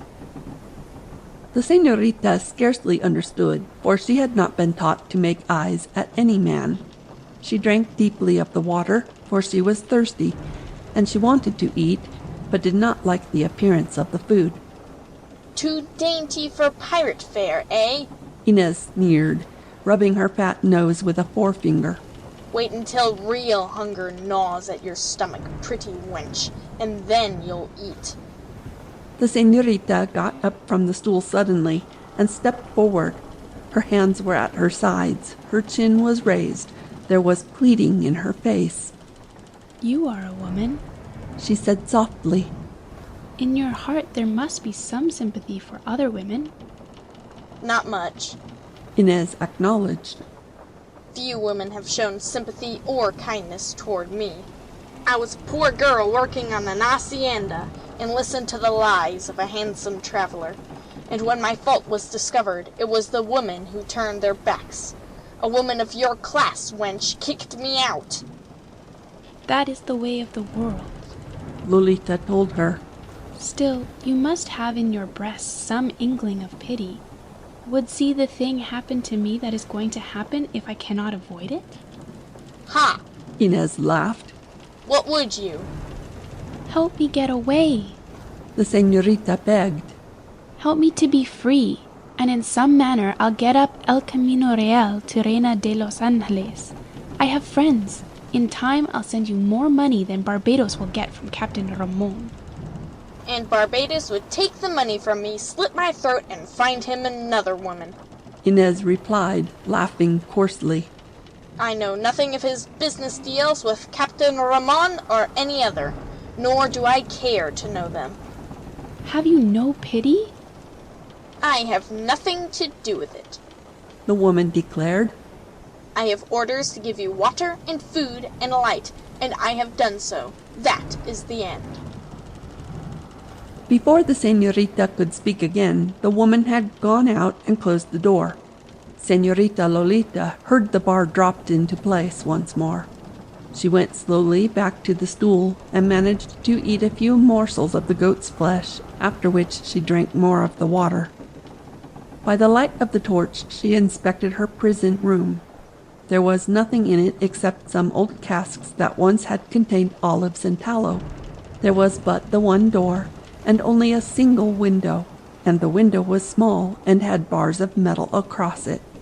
Escape was impossible, the señorita decided. She went back to the stool again and sat upon it and buried her face in her hands once more.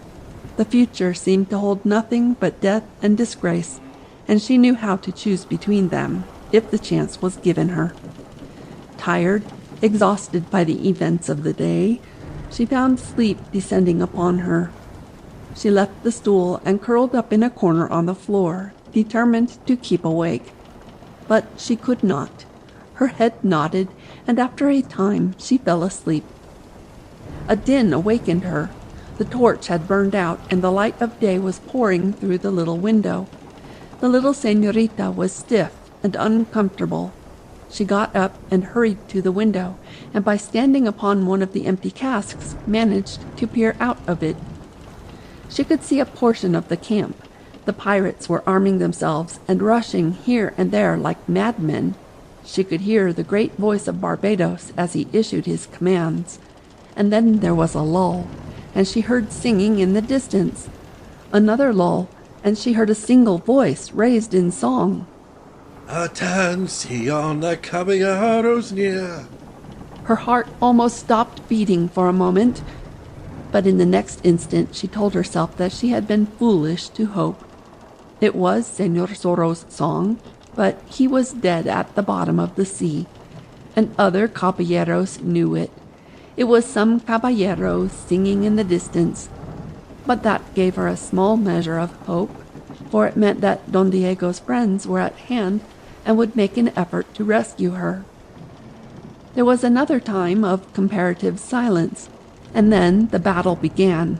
The señorita could see none of it at first, for she was on the wrong side of the building, but she could hear the shrieks and cries, the ringing of blades, the screeches of pain and curses of anger. She saw the crew of the schooner attack from the other side, and shrieked her horror as the pirates cut them down. And then the fight was out of her sight again. Down from the cask she dropped.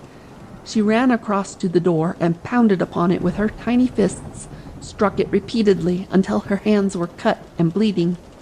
After a time it was opened, and the woman Inez stood before her, thrust her away, and entered. What is it, wench? She demanded. More food and water? No, she gasped. What is taking place? There is so much confusion. A battle is taking place, wench, the woman declared, bracing her fists against her hips. Some caballeros came in the ship and saw fit to attack the camp. Many of them will see nothing more. And the battle? How goes it, mean you?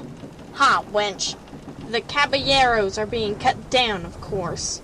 We have them 3-1. Some are to be taken prisoners, some held for ransom, others tortured. It will be a lesson to the men of gentle blood not to fight with pirates.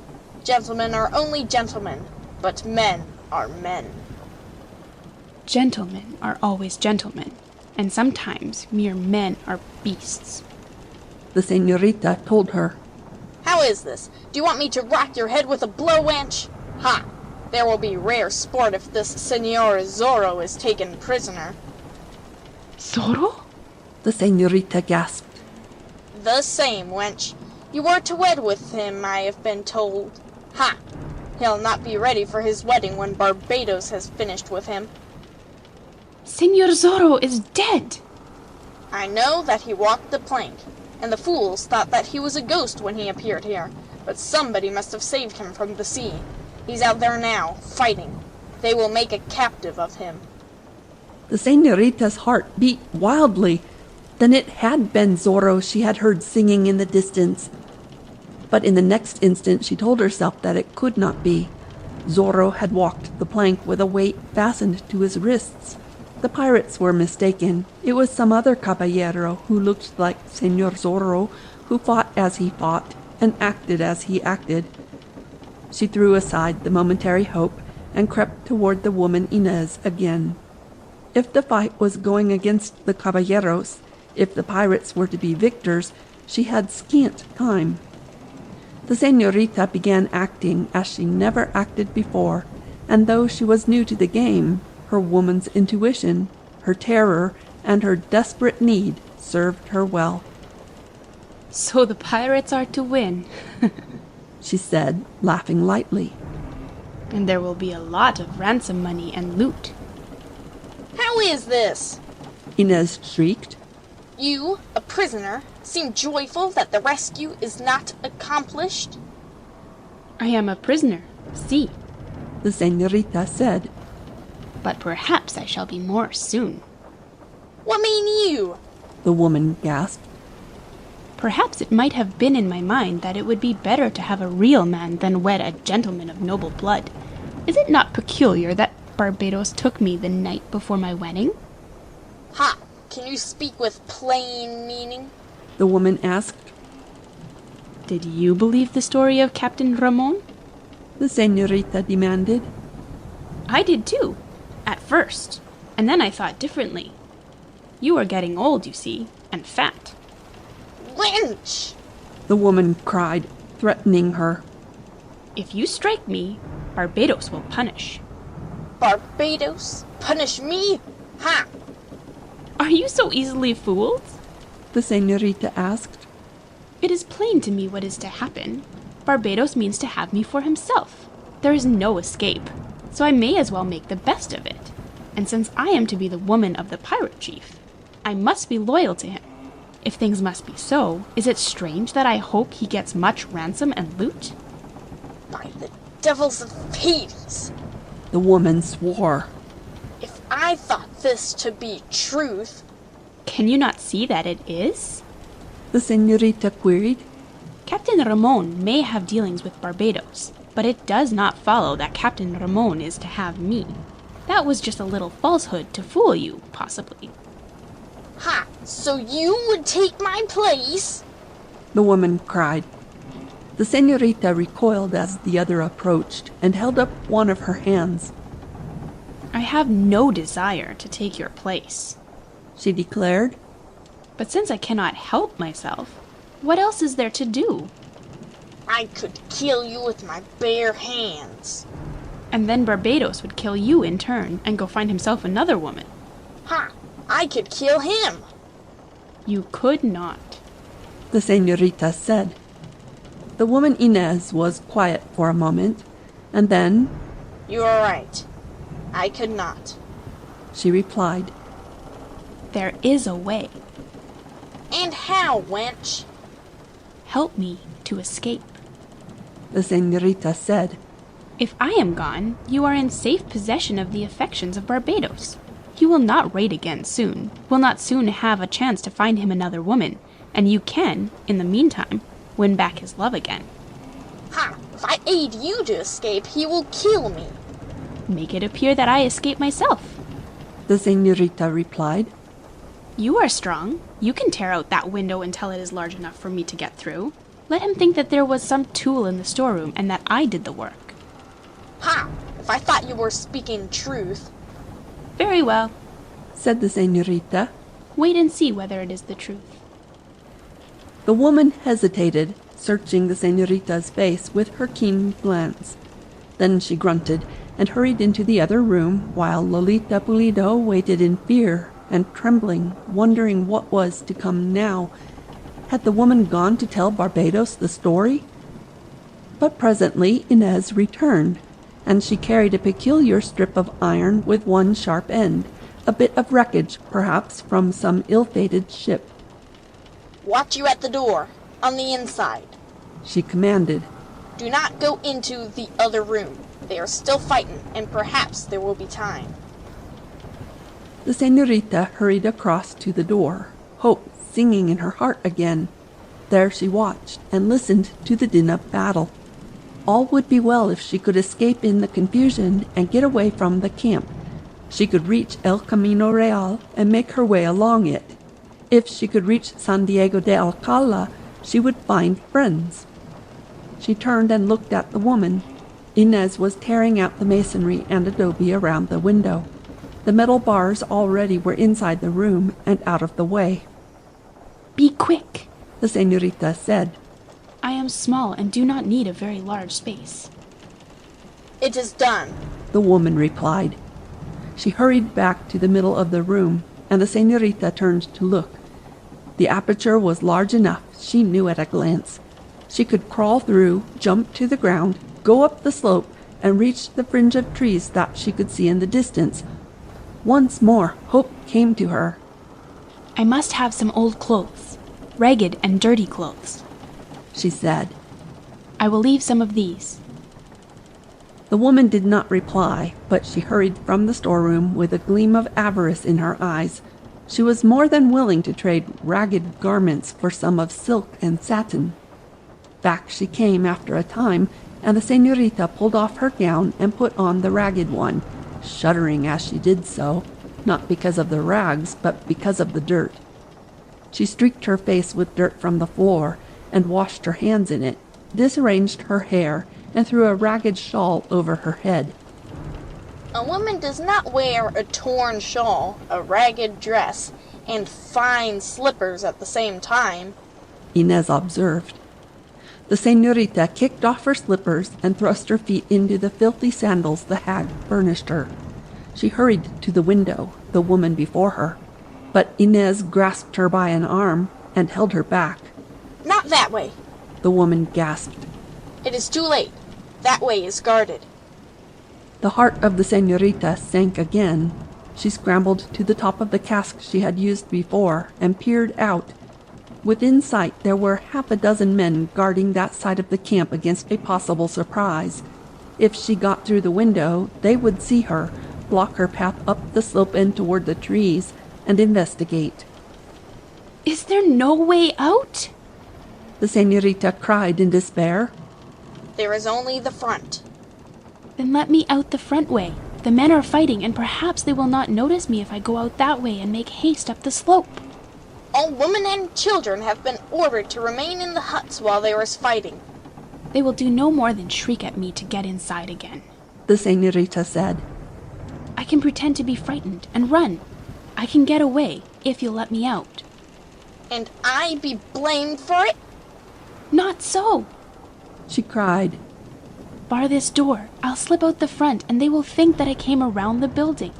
You can pretend that you believe me to be in the storeroom. When they open the door and find me gone, find the window torn out, they'll think that I did it, and got out that way. If anybody is punished, it will be the guards outside. I'm afraid, the woman said. And are you not afraid also of seeing another woman in your place here? The face of Inez grew purple for an instant, and her eyes blazed. Suddenly she strode across to the door, opened it, and looked out upon the fighting. She closed the door again and turned back to face the señorita. The fighting now is at some distance, she said. There is a chance. Wait. She whirled around to bar the door of the storeroom. The little señorita waited, trying to be calm, though her heart was pounding at her ribs. She was to escape at last. She could get up the slope, hurry through the trees.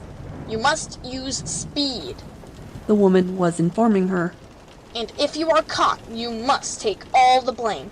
Barbados would kill me if he knew. Give me a dagger, the señorita begged. Then, if I am caught, I'll do that which will render me speechless. Ha! I mean it. Death would be welcome to the other. The woman hesitated a moment, and then reached beneath her ragged shawl and drew a dagger out. The señorita clutched it and hid it away in her bosom. For another moment they faced each other, and then the woman Inez lurched across the room toward the door, the señorita trotting along at her heels. And hope turned to black despair once more in the twinkling of an eye, for the door suddenly was thrown open, and before them stood Captain Ramon. There was a moment of astonishment for all three of them. Then the señorita Lolita gave a little cry of mingled fright and despair, and recoiled against the wall. Señor Zorro dead, the pirates winning the battle against the caballeros, and before her the man she loathed and feared. The future seemed very dark indeed. Dios, she breathed. But the woman Inez, after blinking her eyes at the unexpected apparition, screeched her rage and darted to a corner where she picked up a heavy bar of iron. She whirled toward the intruder, the bar raised to strike, but Captain Ramon laughed and held up his hand. "Do not be afraid of me, hag," he told the woman. "I wear the uniform of the governor's soldiery, it is true, but I am the good friend of Barbados. I am Captain Ramon of Reina de los Angeles." Ha! The woman gasped. She dropped the bar of iron and stood with arms akimbo. So you are Captain Ramon? Si. That must be true, else you would not have lived to get to this building, Inez said. And why are you here? "To see the little lady standing behind you," Ramon said, smiling. "She has been kept safe, I see." You are to claim her? "What else?" Ha! Inez gasped. It flashed through her mind now that Barbados really had no personal interest in the señorita, and she believed also that she had almost been tricked into aiding an important prisoner to escape. A glance at the señorita's face confirmed her suspicion, for Lolita was not acting now. Inez realized that she would have to speak quickly to save herself. You come in good time, she declared to the captain. The wench has been kept in the storeroom, but an instant ago, hearing no sounds within, I unbarred and opened the door, and she had enlarged the window, and dressed in those rags. She intended escaping, senor. Had it not been for me now, she would be gone. "You have done well," Ramon declared. "That is the door to the storeroom?" Si, Inez answered. She dropped the bar and threw the door open. Captain Ramon peered inside, then turned and smiled again, first at the hag, and then at the señorita. "It is indeed well," he said. "Señorita, you might have been injured on the outside, for men are fighting, and your present garments are scarce suited to your station in life. Your dainty face is streaked with dirt, too, and your hands soiled." Your presence soils me more, the señorita said. "You prefer pirates, señorita?" There are several grades of depravity, she said, and pirates may not be the lowest. "Ah, a biting tongue in a sweet face," Captain Ramon declared. More biting than the blade you wear at your side, senor. Why do you not show your true colors? Why not go out and fight with your friends, the pirates and thieves and murderers, against men of gentle blood? Captain Ramon bowed in mockery. "If you will be kind enough to glance through the open door, señorita, you will perceive that the fighting is at an end," he replied. "What caballeros are not dead have been taken prisoners, and the women and children are mocking them. Go, hag, and mock with the others. I'll guard the señorita well." He leered at the woman as he spoke, and she grinned and shuffled from the building. She was eager to get at Barbados and tell him how the señorita had attempted an escape, and how she, the loyal and faithful Inez, had prevented it. "Into the storeroom, señorita," Captain Ramon commanded when they were alone. I prefer this, senor. "Quickly," he commanded. "We'll close the door. We do not wish to be overheard." What mean you? "Can you not understand?" the captain cried. He thrust her before him into the storeroom and closed the door behind him. He darted across to the window and looked out, acting mysteriously. If you would rid me of your foul presence, the señorita began. Captain Ramon whirled toward her.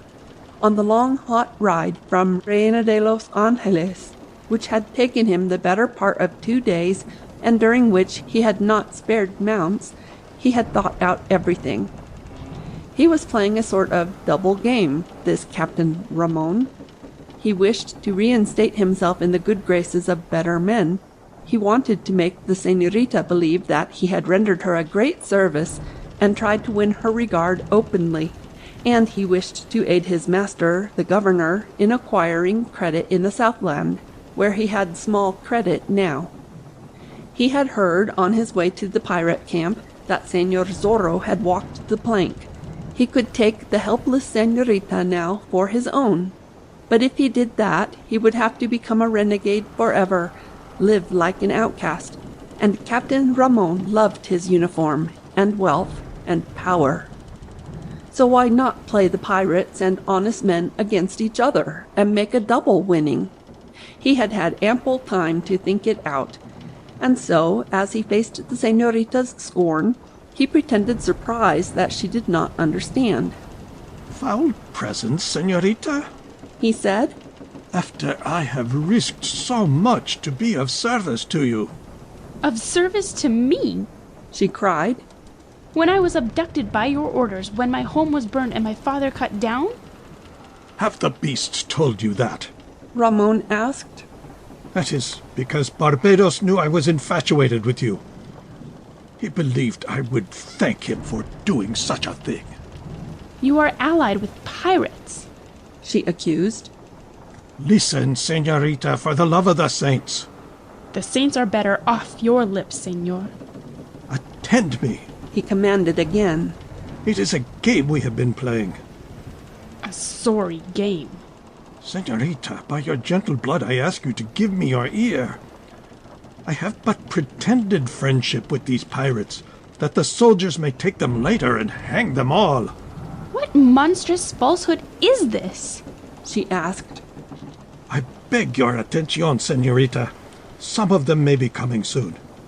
I have pretended to be in league with them.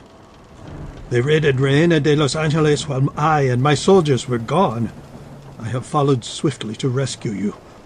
They think that I am a friend, but now, assured of your safety, I can act speedily.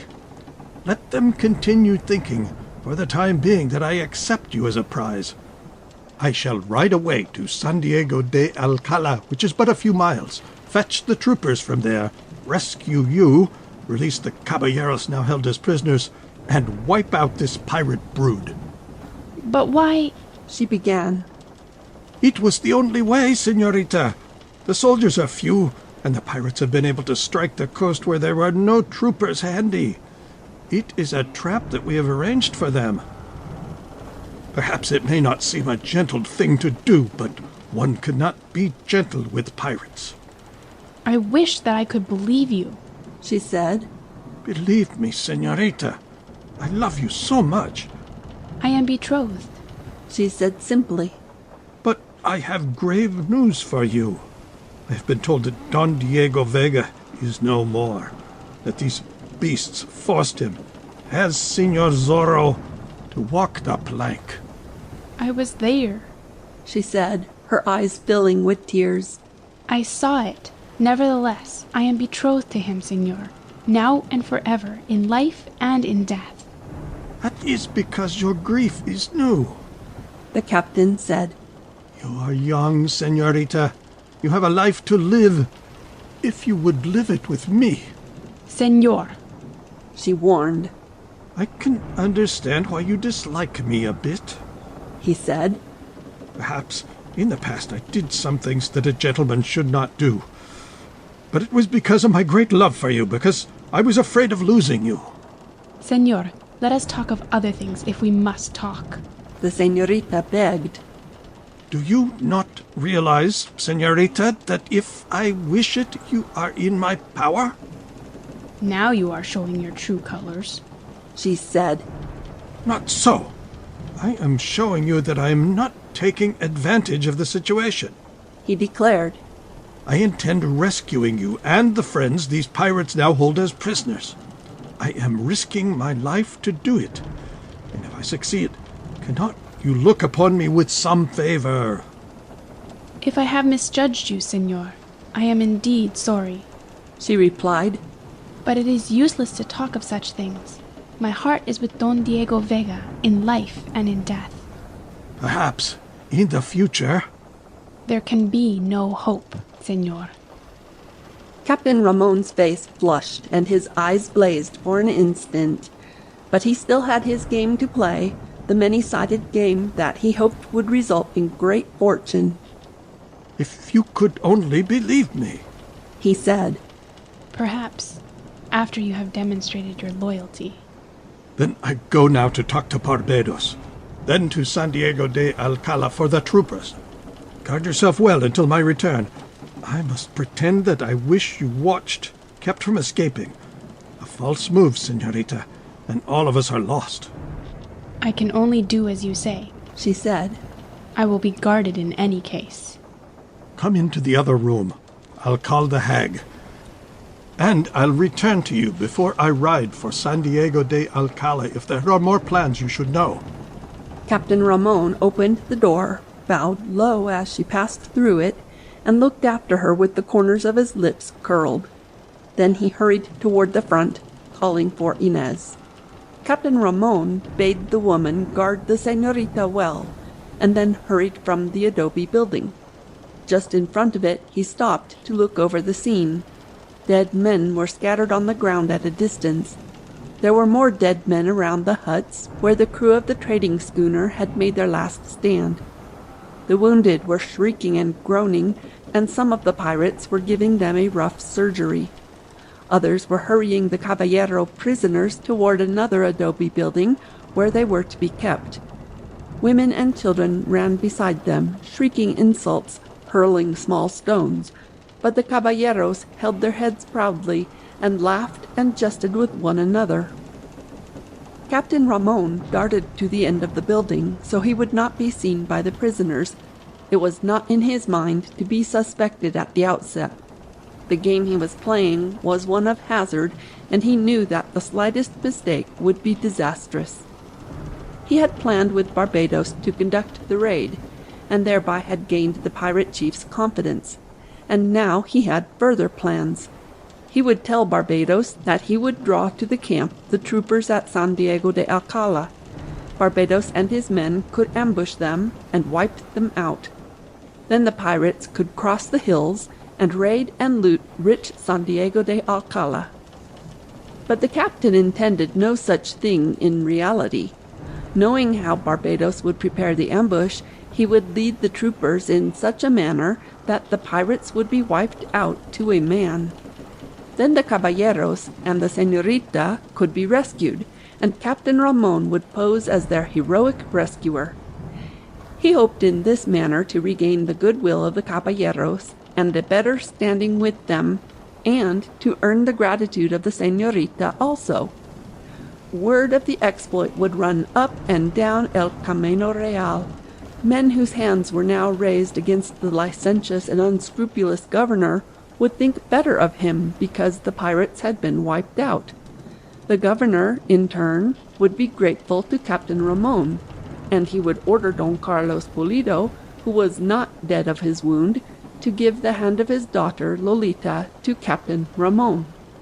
Don Carlos scarce could refuse without endangering his fortunes further. It was a pretty plot, the plot of a master rogue, willing to sell friends and foes alike to advance his own interests. Captain Ramon grinned as he thought of it, and twirled his mustache, and marched around the corner of the building and across the open space toward where Barbados was standing and shouting orders concerning the disposition of the corpses. And suddenly the captain found himself confronted by a man, and looked up quickly to see the burning eyes of old Fray Felipe fastened upon his face. What does an officer of the governor in such a place, unless he be a prisoner of war? Fray Felipe demanded. Captain Ramon bowed before him. Perhaps there are things you do not understand, Fray, he replied. And perhaps, Commandante, there are things I do understand. Fray Felipe said. Perhaps years of service in behalf of humanity have taught me to read a man's face and mind. Rogue, brute, traitor. You are a fry, and wear a gown that should be respected. But do not tempt me too far, Captain Ramon said angrily. Say your prayers, and leave men's work to men. The captain bowed again, walked around the fry, and hurried to the side of Barbados. Ha! the pirate cried. You must have made haste to get here in such season. I almost killed 2 horses, the captain said. In such eager haste to see the wench, eh? And have you seen her? She is safe and sound. She made an attempt to escape, but your woman stopped her. I wish you joy of the wench.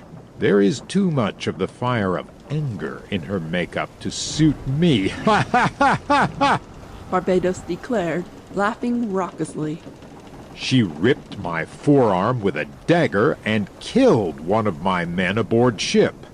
The taming of her will take more than an hour's time, Commandante. Leave that to me, Ramon said. There are other things to be discussed now. And what? Step aside, Ramon commanded. They walked some distance to a spot where they would not be overheard. You know, certainly, the meaning of all these, Ramon said. The governor, who hates this Southland, is eager to have it troubled as much as possible, even if he is forced to sacrifice a few of his own men. See? Barbados said, both in question and in affirmation. See that the señorita is guarded well, and in the meantime, before I think of such things as love, let us attend to more serious business. Is there a chance of profit? How would you like to raid rich San Diego de Alcala when there would be small danger? The eyes of Barbados glistened. He knew a great deal about San Diego de Alcala. The town was rich, and the mission also. Wealth had been stored there since the earliest days of the missions. Attend me, Ramon commanded. You have here certain caballeros held as prisoners, and the señorita also. I'll go to San Diego de Alcala and spread the news at the Presidio. I outrank the Commandante there, and my words will be commands. I understand, Capitan. There are only a few troopers there now, the remainder having been sent to San Juan Capistrano to put down mutinous natives. I'll lead these troopers back to the pirate camp. Do you arrange an ambush at the head of the little canyon? I'll lead the men into it. You and your crew can cut them down. And then the way to San Diego de Alcala will be open to you. By my naked blade. Barbados swore. You must understand this thing, of course. It must look like a mistake. No man must ever think that the governor had a hand in it, or that I did myself. I understand, Capitan. Then it is agreed? Si. I'll have speech with the señorita again, and then ride like the wind. As soon as I have departed, arrange your men in the ambush. I'll return with the troopers before nightfall. You can wipe them out, attack San Diego de Alcala tonight, return, abandon this camp, and sail away, and establish another on the coast of Baja California. You'll have wealth, women. Your name will be spoken with respect. Si. Barbados breathed. It shall be as you say, Capitan. And what share of the loot do you require? Nothing whatever, if you keep the señorita safe for me. She shall be kept safe, I promise you. Captain Ramon whirled around and hurried back toward the adobe building. Inez had the señorita in the front room, guarding her well. She had just finished a tirade concerning the attempt of the señorita to engineer an escape through cunning words and implications. Captain Ramon ordered the woman outside and urged the señorita to go into the storeroom again. It is arranged, he said. I ride for San Diego immediately. Do you continue to remain a prisoner, señorita, and save yourself from harm. Before the fall of night, I'll be back with the troopers. This pirate brood will be wiped out, and you and the caballeros will be liberated. Then you can go up to El Camino Real to your father. If you accomplish this thing, you shall have my gratitude, the señorita said. Nothing more than gratitude? I have spoken concerning that, senor. There can be nothing but gratitude. Captain Ramon suddenly whirled toward her. It is something more than gratitude that I want, he said. Is your heart made of ice? Mine is flaming. Senor! What whim is it that makes you cling to the memory of a dead man? He asked. You are young, with a life before you. Please, leave me with my sorrow, senor. Then may I expect better treatment when your sorrow is somewhat dulled by time? I am afraid not, senor. I risk my life in the service of you and your friends, and am to have no reward? A man of gentle blood would not think of being rewarded for such a thing, she replied. The face of Captain Ramon flushed, and he took another step toward her. I am sick of hearing so much of gentle blood, he said. Mine is gentle enough, but it can also be hot at times. Am I a man to brook such nonsense? You owe me gratitude, and something more. One embrace, at least, here and now. Senor! She cried. Would you be so coy if the cursed Senor Zorro were here to beg a kiss? More insults, senor? She asked, her face flaming. Is it an insult for the daughter of an impoverished Don to be kissed by one of His Excellency's officers? And would my father be impoverished were not His Excellency a man of little honor?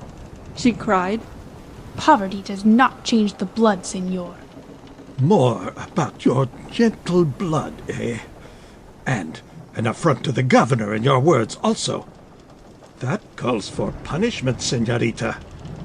One embrace, and then I ride. I would rather die than have you touch me, she cried. You show your true colors again, Commandante. One embrace, and I make you forget the Senor Zorro. If he were here, senor, you would not dare speak so, she said. You would cringe in terror, you who wear the mark of Zorro on your brow. It was for an insult to me that he put it there. It is like a coward to attack a helpless girl. If Senor Zorro were here... But he is not here, Ramon cried, laughing and leering at her. And so... Again he started toward her, and her hand darted to her bosom to snatch out the dagger the woman Inez had given her earlier, but she did not draw out the dagger. The window behind them suddenly was darkened, and the light shut off. Into the storeroom plunged a man who struggled to get free from the woman's clothes he wore over his own. As Captain Ramon recoiled, and the señorita gave a little cry of fright, the intruder's head flew up. A blade flashed. The señorita found herself hurled to one side gently, and Captain Ramon found two eyes blazing into his, the eyes of Senor Zorro. Have you ever seen this one? Senor Zorro demanded, and with his left hand he slapped the Commandante of the Presidio of Reina de los Angeles so that his head rocked. Senor Zorro, on the back of the infuriated and unmanageable stallion, had made his escape easily from the pirate camp. There was no question of him being overtaken, but for a time there was a grave question of Senor Zorro stopping the steed he rode. Over the crest of the slope, the animal beneath him plunged down into a ravine and galloped along it. Senor Zorro sheathed his sword and held on to the horse's mane. He bent low to avoid tree branches that promised to sweep him from the animal's back. Dios, he muttered. This is as bad as the battle. Some distance the frightened horse traveled, and then he made a great circle and returned toward the pirate camp. But Senor Zorro had no wish to return there too soon, lest he be captured in the vicinity, and so he waited until the horse, negotiating a slippery incline, slackened pace somewhat, and slipped easily from the animal's back. The horse plunged on. Senor Zorro picked himself up, observed his scratches, and made a futile effort to brush his clothing. Then he walked to the crest of the slope and looked down toward the sea. He was quite away from the camp, but he could see it in the distance. see the dead and wounded on the ground, and a crowd of pirates with their women and children in front of the adobe building that was being used as a prison. Señor Zorro sat down to rest and watch.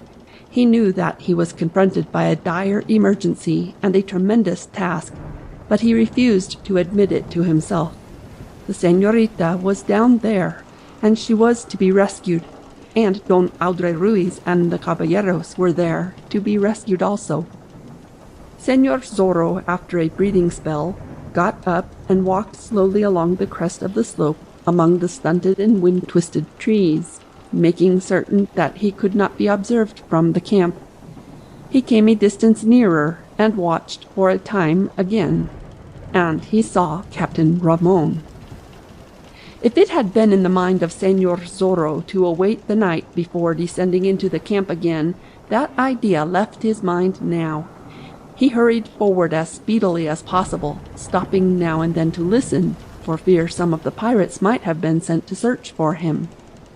He did not know, could not think, how he was to enter the camp in the broad light of day without escaping discovery, and he could do little single-handed against the victorious pirate crew. Yet the plight of the little señorita called to him for action, and he knew that something should be done at once. And suddenly he stopped, for he had smelled smoke. Almost silently he crept forward through the brush and came to a small clearing. There he saw a hut, from the chimney of which smoke was issuing. Señor Zorro circled the hut, but saw no human being. He went to the crest of the slope again, and saw a woman struggling down it toward the pirates' camp, a woman bent and old. Señor Zorro guessed then that this was the hut of some aged lawbreaker no longer active in piracy. Perhaps the ancient one was down in the camp now that the fighting was at an end, and his ancient woman was following to see the excitement. Señor Zorro approached the hut carefully, crept around the corner of it, and peered in at the door to find the place empty. He rushed inside and sought frantically for what he desired. There came a chuckle of delight as he found it. What he desired and found was nothing more than a ragged skirt and a wide, dirty shawl. Señor Zorro put them on quickly, bent his shoulders, and hobbled back among the trees and brush. It was a disguise that would serve for the time being. Beneath the skirt was the sword of Zorro, ready to be whipped from its scabbard. Señor Zorro felt confident as long as the blade was at his side. He left the fringe of trees at some distance from the hut and made his way down the slope. As he came nearer the camp, he was doubly cautious. The horses had lost some of the fright and were grazing. The pirates, for the greater part, were gathered around the adobe building where the caballeros were being held prisoners. The women and children were there, too, only some of them were still scattered around the camp, looking at the dead and wounded. Señor Zorro perceived that he had arrived at an opportune time. Nobody would give any attention to a woman stumbling along toward the scene of excitement.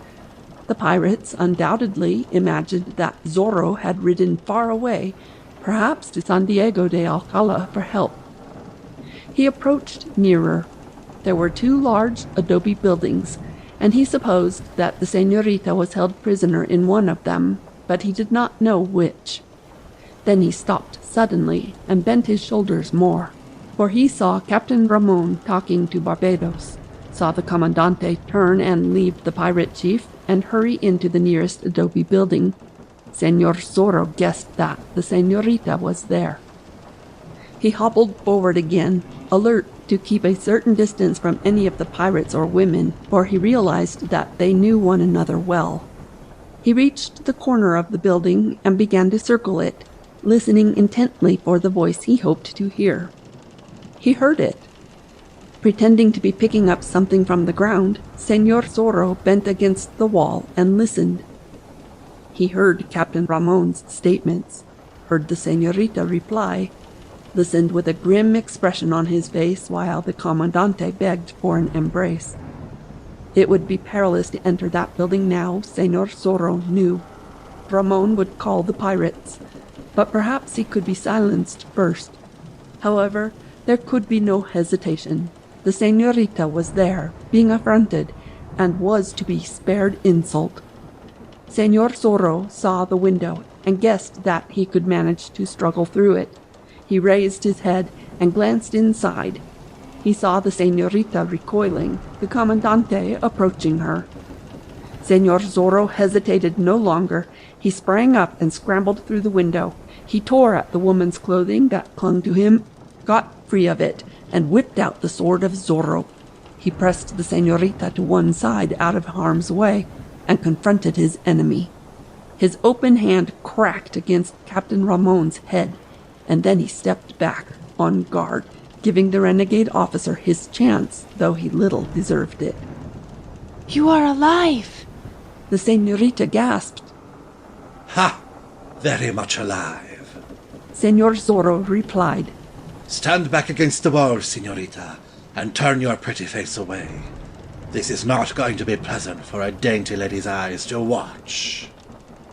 The face of Captain Ramon turned livid as he struggled to get his sword from his scabbard. There was a look of fear in his countenance, too. Zorro! He cried. Señor Zorro, eh? Si, Zorro. Came the answer. There is not water enough in all the sea to drown me while there remains something to be avenged. We have crossed blades before, senor, and I have marked you. But this time shall be the last. A fatal wound this time, Capitan. It is an honor that I do not cut you down without giving you the chance to defend yourself. Captain Ramon finally had his sword out, and now he was on guard.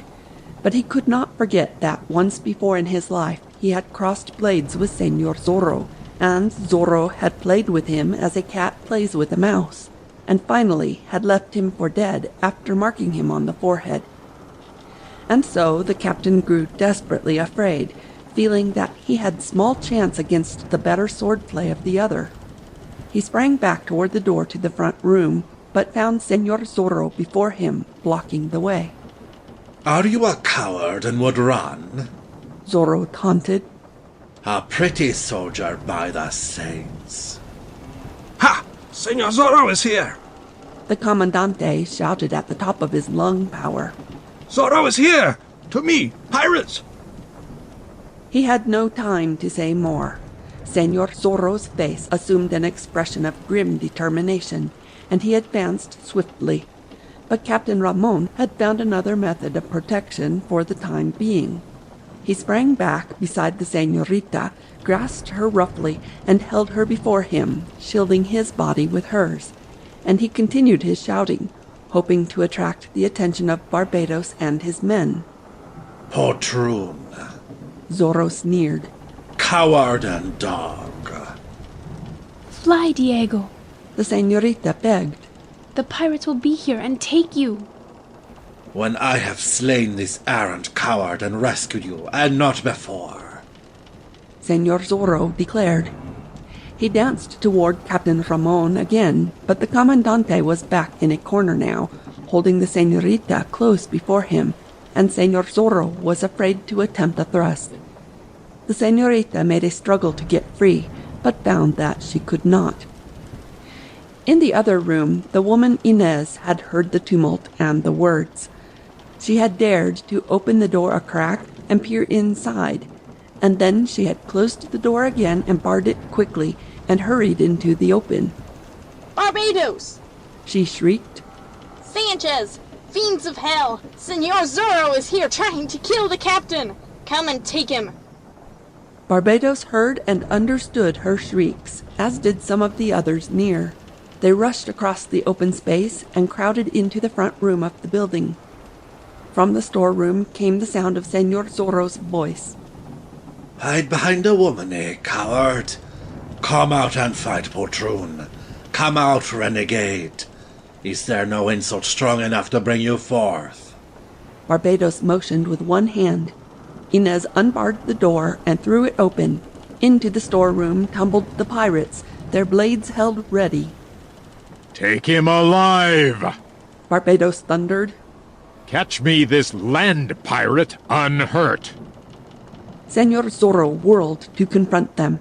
He darted to a corner and threw up his blade. He sprang forward a few steps, wounded a man, retreated again. But he knew that the weight of numbers was against him in such cramped fighting quarters, and he could not get to the window and make an escape. They hurled themselves upon him, buried him beneath their combined weight, disarmed him, and forced him to his feet again. They lashed his hands behind his back, and Barbados, now that it was a safe thing to do, stalked forward and spat at him. So, Senor Zorro, we have you in our hands again. Barbados said. This time it will be fire or steel instead of water, since you seem to swim so well. And this time, Senor, we make a real ghost out of you. Captain Ramon lurched forward, his face purple with wrath. Do with him as you will, he said to Barbados. But let me have a hand in it. Huh. You had your chance, Capitan, a moment ago, and did not make much of it. Barbados replied, grinning. I'll have him put in the other adobe building with the caballeros. Fiends of hell, take him away!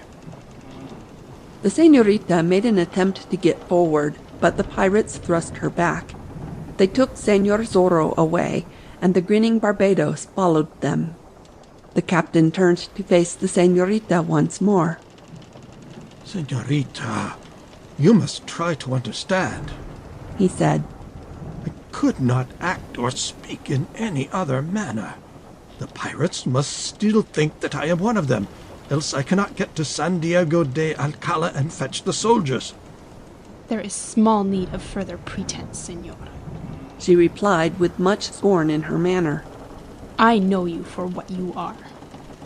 You are inclined to show bravery now that you know this Senor Zorro is alive, eh? he said. But will he live long in the hands of these pirates, some of whose friends he has slain? This Barbados loves ransom money, but Don Diego Vega is one man who never will be ransomed, for Barbados loves vengeance too. I cannot endure your presence longer, she said. Leave me alone with my sorrows. Nor can I endure your scorn much longer, Captain Ramon replied. Has it occurred to you that you are in my power completely, if I will it so? Now you show your true colors again, senor, and there is always death. And torture, Captain Ramon added. That will befall this Senor Zorro, no doubt. Torture? she cried. Real torture, such as only these beasts of pirates know how to inflict, he declared. No man can stand against such a thing for long. He will beg and shriek for the release of death when the pain begins. No, no, she cried. And you will be forced to watch it, no doubt, the Commandante continued. Barbados, his men say, is a master hand at torture of all kinds. They'll chip at him with their knives, sear his flesh with white-hot brands. Senor, for the love of the saints! You do not like the picture? Wait until you see the reality, which will be much worse than words could paint. If I could save him, give my life for his. The captain looked at her sharply. Perhaps there may be a way, he said. What mean you? I can have speech with this fiend of a Barbados and coax him to delay the torture until he has accounted for the troopers from San Diego de Alcala. The troopers will account for him and his men instead, of course, and then Senor Zorro and the caballeros will be released. And you will do this? she cried. Ah, senor, if only you would. I can do it, senorita, at a price. And what is the price? she asked. You are the price yourself, señorita. Beast! Is that a way to save Senor Zorro by calling me a beast? The captain asked. All that I ask is an immediate marriage. Would it be an ill thing to wed with one of His Excellency's officers? I cannot. My heart is not my own. Can you hesitate? The captain asked. One way, you will be my wife, and Senor Zorro will be saved from torture and will be set free. The other way, señorita, he will be tortured until he dies, and you will come to me unwed. Oh! She gasped. That a man could be such a fiend! Love drives men to do strange things, señorita.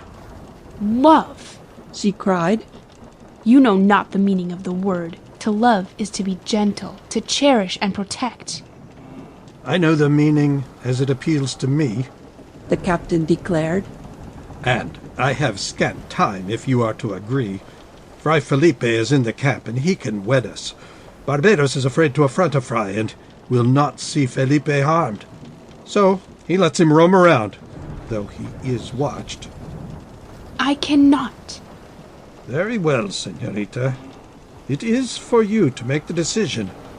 But I am afraid the pirates will have their way, and their way will not be a gentle one. Can you not be a proper man? She cried. Can you not save him without exacting such a payment? For once in your life, señor, can you not show yourself a caballero? Save him and let him claim you? Ramon asked. You are asking far too much. Is there no other way? None, he replied. There are certain things you must do. Be my wife, and I will save Senor Zorro by fetching the troopers from San Diego de Alcala. And afterwards, you must say that I did but trick the pirates, and that you wed me in gratitude for saving you from them. Such a falsehood would not come easily from my lips, señor, she said. And how can I trust you? How do I know that you would fetch the troopers? I am not afraid to make the bargain, he told her. You need not wed me until after the pirates are defeated and the caballeros are released.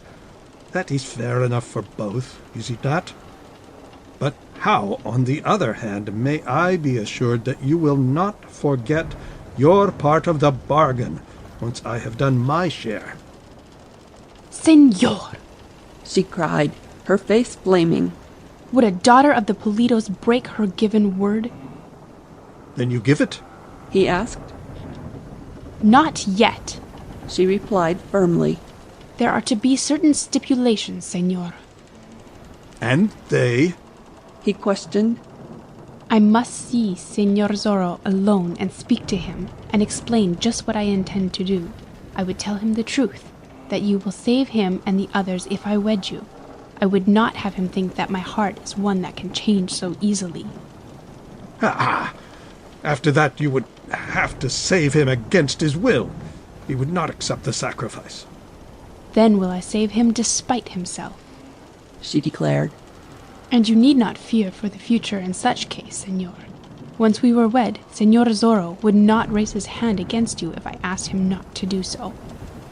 Perhaps it may be arranged, Captain Ramon said. He was plotting more, even as he spoke. He did not see how he could lose in this game. If he fetched the troopers, and the pirates were wiped out, and the caballeros saved, the señorita would keep her word if she had given it. Men might despise him for taking advantage of a situation, yet would he be safe. And perhaps, for a small sum, he could have this Senor Zorro killed yet.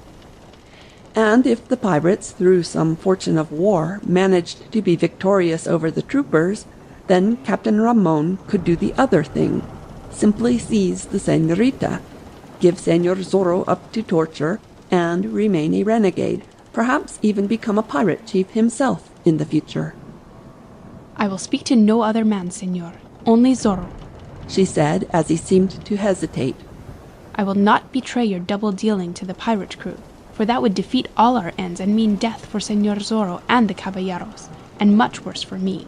But I must speak to Señor Zorro a moment before I give you my decision in the matter. I will try to arrange it with Barbados. Captain Ramon replied. Come into the other room and let the women guard you until I return. You must play the game well if you would be successful, and there is scat time. I should start my ride to San Diego de Alcala as quickly as possible. Captain Ramon, hurrying outside, found Barbados in the open space before the other adobe building. The pirate chief, it was easy to see, had been drinking heavily of rich, stolen wine. Among the pirates slain were some of Barbados's particular friends, and he was trying to drown his sorrow at their untimely taking off. He turned as the Commandante approached and greeted him with a shout. Ha! He cried, lurching drunkenly. So you have not started for San Diego de Alcala yet, Capitan. You have just come from the little señorita? See? Yet your face does not bear the marks of her nails, which is strange. I would not want the taming of her. By my naked blade, I would not. Attend me, the captain commanded, grasping the pirate chief by the arm.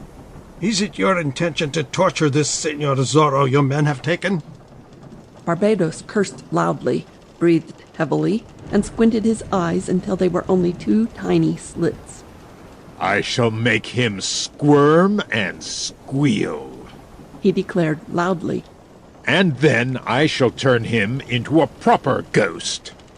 Death is nothing to a man like that, Captain Ramon told him. But torture is a different matter. Then I'll see to it that he is prettily tortured, Barbados declared. There are two sorts of torture, Barbados. The physical and the mental, said the captain. Mental? I do not understand such things. Torture to the mind, the captain explained. That is the worst kind by far. If you would have some sport with this Señor Zorro, whom we both hate, listen to me. The señorita, who was to have been his bride, is afraid that you will torture and slay him. I have told her that I will save him by fetching the troopers from San Diego de Alcala, if she will wed with me. Ha! Is this treason? Barbados cried. Are you a fool? Questioned the captain. And am I one? There must be no talk of treason between us. Attend, she will go to this Señor Zorro and explain to him what she intends doing. Just think of that, Barbados. There is torture for you. He who loves her so much will think that she is to become the bride of another man. Ah, he will squirm and squeal indeed. A prisoner, and unable to prevent it. Ha! Ah! Barbados cried, understanding finally, and grinning to show his appreciation. And we will taunt him with it, the Commandante continued. We'll watch him squirm. But it appears to me, Capitan, that in this affair you are acting the part of an ass. Barbados dared to say. Why work so hard to get the wench to agree to wed you when you can take her at your pleasure? Because it will hurt the Señor Zorro a great deal more to know that she gives her consent, the captain replied. We'll taunt him about it, and then I'll ride for the soldiers, and your men will sweep them off the earth and then ride to San Diego de Alcala and loot the place. As for this Señor Zorro, having tortured him mentally, you will proceed to torture him physically when you celebrate your victory. It appeals to me, Barbados declared suddenly. He slew some of my closest friends, yet I would not wait too long. Some of these fine enemies must be tortured soon, while I am in the proper mood for it. And there could be more mental torture, the captain said. Do not touch him until the very last. Make him watch as some of his friends are being tortured. Let him hear their shrieks of pain.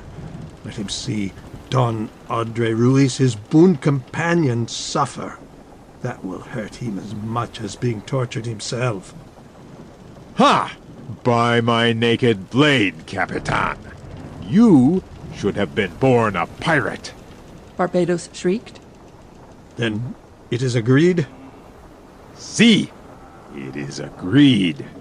I will get the senorita and let her tell Senor Zorro what she intends to do. There are 2 rooms in that adobe building, Barbados explained. This Senor Zorro is alone in the front one, for I thought it best not to put him with the others. The door between has a heavy lock, and I have the key. You can let the senorita go in there, and we'll listen at the window and enjoy his pain when she tells him. Ha! I say it again, Capitan. You should be a pirate. You are wasted in the army. Captain Ramon hastened back to the senorita, whispered that he had been able to arrange things as she wished, grinned at old Inez, and then conducted the daughter of the Pulidos across the open space and toward the adobe building where Senor Zorro and the caballeros were being held prisoners. Barbados was waiting. He leered at the girl, then called one of his men to his side and commanded that he unfasten and open the door. Senor Zorro, his wrists still lashed behind his back, was pacing around the room. From the room adjoining came the voices of the caballeros. Senor Zorro, here is a pretty wench who has some words for your ears. Barbados called. She is not so pretty as she was, having dirtied herself in an attempt to escape. But possibly she will serve. I give you a few minutes in which to hold speech. Do not abuse the privilege. Whatever you may do in the future, I thank you for this, Senor Pirate, Zorro said. Barbados laughed and withdrew and closed the door behind him. The senorita stepped forward slowly, her hands held at her breast, a look of anguish in her sweet face. Senor Zorro was smiling down at her. The saints are good, Senorita, he whispered, that I may see you again. Diego, my beloved, it is a sad errand, she interrupted. Yet I had to come. His face was grave for an instant, and then he smiled at her once more. So they have sent you to tell me that I must die? He asked. I could not receive a warrant of death from sweeter hands. My one regret is that I have failed in your rescue. I do not fear the coming of death. It will be only another adventure. It is for you that I fear. Fear not for me, she said. Nor fear the coming of death either. It is not a warrant of death that I bring you, Diego. I have come to tell you that you are to go free. Free? Senor Zorro gasped. Have pirates turned kind? Has old Fray Felipe demonstrated to them the error of their ways? Is the devil going to mass these days? Senorita, you are trying to make this sentence lighter by saying it in a kind manner. Speak out. Don Diego Vega is not afraid to learn the truth, and most certainly Senor Zorro is not. I know that you are not afraid, Diego. I dread to tell you this thing, though it means your life. He stepped closer to her suddenly and looked down into her eyes. What are you trying to tell me? He asked kindly. Do not be afraid to speak. That you are to go free, Diego. She replied, failing to meet his glance. And how may that be? He asked. Captain Ramon is to arrange it. Put not your trust in Ramon. Ah, Diego, but there is naught else to do, she said. He tells me that he is tricking the pirates. He he will ride to San Diego de Alcalá and return with the troopers from the presidio there. The pirates will be slain or captured, and you and the caballeros will be saved. Ramon will do this, Senor Zorro cried. Is there some hidden spark of gentlehood in the beast? He will do it, Diego, for a price. Ha! I might have known it. Well, I can pay the car. What is the price? Not money, Diego, beloved. The price is that I wed him. Senor Zorro sucked in his breath sharply and bent quickly over her. You wed with him? He said. Wed with a snake like Captain Ramon? Only to save you, Diego. Ah, do not think that I am untrue. He asks but my word, the word of a Pulido. And the wedding is not to take place until he returns with the troopers. The pirates are slain, and you are free. Senorita. There will be torture and death for you else. She was quick to add. And I will remain true, Diego. I shall but promise to wed him, understand? And after the ceremony, before he can claim me as his bride, I shall die. And do you think that I would accept such a sacrifice? Senor Zorro asked. Could I live and see you the bride of another man? And could I live knowing that you had taken your own life for me? No, senorita. If I do not, they will torture and slay you. Then let them torture and slay, he said. You cannot do this thing. You, a daughter of the Pulido blood. Think of the blood in your veins. I could not be his wife except in name, but I can die, she said. Only a thrust of the dagger after the ceremony. The blood of the Pulidos tells me to do that. I command you, entreat you. Can I see you die? She asked. And if I refuse, there will be nothing except death for me as well as for you. For Ramon will try then to make me his by force. Better to die in defense of your honor, senorita, than have your fair name linked with his even for a moment. Senor Zorro declared. I demand that you refuse to do this thing. Ah, senorita, all hope is not gone. They have taken my sword, and they have bound my hands, but I am not helpless entirely. The spirit of Zorro still burns in my breast. Given but a little time, and I'll win through. Diego. If we could work for time, he said. Perhaps I can hold him off for an hour, she whispered. But no longer than that, I am sure. And there may be a way. I have thought of something. What is it? Whisper, she commanded. I am sure that they are listening outside the window. Pretend that all is agreed between us. Let me embrace you. Barbados and Captain Ramon not only were listening, but also they were peering through the window, and they saw her go up close to him, press against him, saw her arms go around him as though in a last embrace. But her back was toward the window, and they could not see all. For, as she pressed against him, the little senorita took from her bosom the dagger that the woman Inez had given her when she had attempted to make an escape, and which had been forgotten afterward. And she reached around him, even as she buried her head against his breast, and sawed with the sharp dagger at the cords that bound his wrists. Careful, she warned. Hold the ends of the ropes, so they will not know that you are free. See, he breathed. Never in all the world was there ever a senorita like you. Hope sings within me again. Do not let it show in your face, she warned. Her hands crept to the front again, and she slipped the dagger into the sash around his waist. She knew that he felt it and knew that it was there. And then she stepped back and raised her voice so that those at the window could hear. It is the only way, Diego, she said. I must leave you. I cannot endure this scene longer. Take my lips, Diego, for the last time. She raised her head, and her eyes closed. He bent forward. Their lips touched. And then she gave a little cry as though of pain, and rushed back toward the door. And Senor Zorro remained standing against the wall, anguish in his countenance. Barbados opened the door and let the señorita out of the room, then closed and fastened the door again. Captain Ramon hurried up to her. "You have decided, señorita?" he asked. Almost am I ready to give you my sacred word, but not quite, she replied. It is a terrible thing for me, señor.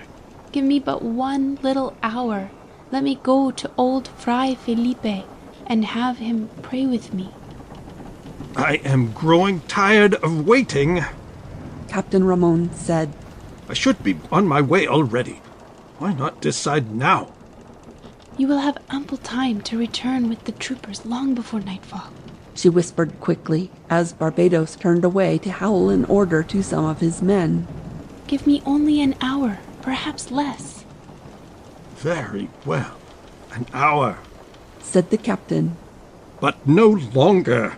I'll find the fry for you and put you both in one of the huts under guard until you can make up your mind." Señor Zorro fought the battle of his life after the little señorita had gone and the door had been closed and barred to keep from showing his elation in his face. His hands now would be free at any time he wished to drop the ends of the cords that bound his wrists. He had a weapon hidden in the sash about his waist. Given those minor advantages, Señor Zorro felt that he could disconcert his enemies again, else fail to be Zorro.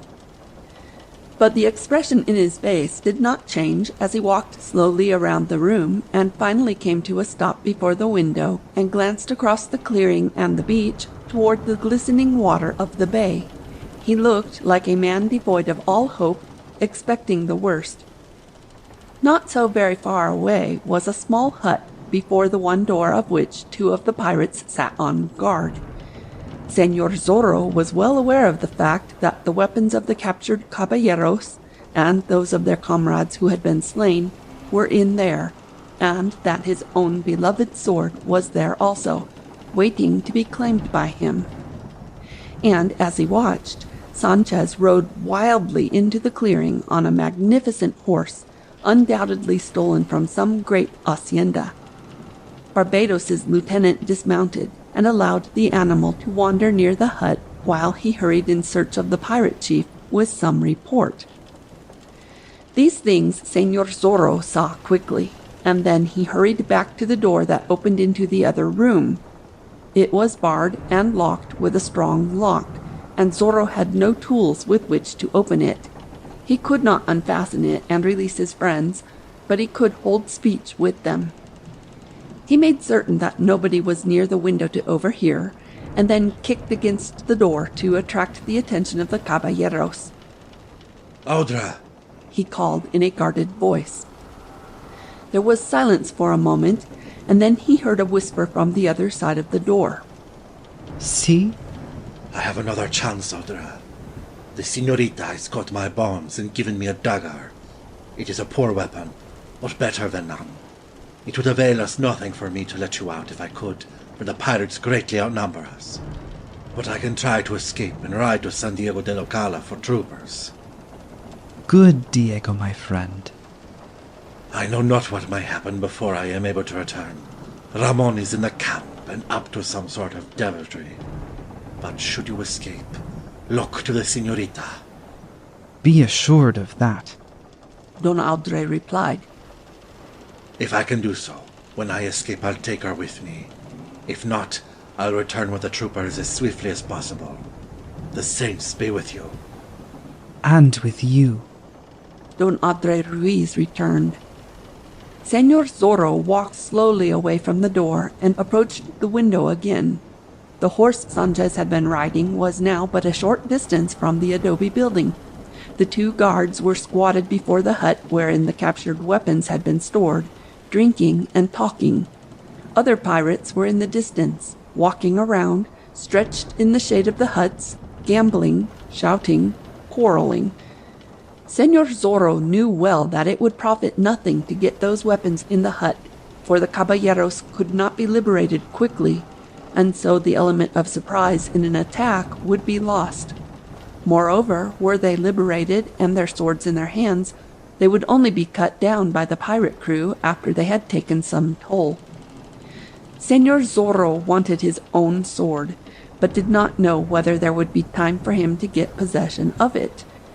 He would not dare stop to attack the two guards, for the other pirates would rush up and endanger his chance for escape. It would be far better, he decided quickly, to seize the horse and ride with what speed he could toward the distant village of San Diego de Alcala, get help there at the Presidio, and return to the work of rescue with an armed force behind him. Back to the door he hurried. Audra, he called softly. See? Rise a din in there. Create a bedlam of a sort, and 'twill help me vastly. Pretend to be fighting among yourselves. He did not have very long to wait. He could hear Don Andre Ruiz whispering instructions to the other caballeros, and almost instantly they began shrieking at one another, pounding on the heavy door, making a bedlam of noise. Señor Zorro hurried across to the outside window and called to the guards before the hut. Come here, he shouted. The prisoners are fighting and slaying one another. But they refused to leave their posts, as Señor Zorro had hoped they would do. Instead, they shrieked the news at Barbados, who was not far away, and he ran toward the adobe building, followed by Sanchez and half a dozen of the men. They unbarred the door and burst in upon Señor Zorro, who stood back against the wall, gazing at the door of the adjoining room as though trying to decide what was taking place inside. From the other side of that door came shrieks and cries and the sounds of blows. Fiends of hell! Barbados swore. They will slay one another, and then there will be neither torture nor ransom. Unfasten that door and stand ready to drive them back if they try to make an escape. And 2 of you guard that outside door also. One glance he flung at Señor Zorro to find him standing against the wall as if his attention were concentrated on the other room. But as Barbados turned toward the door again, Señor Zorro shifted along the wall for a distance of a few feet, and glanced toward the door through which he would have to go to freedom. He waited until the other door was about to be thrown open, until the pirates in the room had their attention centered there. And then Señor Zorro dropped the severed cords from his wrists, wriggled his fingers for an instant to restore the circulation of blood, and suddenly brought his hands around in front of him and tore the dagger from his sash, where the little señorita had put it. Forward he hurled himself, just as the other door was opened. He took the 2 men before him by surprise. One he hurled aside, the other he was forced to wound slightly to get him out of the way. Past them he dashed, even as they shrieked the intelligence that he was escaping. Out into the open he darted, and straight toward the horse that Sanchez had ridden into the clearing. He would have no difficulty in getting to the horse, he saw, but his escape was all that he could negotiate. A glance told him that the señorita was not in sight, and he had no time to search the entire camp for her. The pirates were rushing toward him from every side, attracted by the tumult. Barbados, behind him, was shrieking commands and foul oaths. The dagger held between his teeth, Señor Zorro dodged the 2 men before the hut and vaulted into the saddle, kicked at the animal's flanks, and was away. Behind him a pistol barked, but the ball flew wild, and he could hear the insane roar of rage that Barbados gave because he had missed the target. It was a flying target now. Señor Zorro bent low over the horse's neck and kicked frantically at the animal's flanks again. Straight across the clearing he guided the animal toward the trail that ran to the crest of the slope. Another pistol roared behind him, but he did not even hear the shrill whistling of the flying ball. He wished that he might make a search for the señorita, but he was afraid that capture might result if he tried it. And were he captured again, Barbados would make short work of him. It were better to get away free and return later to rescue. He was approaching the edge of the camp now. He knew that there were some mounts with saddles and bridles on, and that there might be a pursuit. Once over the crest he would have a chance. The pirates would not dare follow him too close to San Diego de Alcala, and that was only 8 miles away. And then he saw, just ahead of him, Captain Ramon. The Comandante was drinking from a bottle and talking to some women of the camp. He whirled around when he heard the mad pounding of the horse's hoofs, and Señor Zorro saw his face go white as he struggled to get his sword from its scabbard. The Comandante had recognized him. The women shrieked and fled. Captain Ramon, his sword out, stood his ground. Straight toward him Señor Zorro raced his horse, bending forward, his dagger held in his right hand again. Now he wished he had his beloved sword. But Ramon sprang out of the way just in time and swung his blade in a vicious blow. It missed Señor Zorro and struck the horse on the rump, inflicting a minor cut. It had the effect, however, of frightening the animal more. Up the slope he raced, and Señor Zorro sat straight in the saddle and shrieked at the top of his voice, "Atención, caballeros near!" It was not merely in a spirit of bravado. It was to let the little señorita know, if she did not already, that he was free and riding wildly for help. In that instant, as he watched the singing Zorro racing up the slope toward the crest, Captain Ramon realized that his future was hanging by a very thin thread. Were he to protect his own interests, he must move swiftly. He sensed that Señor Zorro would make a mad ride for San Diego de Alcala and pour a story into the ear of the Comandante of the Presidio there. And it was highly imperative that Captain Ramon tell a far better story, and tell it first. Ramon managed to return his sword to its scabbard, and then he raced with what speed he could toward Barbados and the others, who were following lurchingly in Señor Zorro's wake. He grasped Barbados by an arm and hurried him aside. "What happened?" the Comandante demanded. "The fellow tricked us in some fashion," Barbados declared with an oath. "His hands were untied, and he had a dagger. If that pretty wench we let speak with him—" "Attend me!" Ramon cried. "The wench is under guard in one of the huts, and is not to be touched. Get me a horse. Be quick about it. The fool is riding to San Diego for troopers." "Ha! Let them come." "I must get to the Presidio before he arrives." Captain Ramon explained. "The lieutenant there will take orders from me. Then I'll lead the troopers into your ambush, as we had planned. And this Zorro—" "Ha! This Zorro!" Barbados cried. "When I have my hands upon him again, there'll be no delay."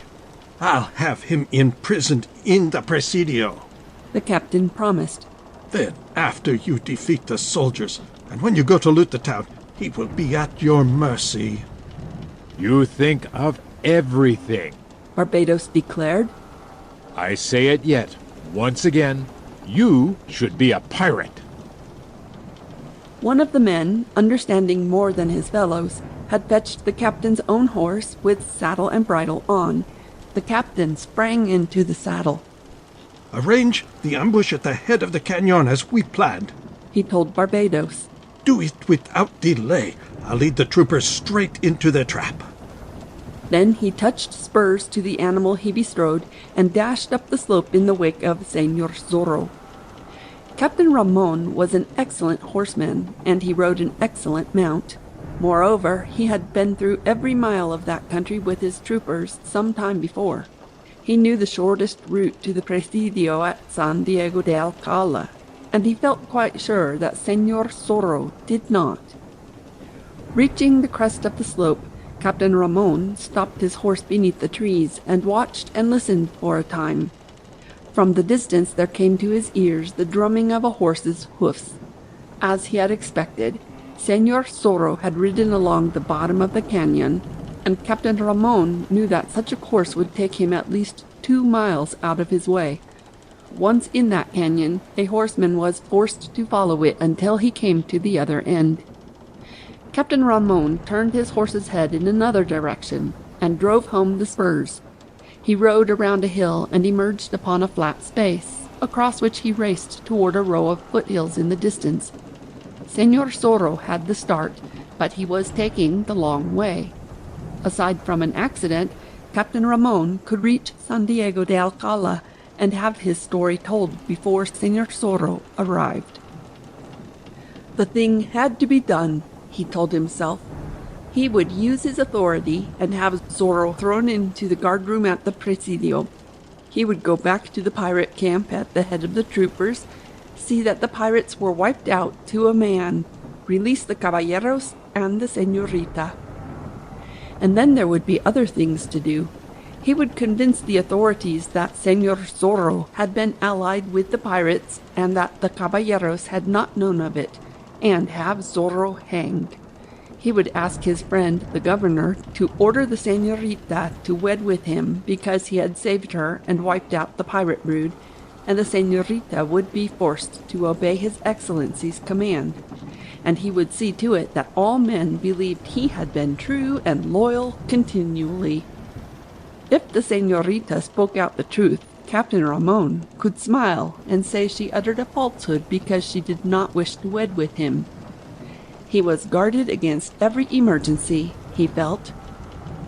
There was a mere possibility, of course, that the pirates might be victorious, and in such case Captain Ramon would pretend that he had been with the rogues always, turn pirate himself, and have the señorita. But he preferred the other way. He thought of these things as he rode. Around another hill and down a slope he rushed, and when he came to a wide trail that ran toward the distant El Camino Real, he knew that he had distanced Senor Zorro. Yet he rode furiously, for he wanted all the time he could have at the Presidio before Zorro arrived. And finally he reached the highway, and tore along it like a mad horseman riding on the wind. The mount beneath him was showing signs of wearying, but the captain urged him on. Now he was flying past natives' huts scattered along the broad highway. Children and chickens and swine hurried from his path. Women came to the doors of the huts to look after him through clouds of dust. Then he could see, in the distance, the Presidio on its little hill and the group of buildings around it. Captain Ramon urged his horse cruelly. As he approached, men turned to watch him. Before the Presidio itself, troopers sprang to their feet, as men will when there is a feeling of excitement in the air. Captain Ramon stopped his horse in a cloud of dust before the Presidio entrance, and was out of the saddle before the nearest trooper could seize the bridle. The men saluted, but Captain Ramon spent no time in answering their salutes. Drawing off his gloves, he strode through the entrance and straight toward the office of the Comandante. He had lied nobly to Barbados. Instead of there being a smaller force of soldiers than usual at San Diego de Alcala, there was an extra detachment, come to relieve others who were to go toward the north. But only a lieutenant was there by way of officer, the real Comandante being on a journey to San Francisco de Asís to explain certain things to the governor. Captain Ramon opened the office door and strode inside, gasping his breath, slapping the dust from his uniform. The lieutenant sprang to his feet. "Ramon," he cried. "so far from home." Captain Ramon stopped him with a gesture. "Have your trumpeter sound the assembly, and gather your men while we talk," he commanded. "This is serious and urgent." The lieutenant was a good soldier and did not question. He sprang to the door and called an order, and almost immediately the commanding notes of a trumpet rang through the place. Then the lieutenant closed the door and hurried back to the long table in the middle of the room before which Ramon was sitting. "Pirates within 8 miles of you," Ramon declared. "They have a large camp. 3 nights ago they raided Reina de Los Angeles." "The news has reached us." "Ha! I followed by land and approached their rendezvous at an early hour this morning. They abducted Señorita Lolita Pulido. Some caballeros pursued them by sea, fought, and were overcome. Many are being held prisoners for ransom and torture. The Señorita is a prisoner also." "Where?" the lieutenant asked. "On the coast, a bit north. I lurked about the camp and made some discoveries. Senor Zorro is mixed up with them." Zorro? The lieutenant gasped. The same. His wild blood has broken out again. The señorita is of the opinion that he followed to rescue her, when in reality he had her stolen. He was to have married her, but is eager for lawlessness, it appears. This will be the end of the fiend. Ha! The lieutenant gasped. If... Attend! Ramon interrupted. I overheard a plot.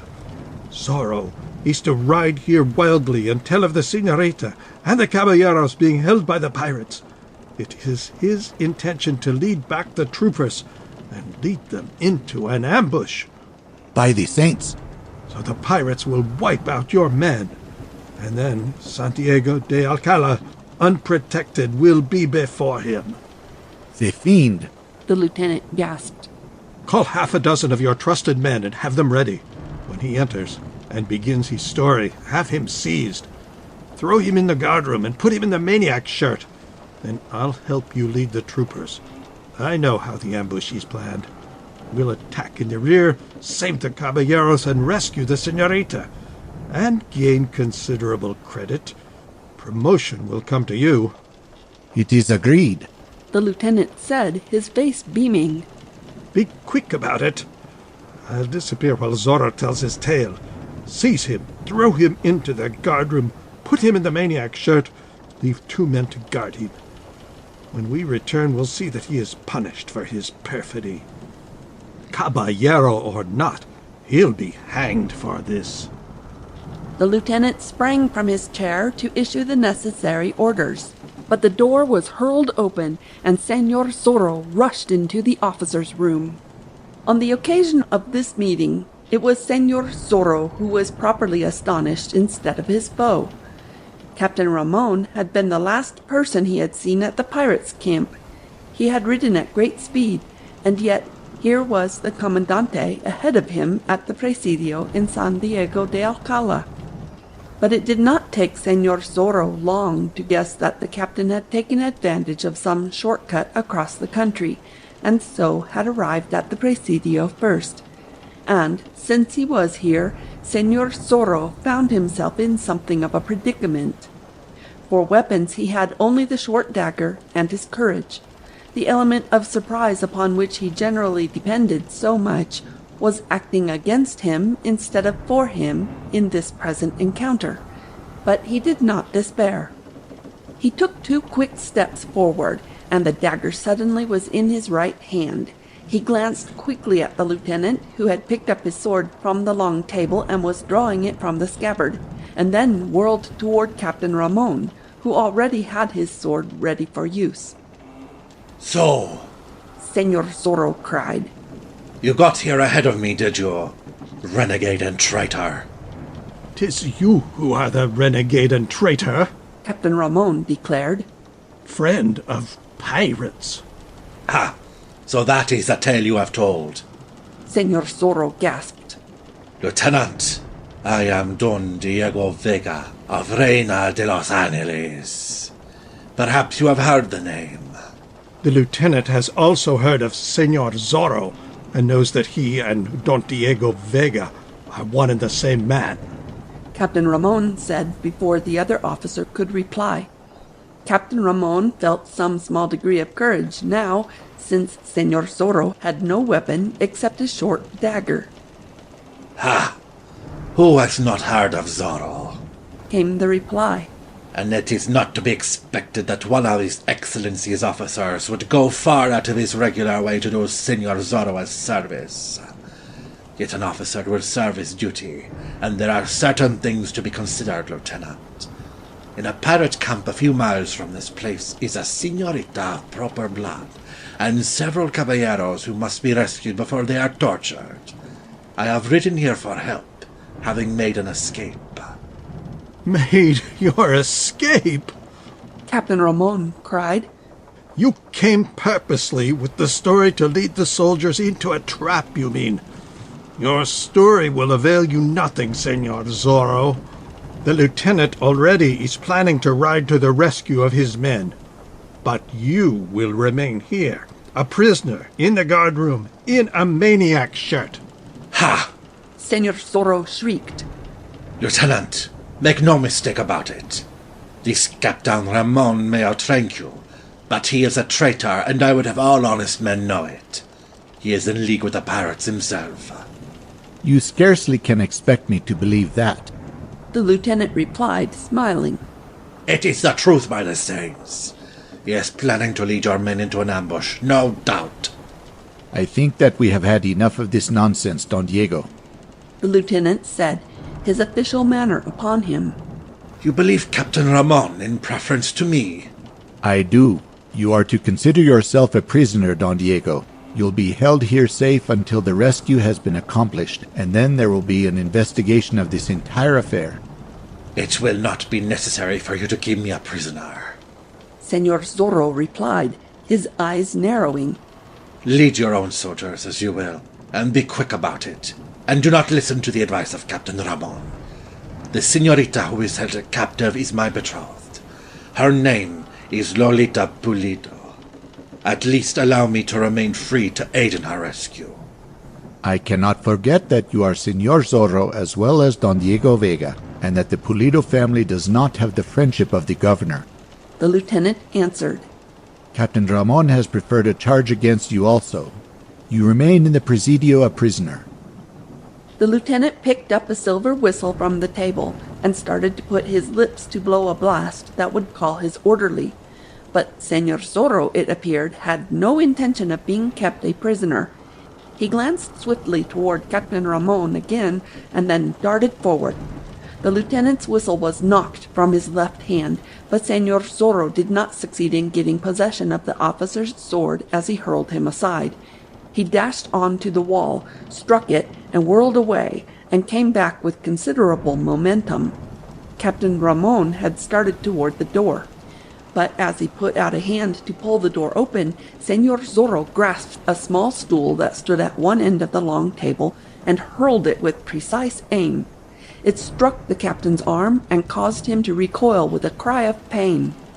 The lieutenant was young and enjoyed the recklessness of his youth. He bellowed his challenge and charged. Senor Zorro caught his sword against the dagger and warded off the blow, but to do so he was compelled to give some ground, and so Captain Ramon got to the door and opened it. "Troopers!" he cried.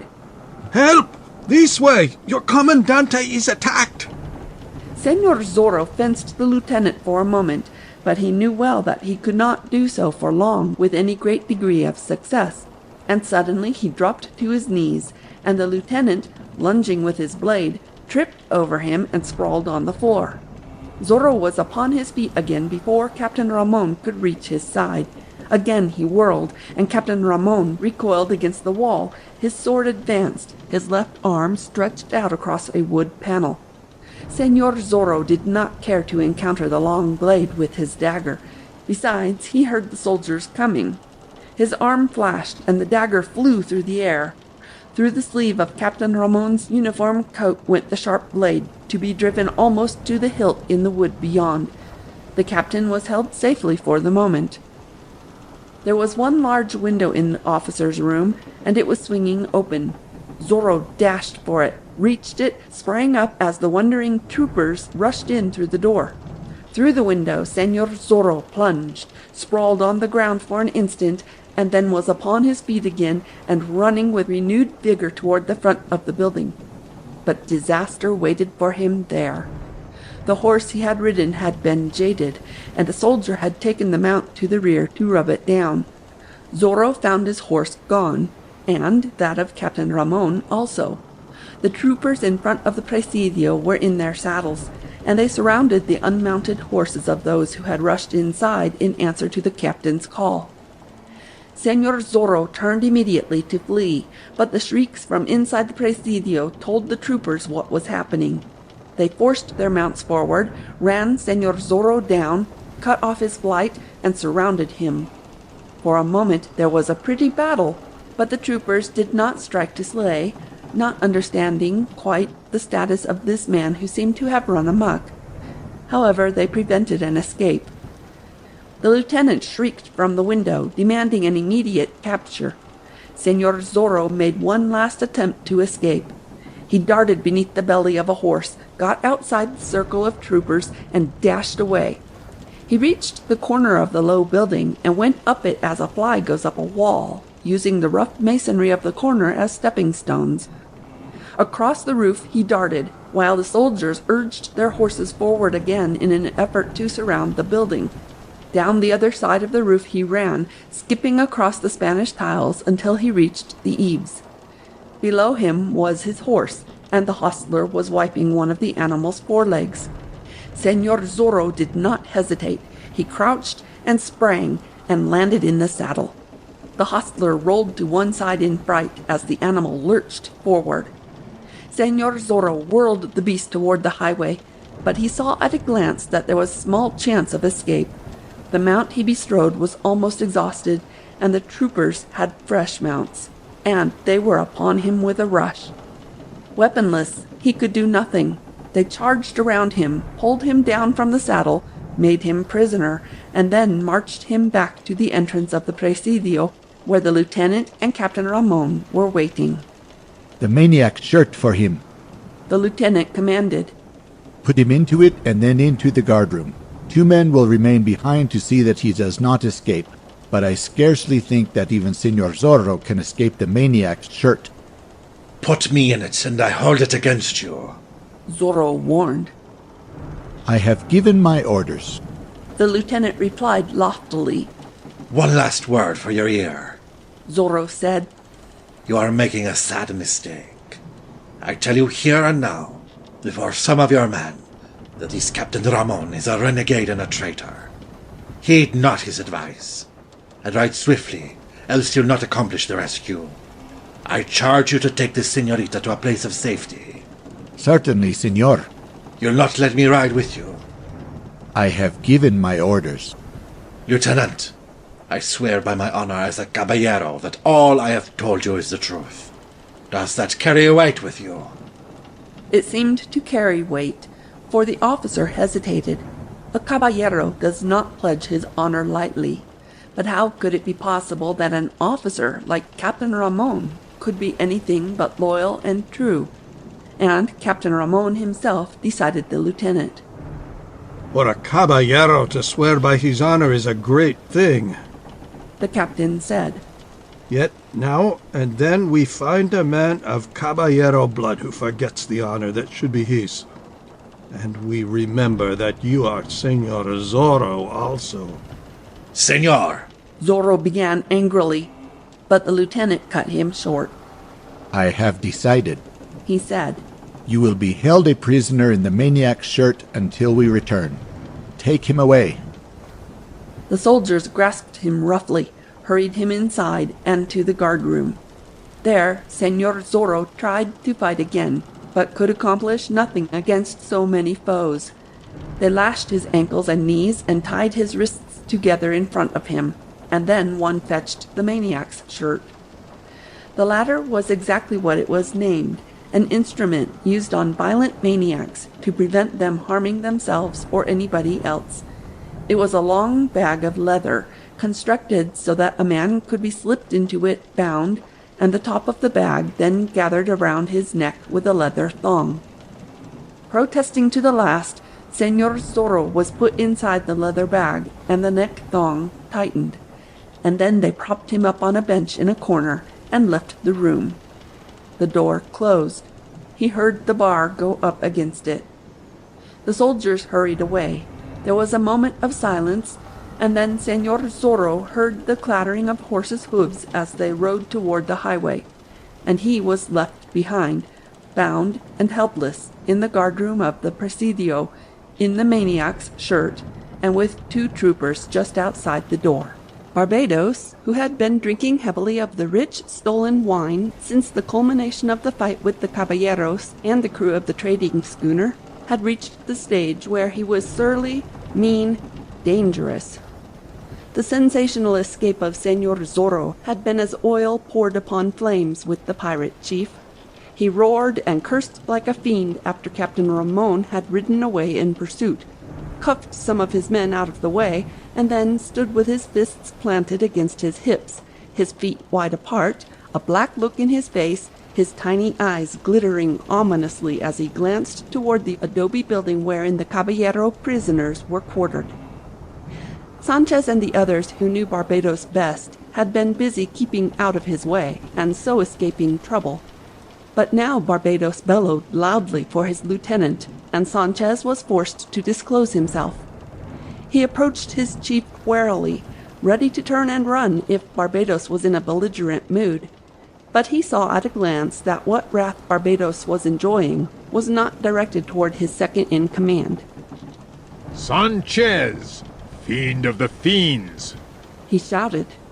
"By my naked blade, it is in my mind that we are growing weary because of the lack of sport."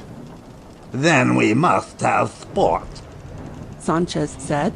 "If you've anything to suggest." "We have prisoners," Barbados remarked, licking his thick lips. "and it is possible that a little torture would not be amiss. Say, roasting at the stake for one of those high-born caballeros whose blood is gentle." "Ha!" Sanchez grunted. "It is an excellent idea, if we draw out the man's agony." The drawing out of his agony can be accomplished without a great deal of trouble, Barbados declared. "We'll make him squirm and squeal." "But there is an ambush to be prepared for the soldiers," Sanchez suggested. "There will be ample time for that at a later hour," replied the pirate chief. "It will take some time for those troopers to gallop out here from San Diego de Alcalá. We can fight better if we have more wine to drink and some sort of sport to watch before giving battle."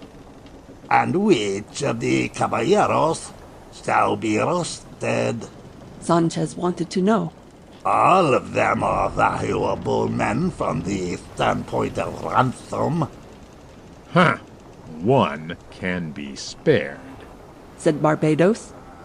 "Not a man in that adobe but has very rich relatives. What sum we lose from the one we roast, we can fasten on the others. We'll force them to gamble and decide the victim themselves. That is a happy thought. Come with me and fetch half a dozen trusted men along." Barbados, having arrived at a decision, started straight for the adobe building as Sanchez shouted to some of the men nearest. The pirate chief unfastened the outer door and entered with the others at his heels. Then he unlocked the inner door and threw it open.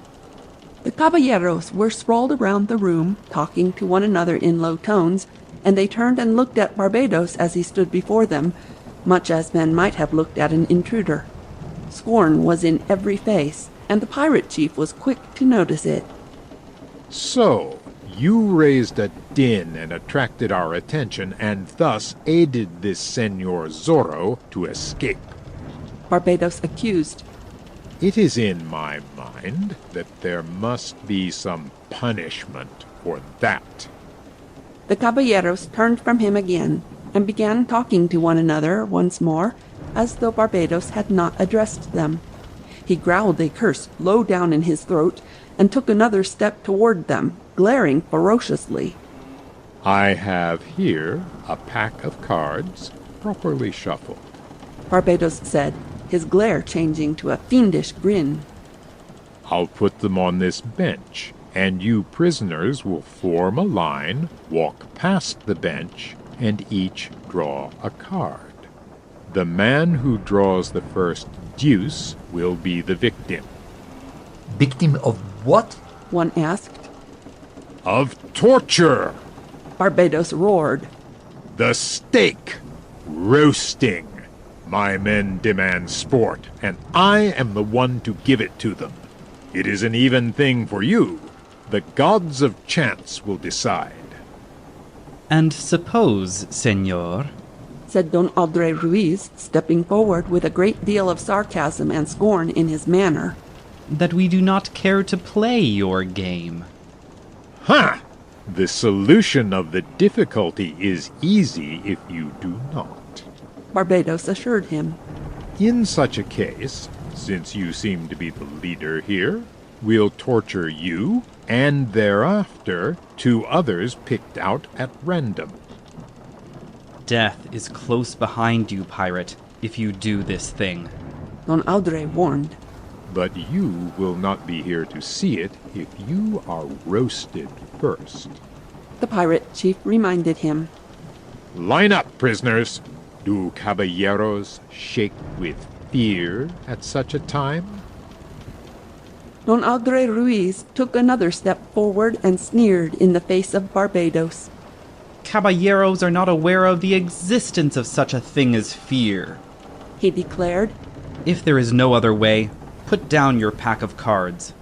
But if you have courage and the spirit of fair play, let me fight it out with any 2 of your crew of fiends. A dagger against long blades. Do I resemble a fool? Barbados requested to know. Have I but half a mind? Run a needless chance when we have you powerless already. Ha! A caballero might do such a fool thing, but I am not a caballero. A blind man could see that. Don Audrey retorted. Huh! More of your insults, and I'll roast the lot of you. Line up. Here are the cards. Barbados put the greasy pack down on the end of the bench and stood back, folding his great arms across his chest. Don Audrey Ruiz glanced around at his comrades, and they began forming the line. Sergeant Gonzalez, feeling a bit out of place, dropped back to the end, and then the line moved forward, and the first man turned a card and saw that it was a 10 and passed on. One by one they advanced to the bench, picked up a card, showed it to Barbados, and moved forward again, playing with death, but with inscrutable faces. Ha! The pirate chief cried. Fortunate caballeros, eh? But one of you must draw a deuce soon, and then my men will have rare sport. We'll see whether a caballero of gentle blood will squeal and squirm when the hot flames lick at him. We'll let the women torment him first, and the children. Well, ha! Barbados suddenly bent forward, an evil smile upon his face. Don Audrey had reached the bench and had turned over his card, the deuce of spades. Don Audrey drew in his breath sharply, but his face never gave a sign of emotion. The others crowded forward. Ah! Barbados shrieked. It is well done and appropriate. You are their leader, senor, and possibly will set them an example how to die. For you, we will make the fire hotter and the torment longer. We'll see how long you can live. He'll flinch quick enough. Sanchez cried, grinning. Don Audrey Ruiz tossed the card away and dusted his hands as though the bit of pasteboard had soiled them. Then he raised his head proudly and looked Barbados straight in the eyes. How soon? Don Audrey Ruiz asked. How soon, caballero? Now, at once, and immediately. My men crave sport. Barbados cried. And while they listen to your shrieks and pleas for mercy, they can drink some rich wine we took from Reina de los Angeles. Are you human man enough to let me have speech with Fray Felipe before I die? Don Audrey asked. Want to pray with him, do you? Barbados sneered. I'll have him at the stake for you. You can pray through the smoke. There was a sudden jostling in the crowd, and Sergeant Gonzalez shouldered his way to the front. Foul pirate, said he. Murderer and fiend, let me make a deal. What is this? Barbados asked. I am a bigger man than the caballero here, and fatter men roast better. Also, I wear the uniform of the governor, and you hate such uniforms. I'm twice the coward that Don Ruiz is. I'd squirm and squeal twice as much. Would it not be better sport to roast me at the stake? You want to die for him? Barbados asked. I offer myself in his place, since your fiends must be amused. I did not get a chance to draw a card, or surely I'd have drawn a deuce. Don Andre put his hand on the sergeant's arm. This is useless, my friend, he said. Not so, Sergeant Gonzalez declared. You are a fine man of parts, Don Andre Ruiz, and really amount to something in the world. And I am but a big pig. There are many better men who can fill my place. Whatever your birth and station, you are now, in my estimation, a caballero and a brave man. Don Andre said. Barbados roared his laughter. A hero! He sneered. I cannot let you take the caballero's place, fool soldier, but since you wish to be roasted, your wish is granted. We'll roast you later, when we have need of more sport. These other caballeros will be ransomed, but there is nobody in the world who would ransom you for as much as a bottle of thin wine. That is true, fiend of hell, Sergeant Gonzalez said. But it is not true. Don Andre Ruiz cried, his face lighting. He whirled to confront the other caballeros. Friends, promise me this last request. Have your people make up a purse and ransom this soldier, he said. He has been the friend of Don Diego Vega for years. We used to smile at that peculiar friendship, but now I can understand. The sergeant, also, is a man of parts. And Don Diego realized it, while we were blind. A last handshake, and then... They surged toward him, and Barbados and his men stepped back to the door and waited.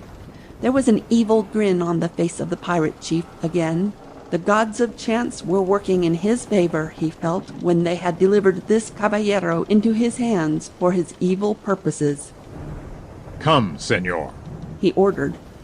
It is not gentlemanly to keep my men waiting long for their fun. Don Andre Ruiz shook the hands of his friends for the last time and turned away. They led him out and closed and barred the door again. They conducted him through the front room and into the open, first binding his hands behind his back.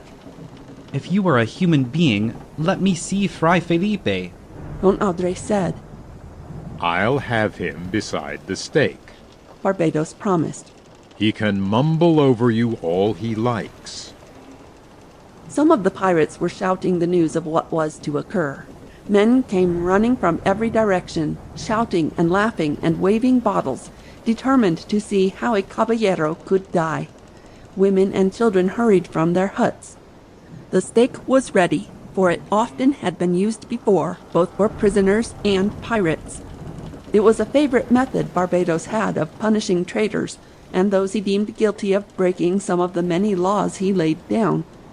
It stood near the sea, a long metal bar upright in the soil, the debris of many fires scattered around it and half buried in the shifting sand. Already some of the men were hurrying toward the stake with fuel. The women and children were shrieking insults at the condemned man. But Don Andre Ruiz held his head proudly, and his lips were curled in scorn. Only the unusual pallor in his face told that there was a tumult of emotions within his breast. They lashed him to the stake and made his body fast there with ropes and leather thongs. One chain they wrapped around him to hold him fast after the ropes had burned away. Women spat at him. Children hurled at him small stones and scoops of sand. The pirates danced around him like savages, waving wine bottles and brandishing their cutlasses. So you think that you will not squirm and squeal, eh? Barbados taunted. In a very few minutes, we'll learn the truth concerning that. You promised me the fry. Don Andre Ruiz replied. But I did not think that a pirate could keep his given word. Ha! I'll show you that I can play at having gentle blood. Ha ha ha ha! Barbados laughed. Matter of honor, eh? The fry. Fetch me the old fry, some of you. The dancing and drinking was continued, and more fuel was heaped around the stake and its victim. A few feet distant stood a man with a flaming torch. Barbados, his arms folded across his chest, stood waiting to give the word, and after a time, old Fray Felipe thrust his way among them and reached the side of the pirate chief. What is this that you would do?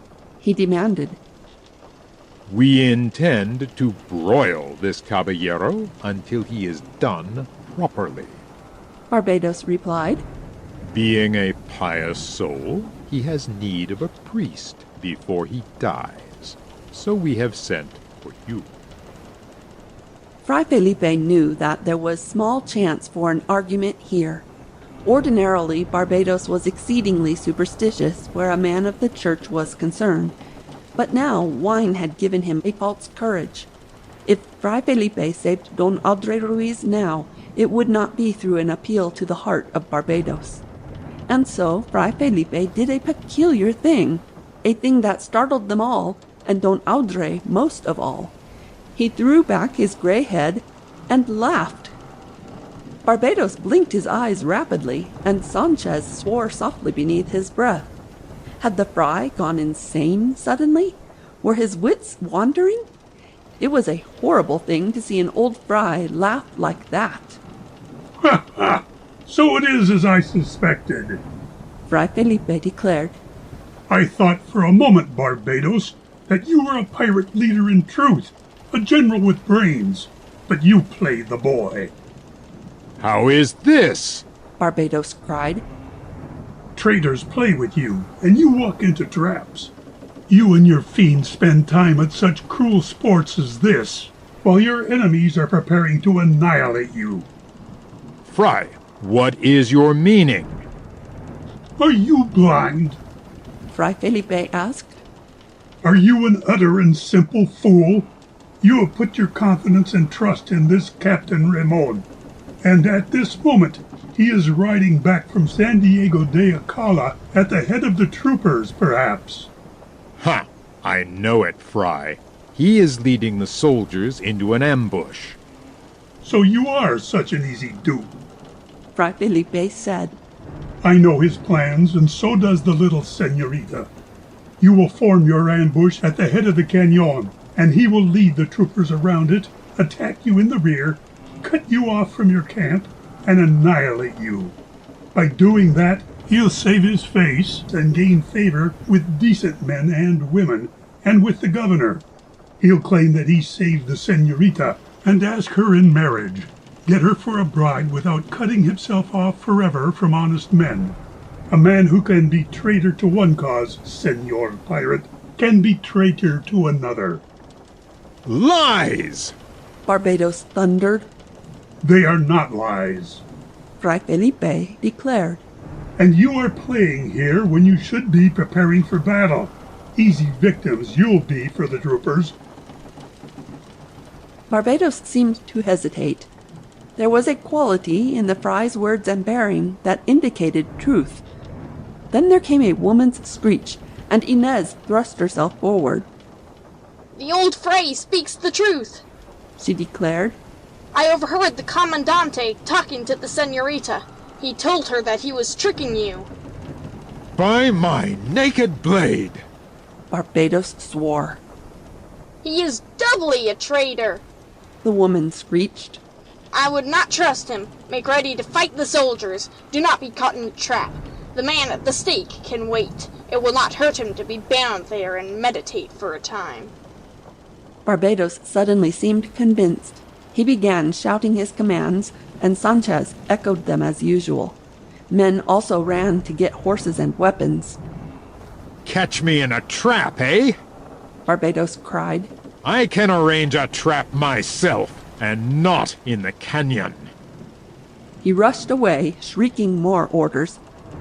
Don Andre Ruiz, fastened to the stake, was forgotten for the moment. Fray Felipe approached him. It was the only way, caballero, The gentle Fry said. It would have been far better to have let the traitor wipe out these rogues entirely, but I had to save your life, and the soldiers will triumph when they come. Right is on their side and fights with them. Also, Senor Zorro is at liberty. Loose me, Fry. I cannot, senor.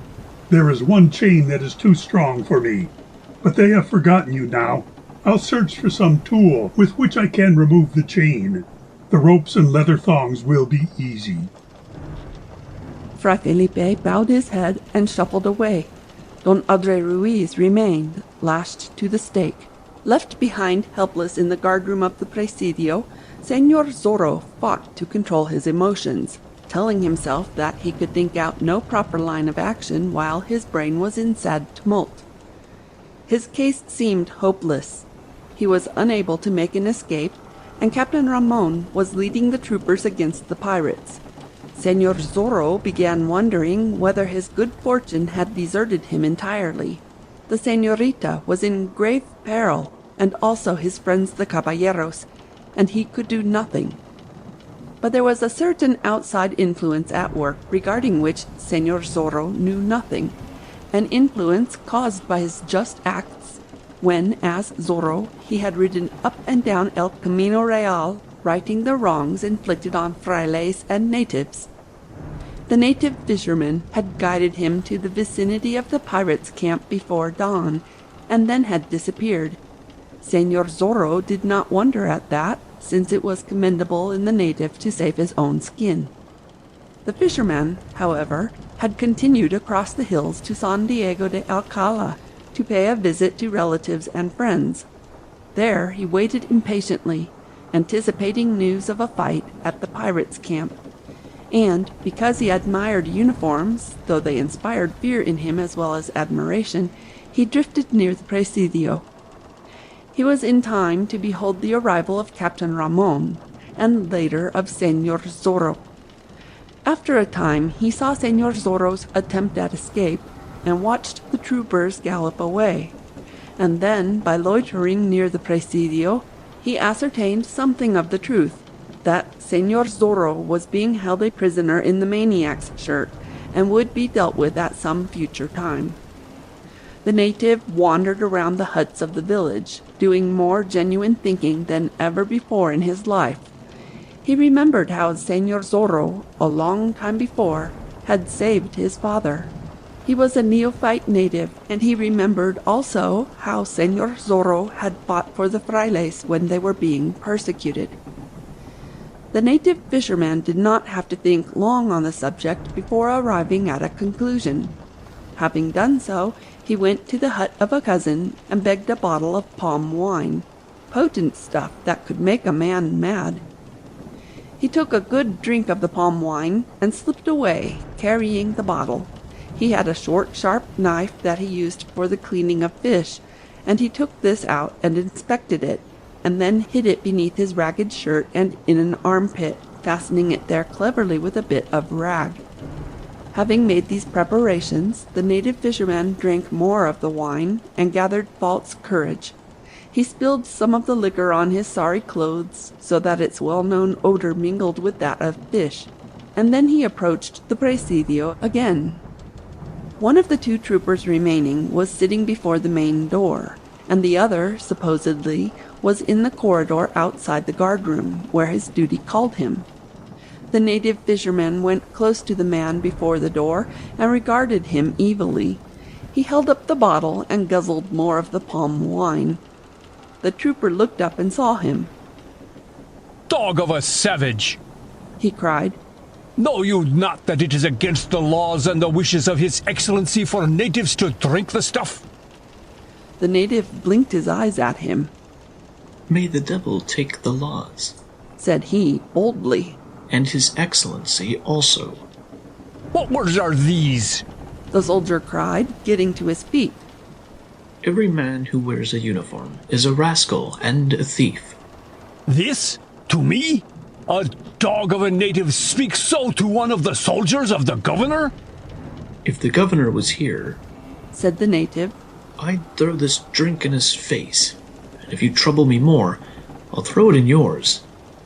Ha! In that case... For you dare not put me in the guardroom, the native declared. I have too many friends. The trooper exploded and rushed forward. Low-born dog! He shrieked. He caught the native and cuffed him, and instead of taking the blows calmly, the native fought back. It was too much. Into the guardroom you go, the soldier shouted. And when the Commandante returns, he probably will order you whipped, and I'll wield the lash. Give me that bottle. The trooper took the bottle and sat it down carefully, having noticed that it was half full, then hustled the native inside and along the corridor to the door of the guardroom. The other soldier looked up questioningly. This dog has been drinking palm wine and making remarks about His Excellency, the first soldier said. Throw him into the guardhouse. He is fit company for Senor Zorro. The door was opened, the native was hurled inside, and the door was closed and barred again. The two soldiers peered through the small aperture in it. They saw the native pick himself up and look around as though dazed. Ha! One of the troopers cried. You will wonder what it is all about before morning. That palm wine is dangerous stuff. And I took half a bottle of it from the dog before we put him in, the other whispered. Let us watch a moment before we sample it. The native glanced toward the corner where Senor Zorro, in the maniac's shirt, was propped up on a bench. He lurched toward him, bent forward, and peered into his face. A white man? He gasped. In the guardroom, the same as me. He threw out his chest and strutted around the room, as though a great honor had come to him. The soldiers at the door laughed. The native turned and blinked his eyes at them, mouthed some meaningless phrases, and appeared to be dazed again. Twice he shrieked like a soul in torment. He beat his fists against the wall of the guardroom. See, that wine is strong stuff, one of the soldiers said. Still they remained watching, but the native, it seemed, was exhausted. He slipped down to the floor, crawled over against the wall, and let his head topple to one side. Twice he nodded, and then he began to snore. The troopers closed the little door of the aperture. The fun was over. Though he had recognized the native, Senor Zorro had spoken no word. He was not certain whether the man was under the influence of palm wine or shamming. He listened and heard the two soldiers walk down the corridor, then turned his head and glanced at the native again. The native had opened one of his eyes and was watching the door. They are drinking our wine, Zorro hissed. Si, senor. One moment. The native slipped slowly and carefully along the wall until he was within a few feet of Senor Zorro. I thought it out, senor, he said. I know those maniacs' shirts, for once they bound me and put me in one, and I have a sharp knife. Careful, Senor Zorro warned. If you succeed in this, I will make you rich for life. I am not doing it for riches, but because you've been kind to my people and to the frailes, the native said. I must do my work swiftly. He had the knife out now and began working at the tough leather of the shirt. The thong that drew the shirt about the neck was fastened with a metal clasp, a sort of lock, and so the tough leather had to be cut. The native sawed through it and loosened the thong. He stopped to slip noiselessly across to the door and crouch and listen there. He hurried back and began peeling the leather sack off Senor Zorro. He worked frantically, guessing what would be in store for him if he happened to be caught. If I escape, then must you do so. Senor Zorro said. And keep away from San Diego de Alcala for many moons to come. I understand, Senor. And if I do not escape, remember, please, that I did what a poor man could. I'll help you, and I can.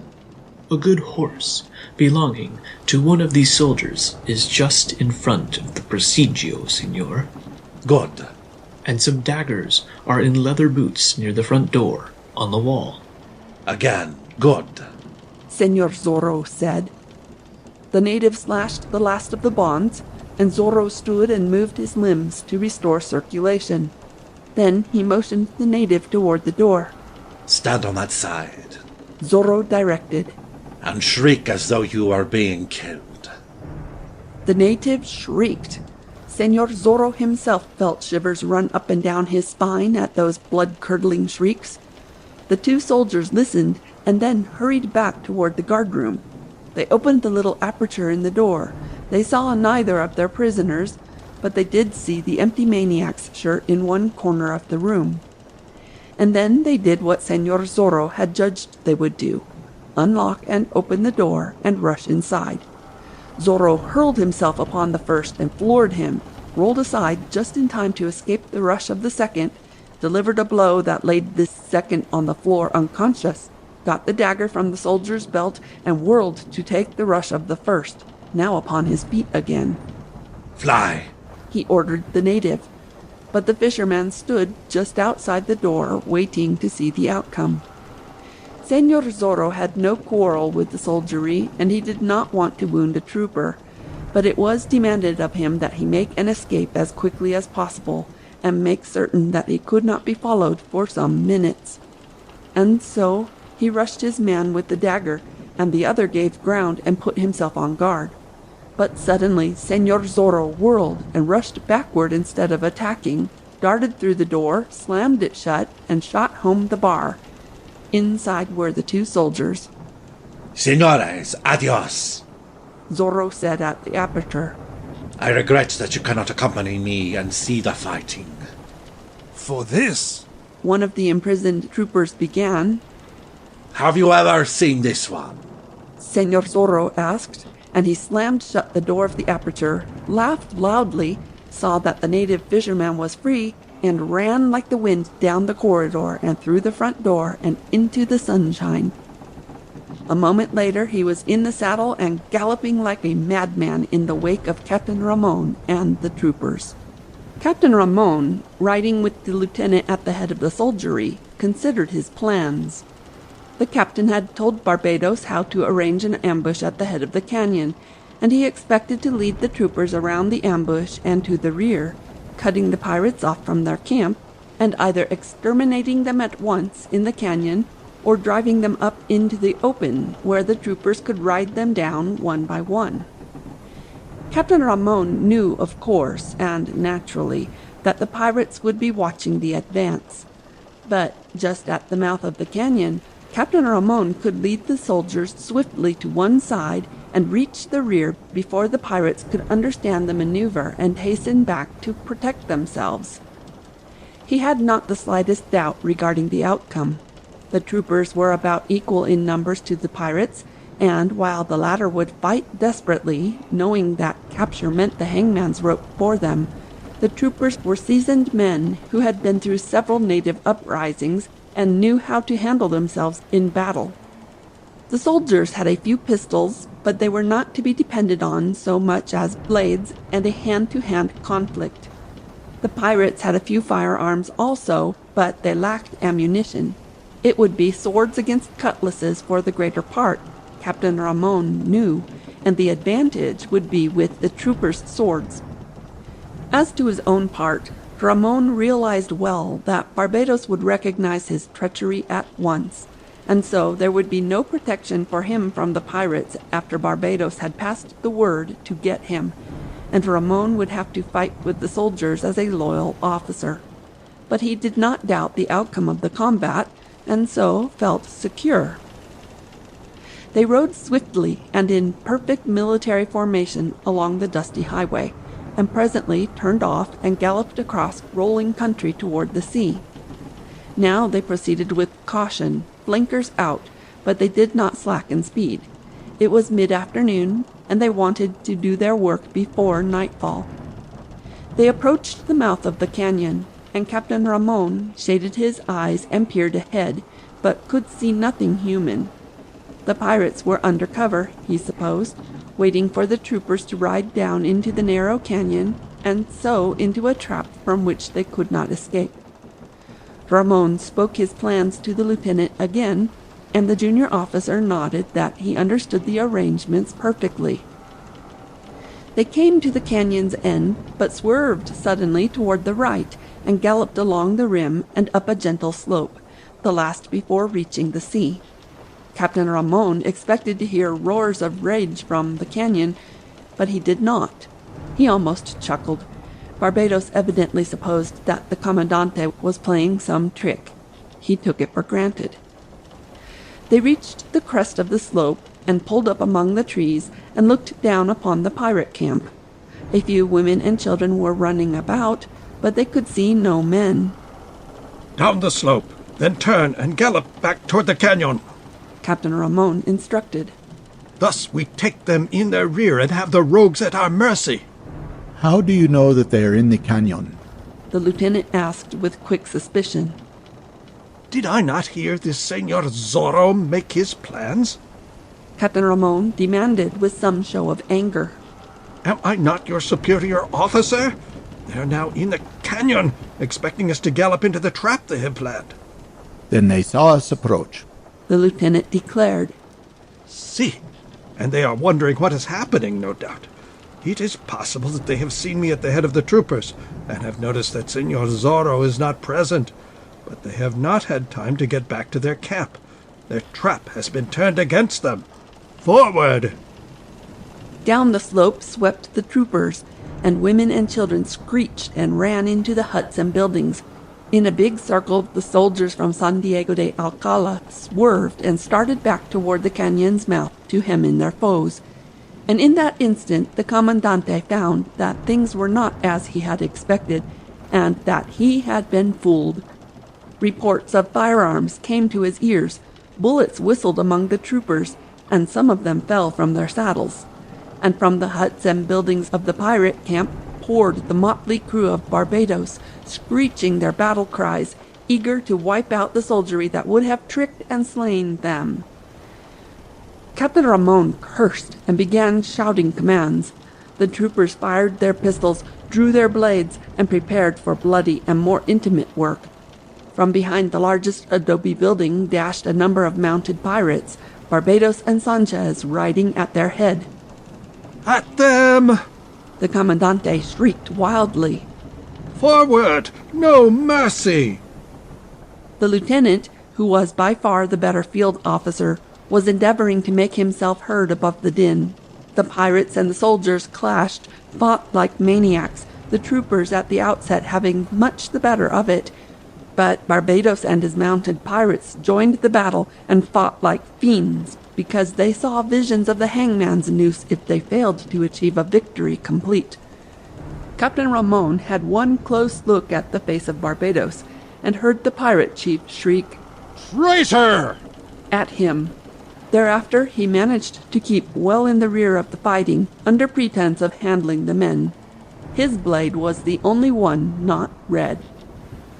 Ramon had no intention of liberating the caballeros until the fight was over, for he wanted to claim full credit for rescuing them.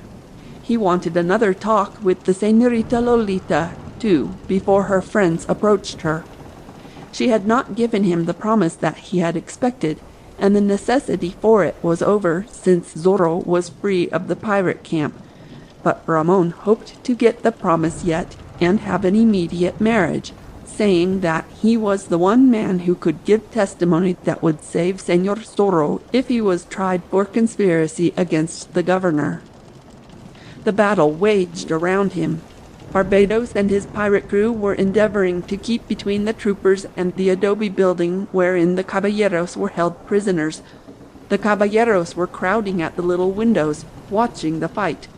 Don Audrey Ruiz was still bound to the stake, for Fray Felipe had been unable to reach him before the fighting began, and now the aged fry was busy with the wounded men. The señorita was under the close guard of a single pirate appointed to the task by Barbados. She was in one of the buildings, and Captain Ramon did not know where to find her. Convinced of the Commandante's treachery, Barbados had no thought of letting him get possession of the señorita. She could be held for ransom, the pirate chief decided. Back and forth across the open space, up and down the sandy beach, the fight progressed. Here groups of men were battling like fiends. Here one pursued a lone enemy. The women and children were keeping to the huts. Fire the place! Captain Ramon was ordering. Burn them out! Some of the troopers were quick to do his bidding. A pistol flash was enough. The poor huts began burning fiercely, the dry palm fronds with which they were manufactured flaming instantly. Ramon began to worry some. The battle seemed an even thing. Both sides had lost many men, and the two forces now were about even. It came to his mind that, unless the soldiers triumphed very soon, he would have to release the caballeros and let them join in the fray. Back toward the slope the pirates drove the remaining troopers, and there the battle waged at some distance from the burning huts of the pirate camp. The women tried to quench the flames, but could not. The wind from the sea carried flaming pieces of palm frond and fired more huts. Don Andres Ruiz had tugged at his bonds until almost exhausted, but had been unable to get free. Once the battle surged near him and then away again. Clouds of smoke from the burning huts rolled over him, surged around him. Great chunks of flaming material floated past him on the still breeze. Don Andres wondered whether the pirates were to be victorious, whether in the end they would roast him at the stake, as they had started to do. He choked in the dense smoke. His eyes smarted, and then pained. He tried to see how the fight was going, but could only get a glimpse now and then.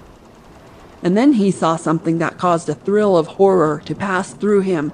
One of the burning brands had fallen at the edge of the pile of fuel about the stake. It smoldered, burst into flames again. The fuel caught, and the flames spread. Don Andres Ruiz, helpless against the stake, watched the flames creep nearer. The fire spread and become more raging. Once more he struggled hopelessly against the chain and ropes that held him fast. What irony was this, that he should burn without human hands firing the fuel? Already he could feel the heat of the flames. Slowly they were eating their way toward him through the heaps of fuel the pirates had dropped. Soon they would touch him. Smoke and fire would engulf him, and later men would find naught but his charred remains. Señor Zorro thanked his saints that the horse he had seized in front of the presidio at San Diego de Alcala was a noble animal of endurance and speed. He kicked at the mount's flanks and rode like the wind in the wake of the troopers. He knew that he was gaining on them, but they had such an advantage of time that he realized he could not reach the pirate camp before Ramon and his soldiers. As his horse negotiated the last slope before reaching the sea, Señor Zorro could hear, coming from a distance, the din of battle.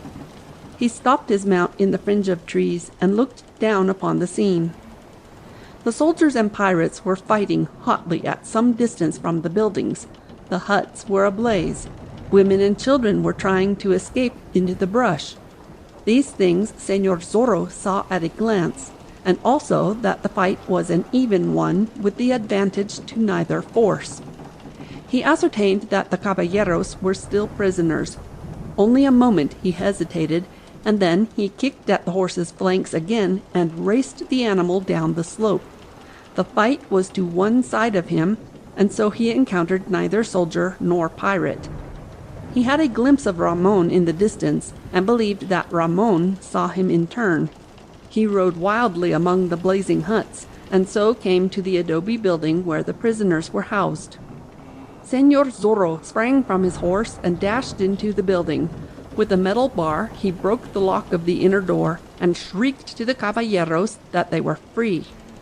"Follow me to your weapons," he shouted. "Fight with the troopers against the pirates. Catch me this renegade and traitor of a Ramon. Remember, Ramon is mine. They answered him with glad shouts and rushed at his heels out of the building and toward the hut where the captured weapons had been placed, and before which there were no guards now. The roof of the hut already was blazing. Señor Zorro kicked open the door, dashed inside, and began tossing out swords. The caballeros rushed forward, shouting as they claimed their weapons. Zorro dashed outside again, his own beloved blade in his hand. Already the caballeros were running toward the fight. Zorro, by the saints! It was the bellowing voice of Sergeant Gonzalez that hailed him. What is this talk of my captain being a traitor? He is. Zorro cried. He was in league with the pirates, and then turned against them. He is a double traitor. Forward, Sergeant. Use your blade well. Ruiz, where is Ruiz?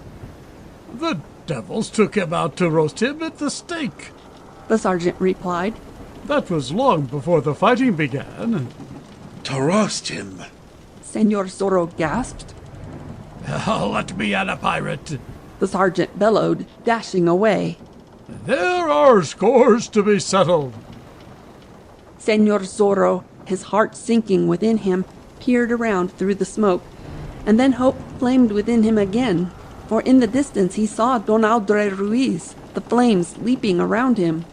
Señor Zorro ran swiftly through the billows of smoke toward the stake. Don Aldre's clothing already was being scorched. He had turned his head away from the smoke and the heat, fighting to the last to keep from drawing deadly flame down into his lungs, and his eyes were closed. He did not see the swift approach of Señor Zorro, did not guess that rescue was at hand until he heard Zorro's voice. Audra, he cried. Audra, speak to me. If the fiends have slain you. Don Aldre Ruiz opened his eyes and smiled, and Señor Zorro smiled in reply. Then he kicked away the burning fuel and leaped toward his friend. You are just in time, Don Aldre said. I had given up hope, Diego, my friend. A moment, and I'll have you free. He tore away the ropes and leather thongs and worked frantically at the heavy chain, which was hot to his touch. He was alert and on guard as he worked, but the fight did not approach him. The caballeros had joined it, he saw, and the pirates were being cut down, and some taken prisoner. And finally the heavy chain fell away, and Señor Zorro helped Don Aldre a short distance from the stake, and thrust a sword into his hand. Remember, Ramon belongs to me, Zorro said. Let us take him alive. Afoot they dashed across the open space toward the edge of the fight, but they looked in vain for the Comandante. He was not in his saddle, nor was he dead or wounded and on the ground. Fight him, Zorro cried. He will be trying to get the señorita away. They ran toward the adobe buildings to commence their frantic search.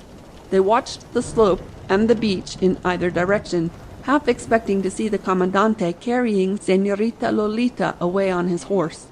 Find him! We must find him! Zorro screeched. With me, Audra, my friend. She may be in one of the burning huts. And so they rushed through the smoke, calling, searching, fear in their hearts. Sergeant Gonzalez was looking for his captain also. The sergeant told himself that he was in a quandary. His commander and his friend, it appeared, were fighting each other, and the sergeant could not be loyal to both. He bellowed a challenge and engaged a pirate in combat, took his man, and rushed on.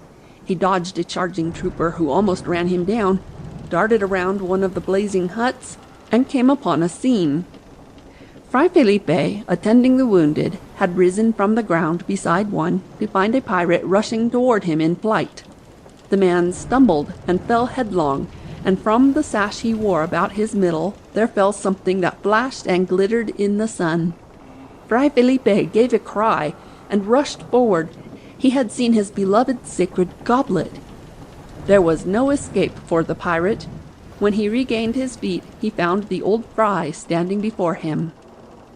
Beast and fiend, Fray Felipe said. Give it me. Ha! Would I not be a fool to do so? The pirate challenged. One side, Fry. One side, or you die. The other raised his cutlass to strike, but Fray Felipe could not be driven back by such means while the sacred goblet was in the possession of the other. Give it me, he commanded. One side. Fray Felipe took a quick step forward and jerked the goblet from the other's hand. The pirate cursed and darted forward again. Fray Felipe caught the descending arm. Back and forth they struggled, and the fry dropped the goblet to the ground again. He was a strong man for his age, but the pirate was young and strong also. He forced Fray Felipe back against the wall of the burning hut, throttled him, raised the cutlass again. I warned you, Fry, the pirate hissed, and then he hissed again, a hiss of pain and fright. Through his body a blade had been plunged. He dropped the cutlass, threw wide his arms, shrieked once more, and fell with face toward the ground. And Sergeant Gonzalez merely glanced down at him, then picked up the goblet, wiped it against his tunic, and bowed before Fray Felipe. Allow me, the sergeant said. It is a fortunate thing that I was near, Fry. I thank thee, son. Son? Gonzalez cried. You call an old sinner like me by such a name? Perhaps you hold more worth than you yourself think, the old fry replied. Sergeant Gonzalez could not endure such talk. He grew redder in the face, blew out his cheeks, gulped, and cleared his throat. I am a rough soldier, Sergeant Gonzalez declared. And I belong in the battle, which is almost at an end. Go, son, and my blessings go with thee. Gonzalez bowed his head an instant. Then, as though ashamed of himself, he bellowed at nothing at all and charged away through the smoke.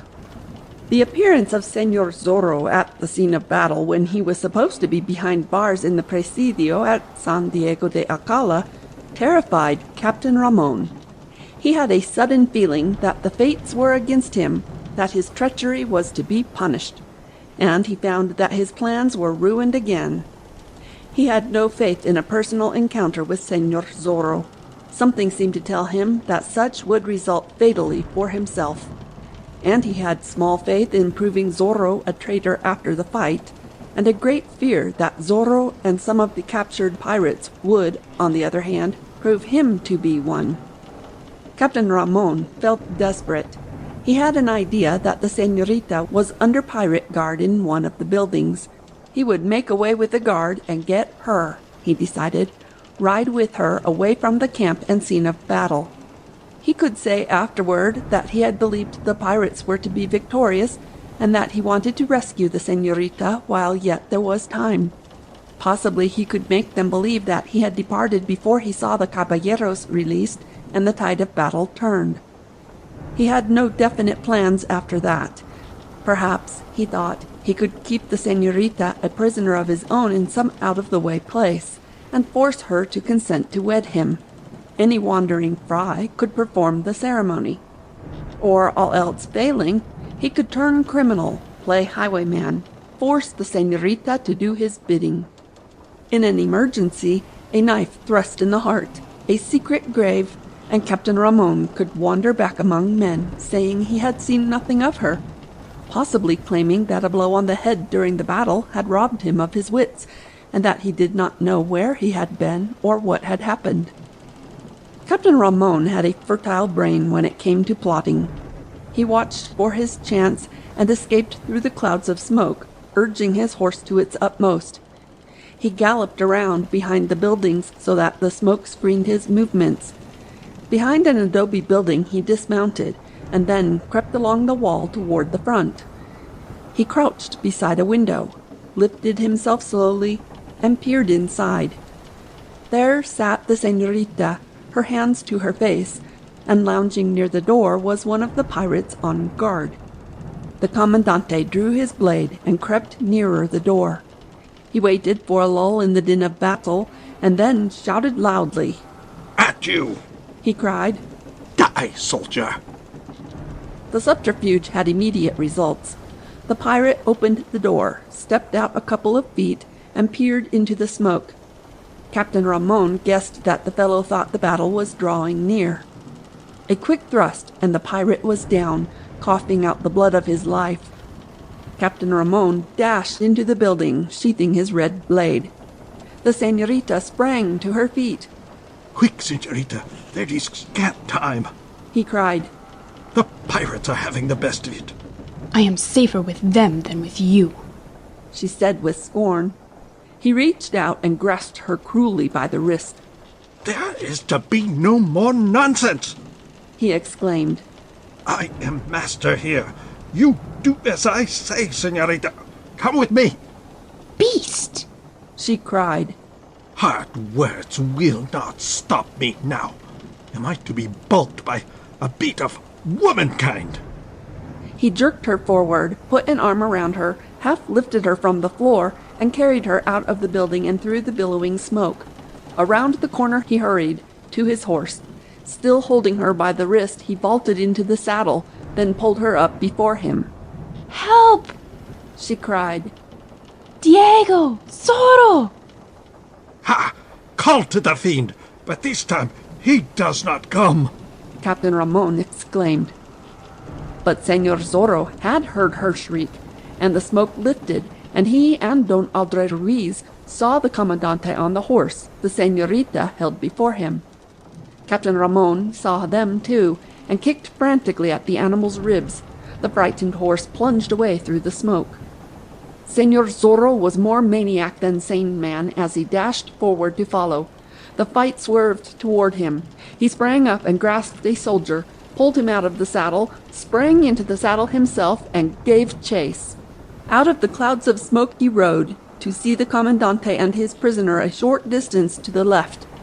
In the smoke, Captain Ramon had lost his bearings for a moment. Señor Zorro shrieked a challenge, whirled his horse, and took after his foe. Ramon found that he could not get up the slope without meeting Zorro and having a clash with him, the thing he most wanted to avoid. Desperate, he whirled his horse and charged back into the smoke again, thinking to outwit his pursuer. Suddenly he found himself in the thick of the fighting. Again he whirled his horse. The frightened steed refused to answer rein or pressure of knees, refused to spring forward at the cruel touch of spurs. The smoke swirled away on a breath of breeze, and Captain Ramon found himself inside a ring of caballeros, two of whom were holding his horse, another reaching to help the señorita down, others reaching up to seize him. Señor Zorro came to a stop within a few feet of him, and dismounted swiftly, a grim look in his face. Down, renegade!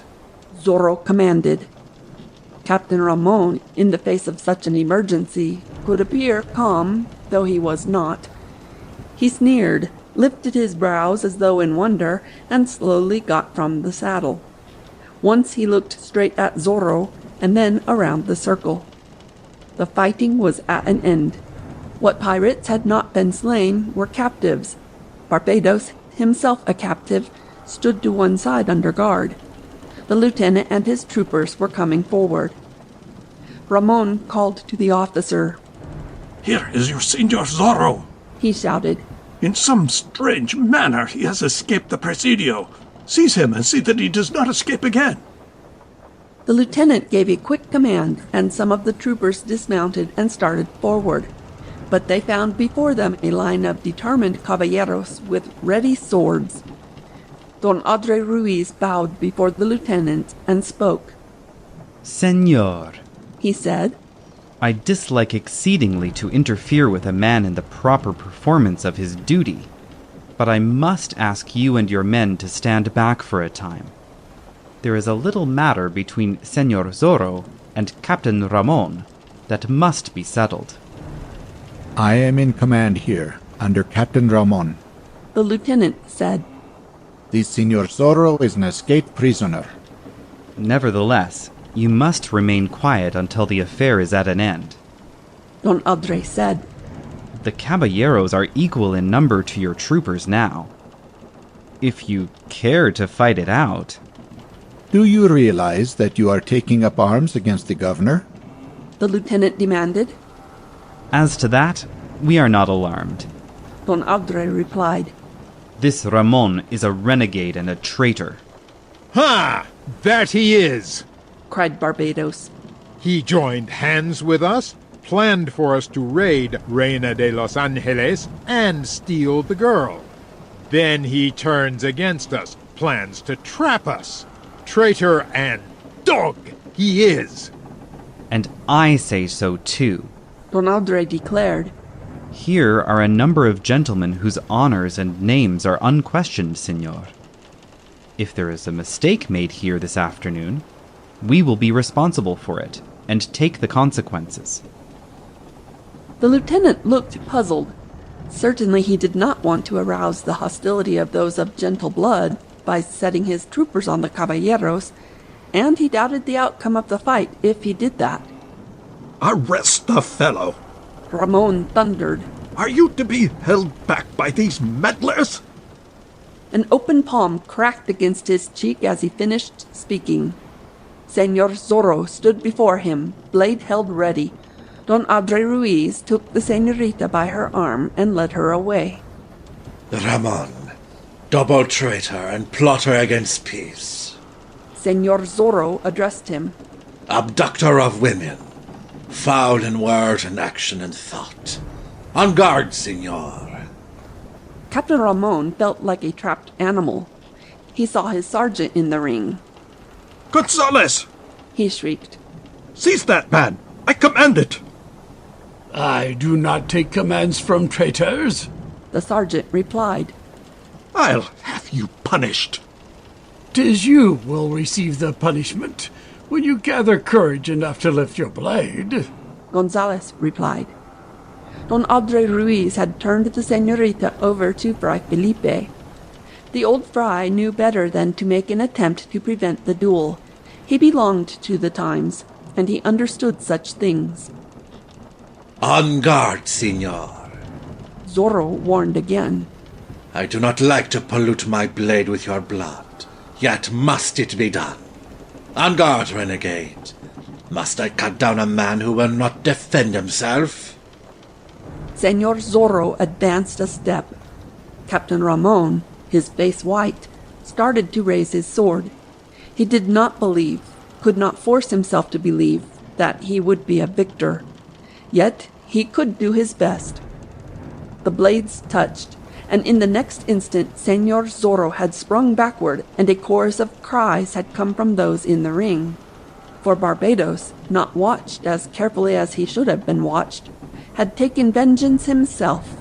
He thrust one of his guards aside, snatched a dagger from the belt of another. His arm went up, came forward. The dagger whistled through the air, and it lodged in Captain Ramon's back, the point in his heart. That for a traitor! Barbados cried. Since I must be hanged, let me settle accounts first. Senor Zorro, you are a man. I, who have fought you, say it. Your blade is too true, senor, to be buried in a foul carcass such as that. The moonlight came again, touching the sea with glory, and showing the trading schooner running up the coast before the breeze. Those of the crew who had been left aboard handled her well, and the caballeros gave aid. Away from the scene of carnage, the little ship rushed, the water hissing at her bows. Fray Felipe was polishing his beloved goblet. Don Andre Ruiz and his caballeros were dressing their hurts in the cabin. Big Sergeant Gonzales was wandering on the deck. The sergeant stopped near the rail, leaned against it, looked over the sparkling sea toward the dark line that indicated the land. Voices came to him, the voices of Zorro and the little senorita. The sword of Zorro. Let us hope that it has a long rest. The senorita said. A long rest. Senor Zorro echoed. As soon as we are at Reina de los Angeles, we'll be wed by Fray Felipe. Si, she said softly. Then years of happiness and peace. Si. Yet I am not sorry for what has happened. said Senor Zorro. It has brought us closer together. Peril knits hearts, senorita. Once, when I thought that you were dead. Sergeant Gonzalez observed a suspicious silence at this juncture. He raised his head and peered through the gloom around the mast.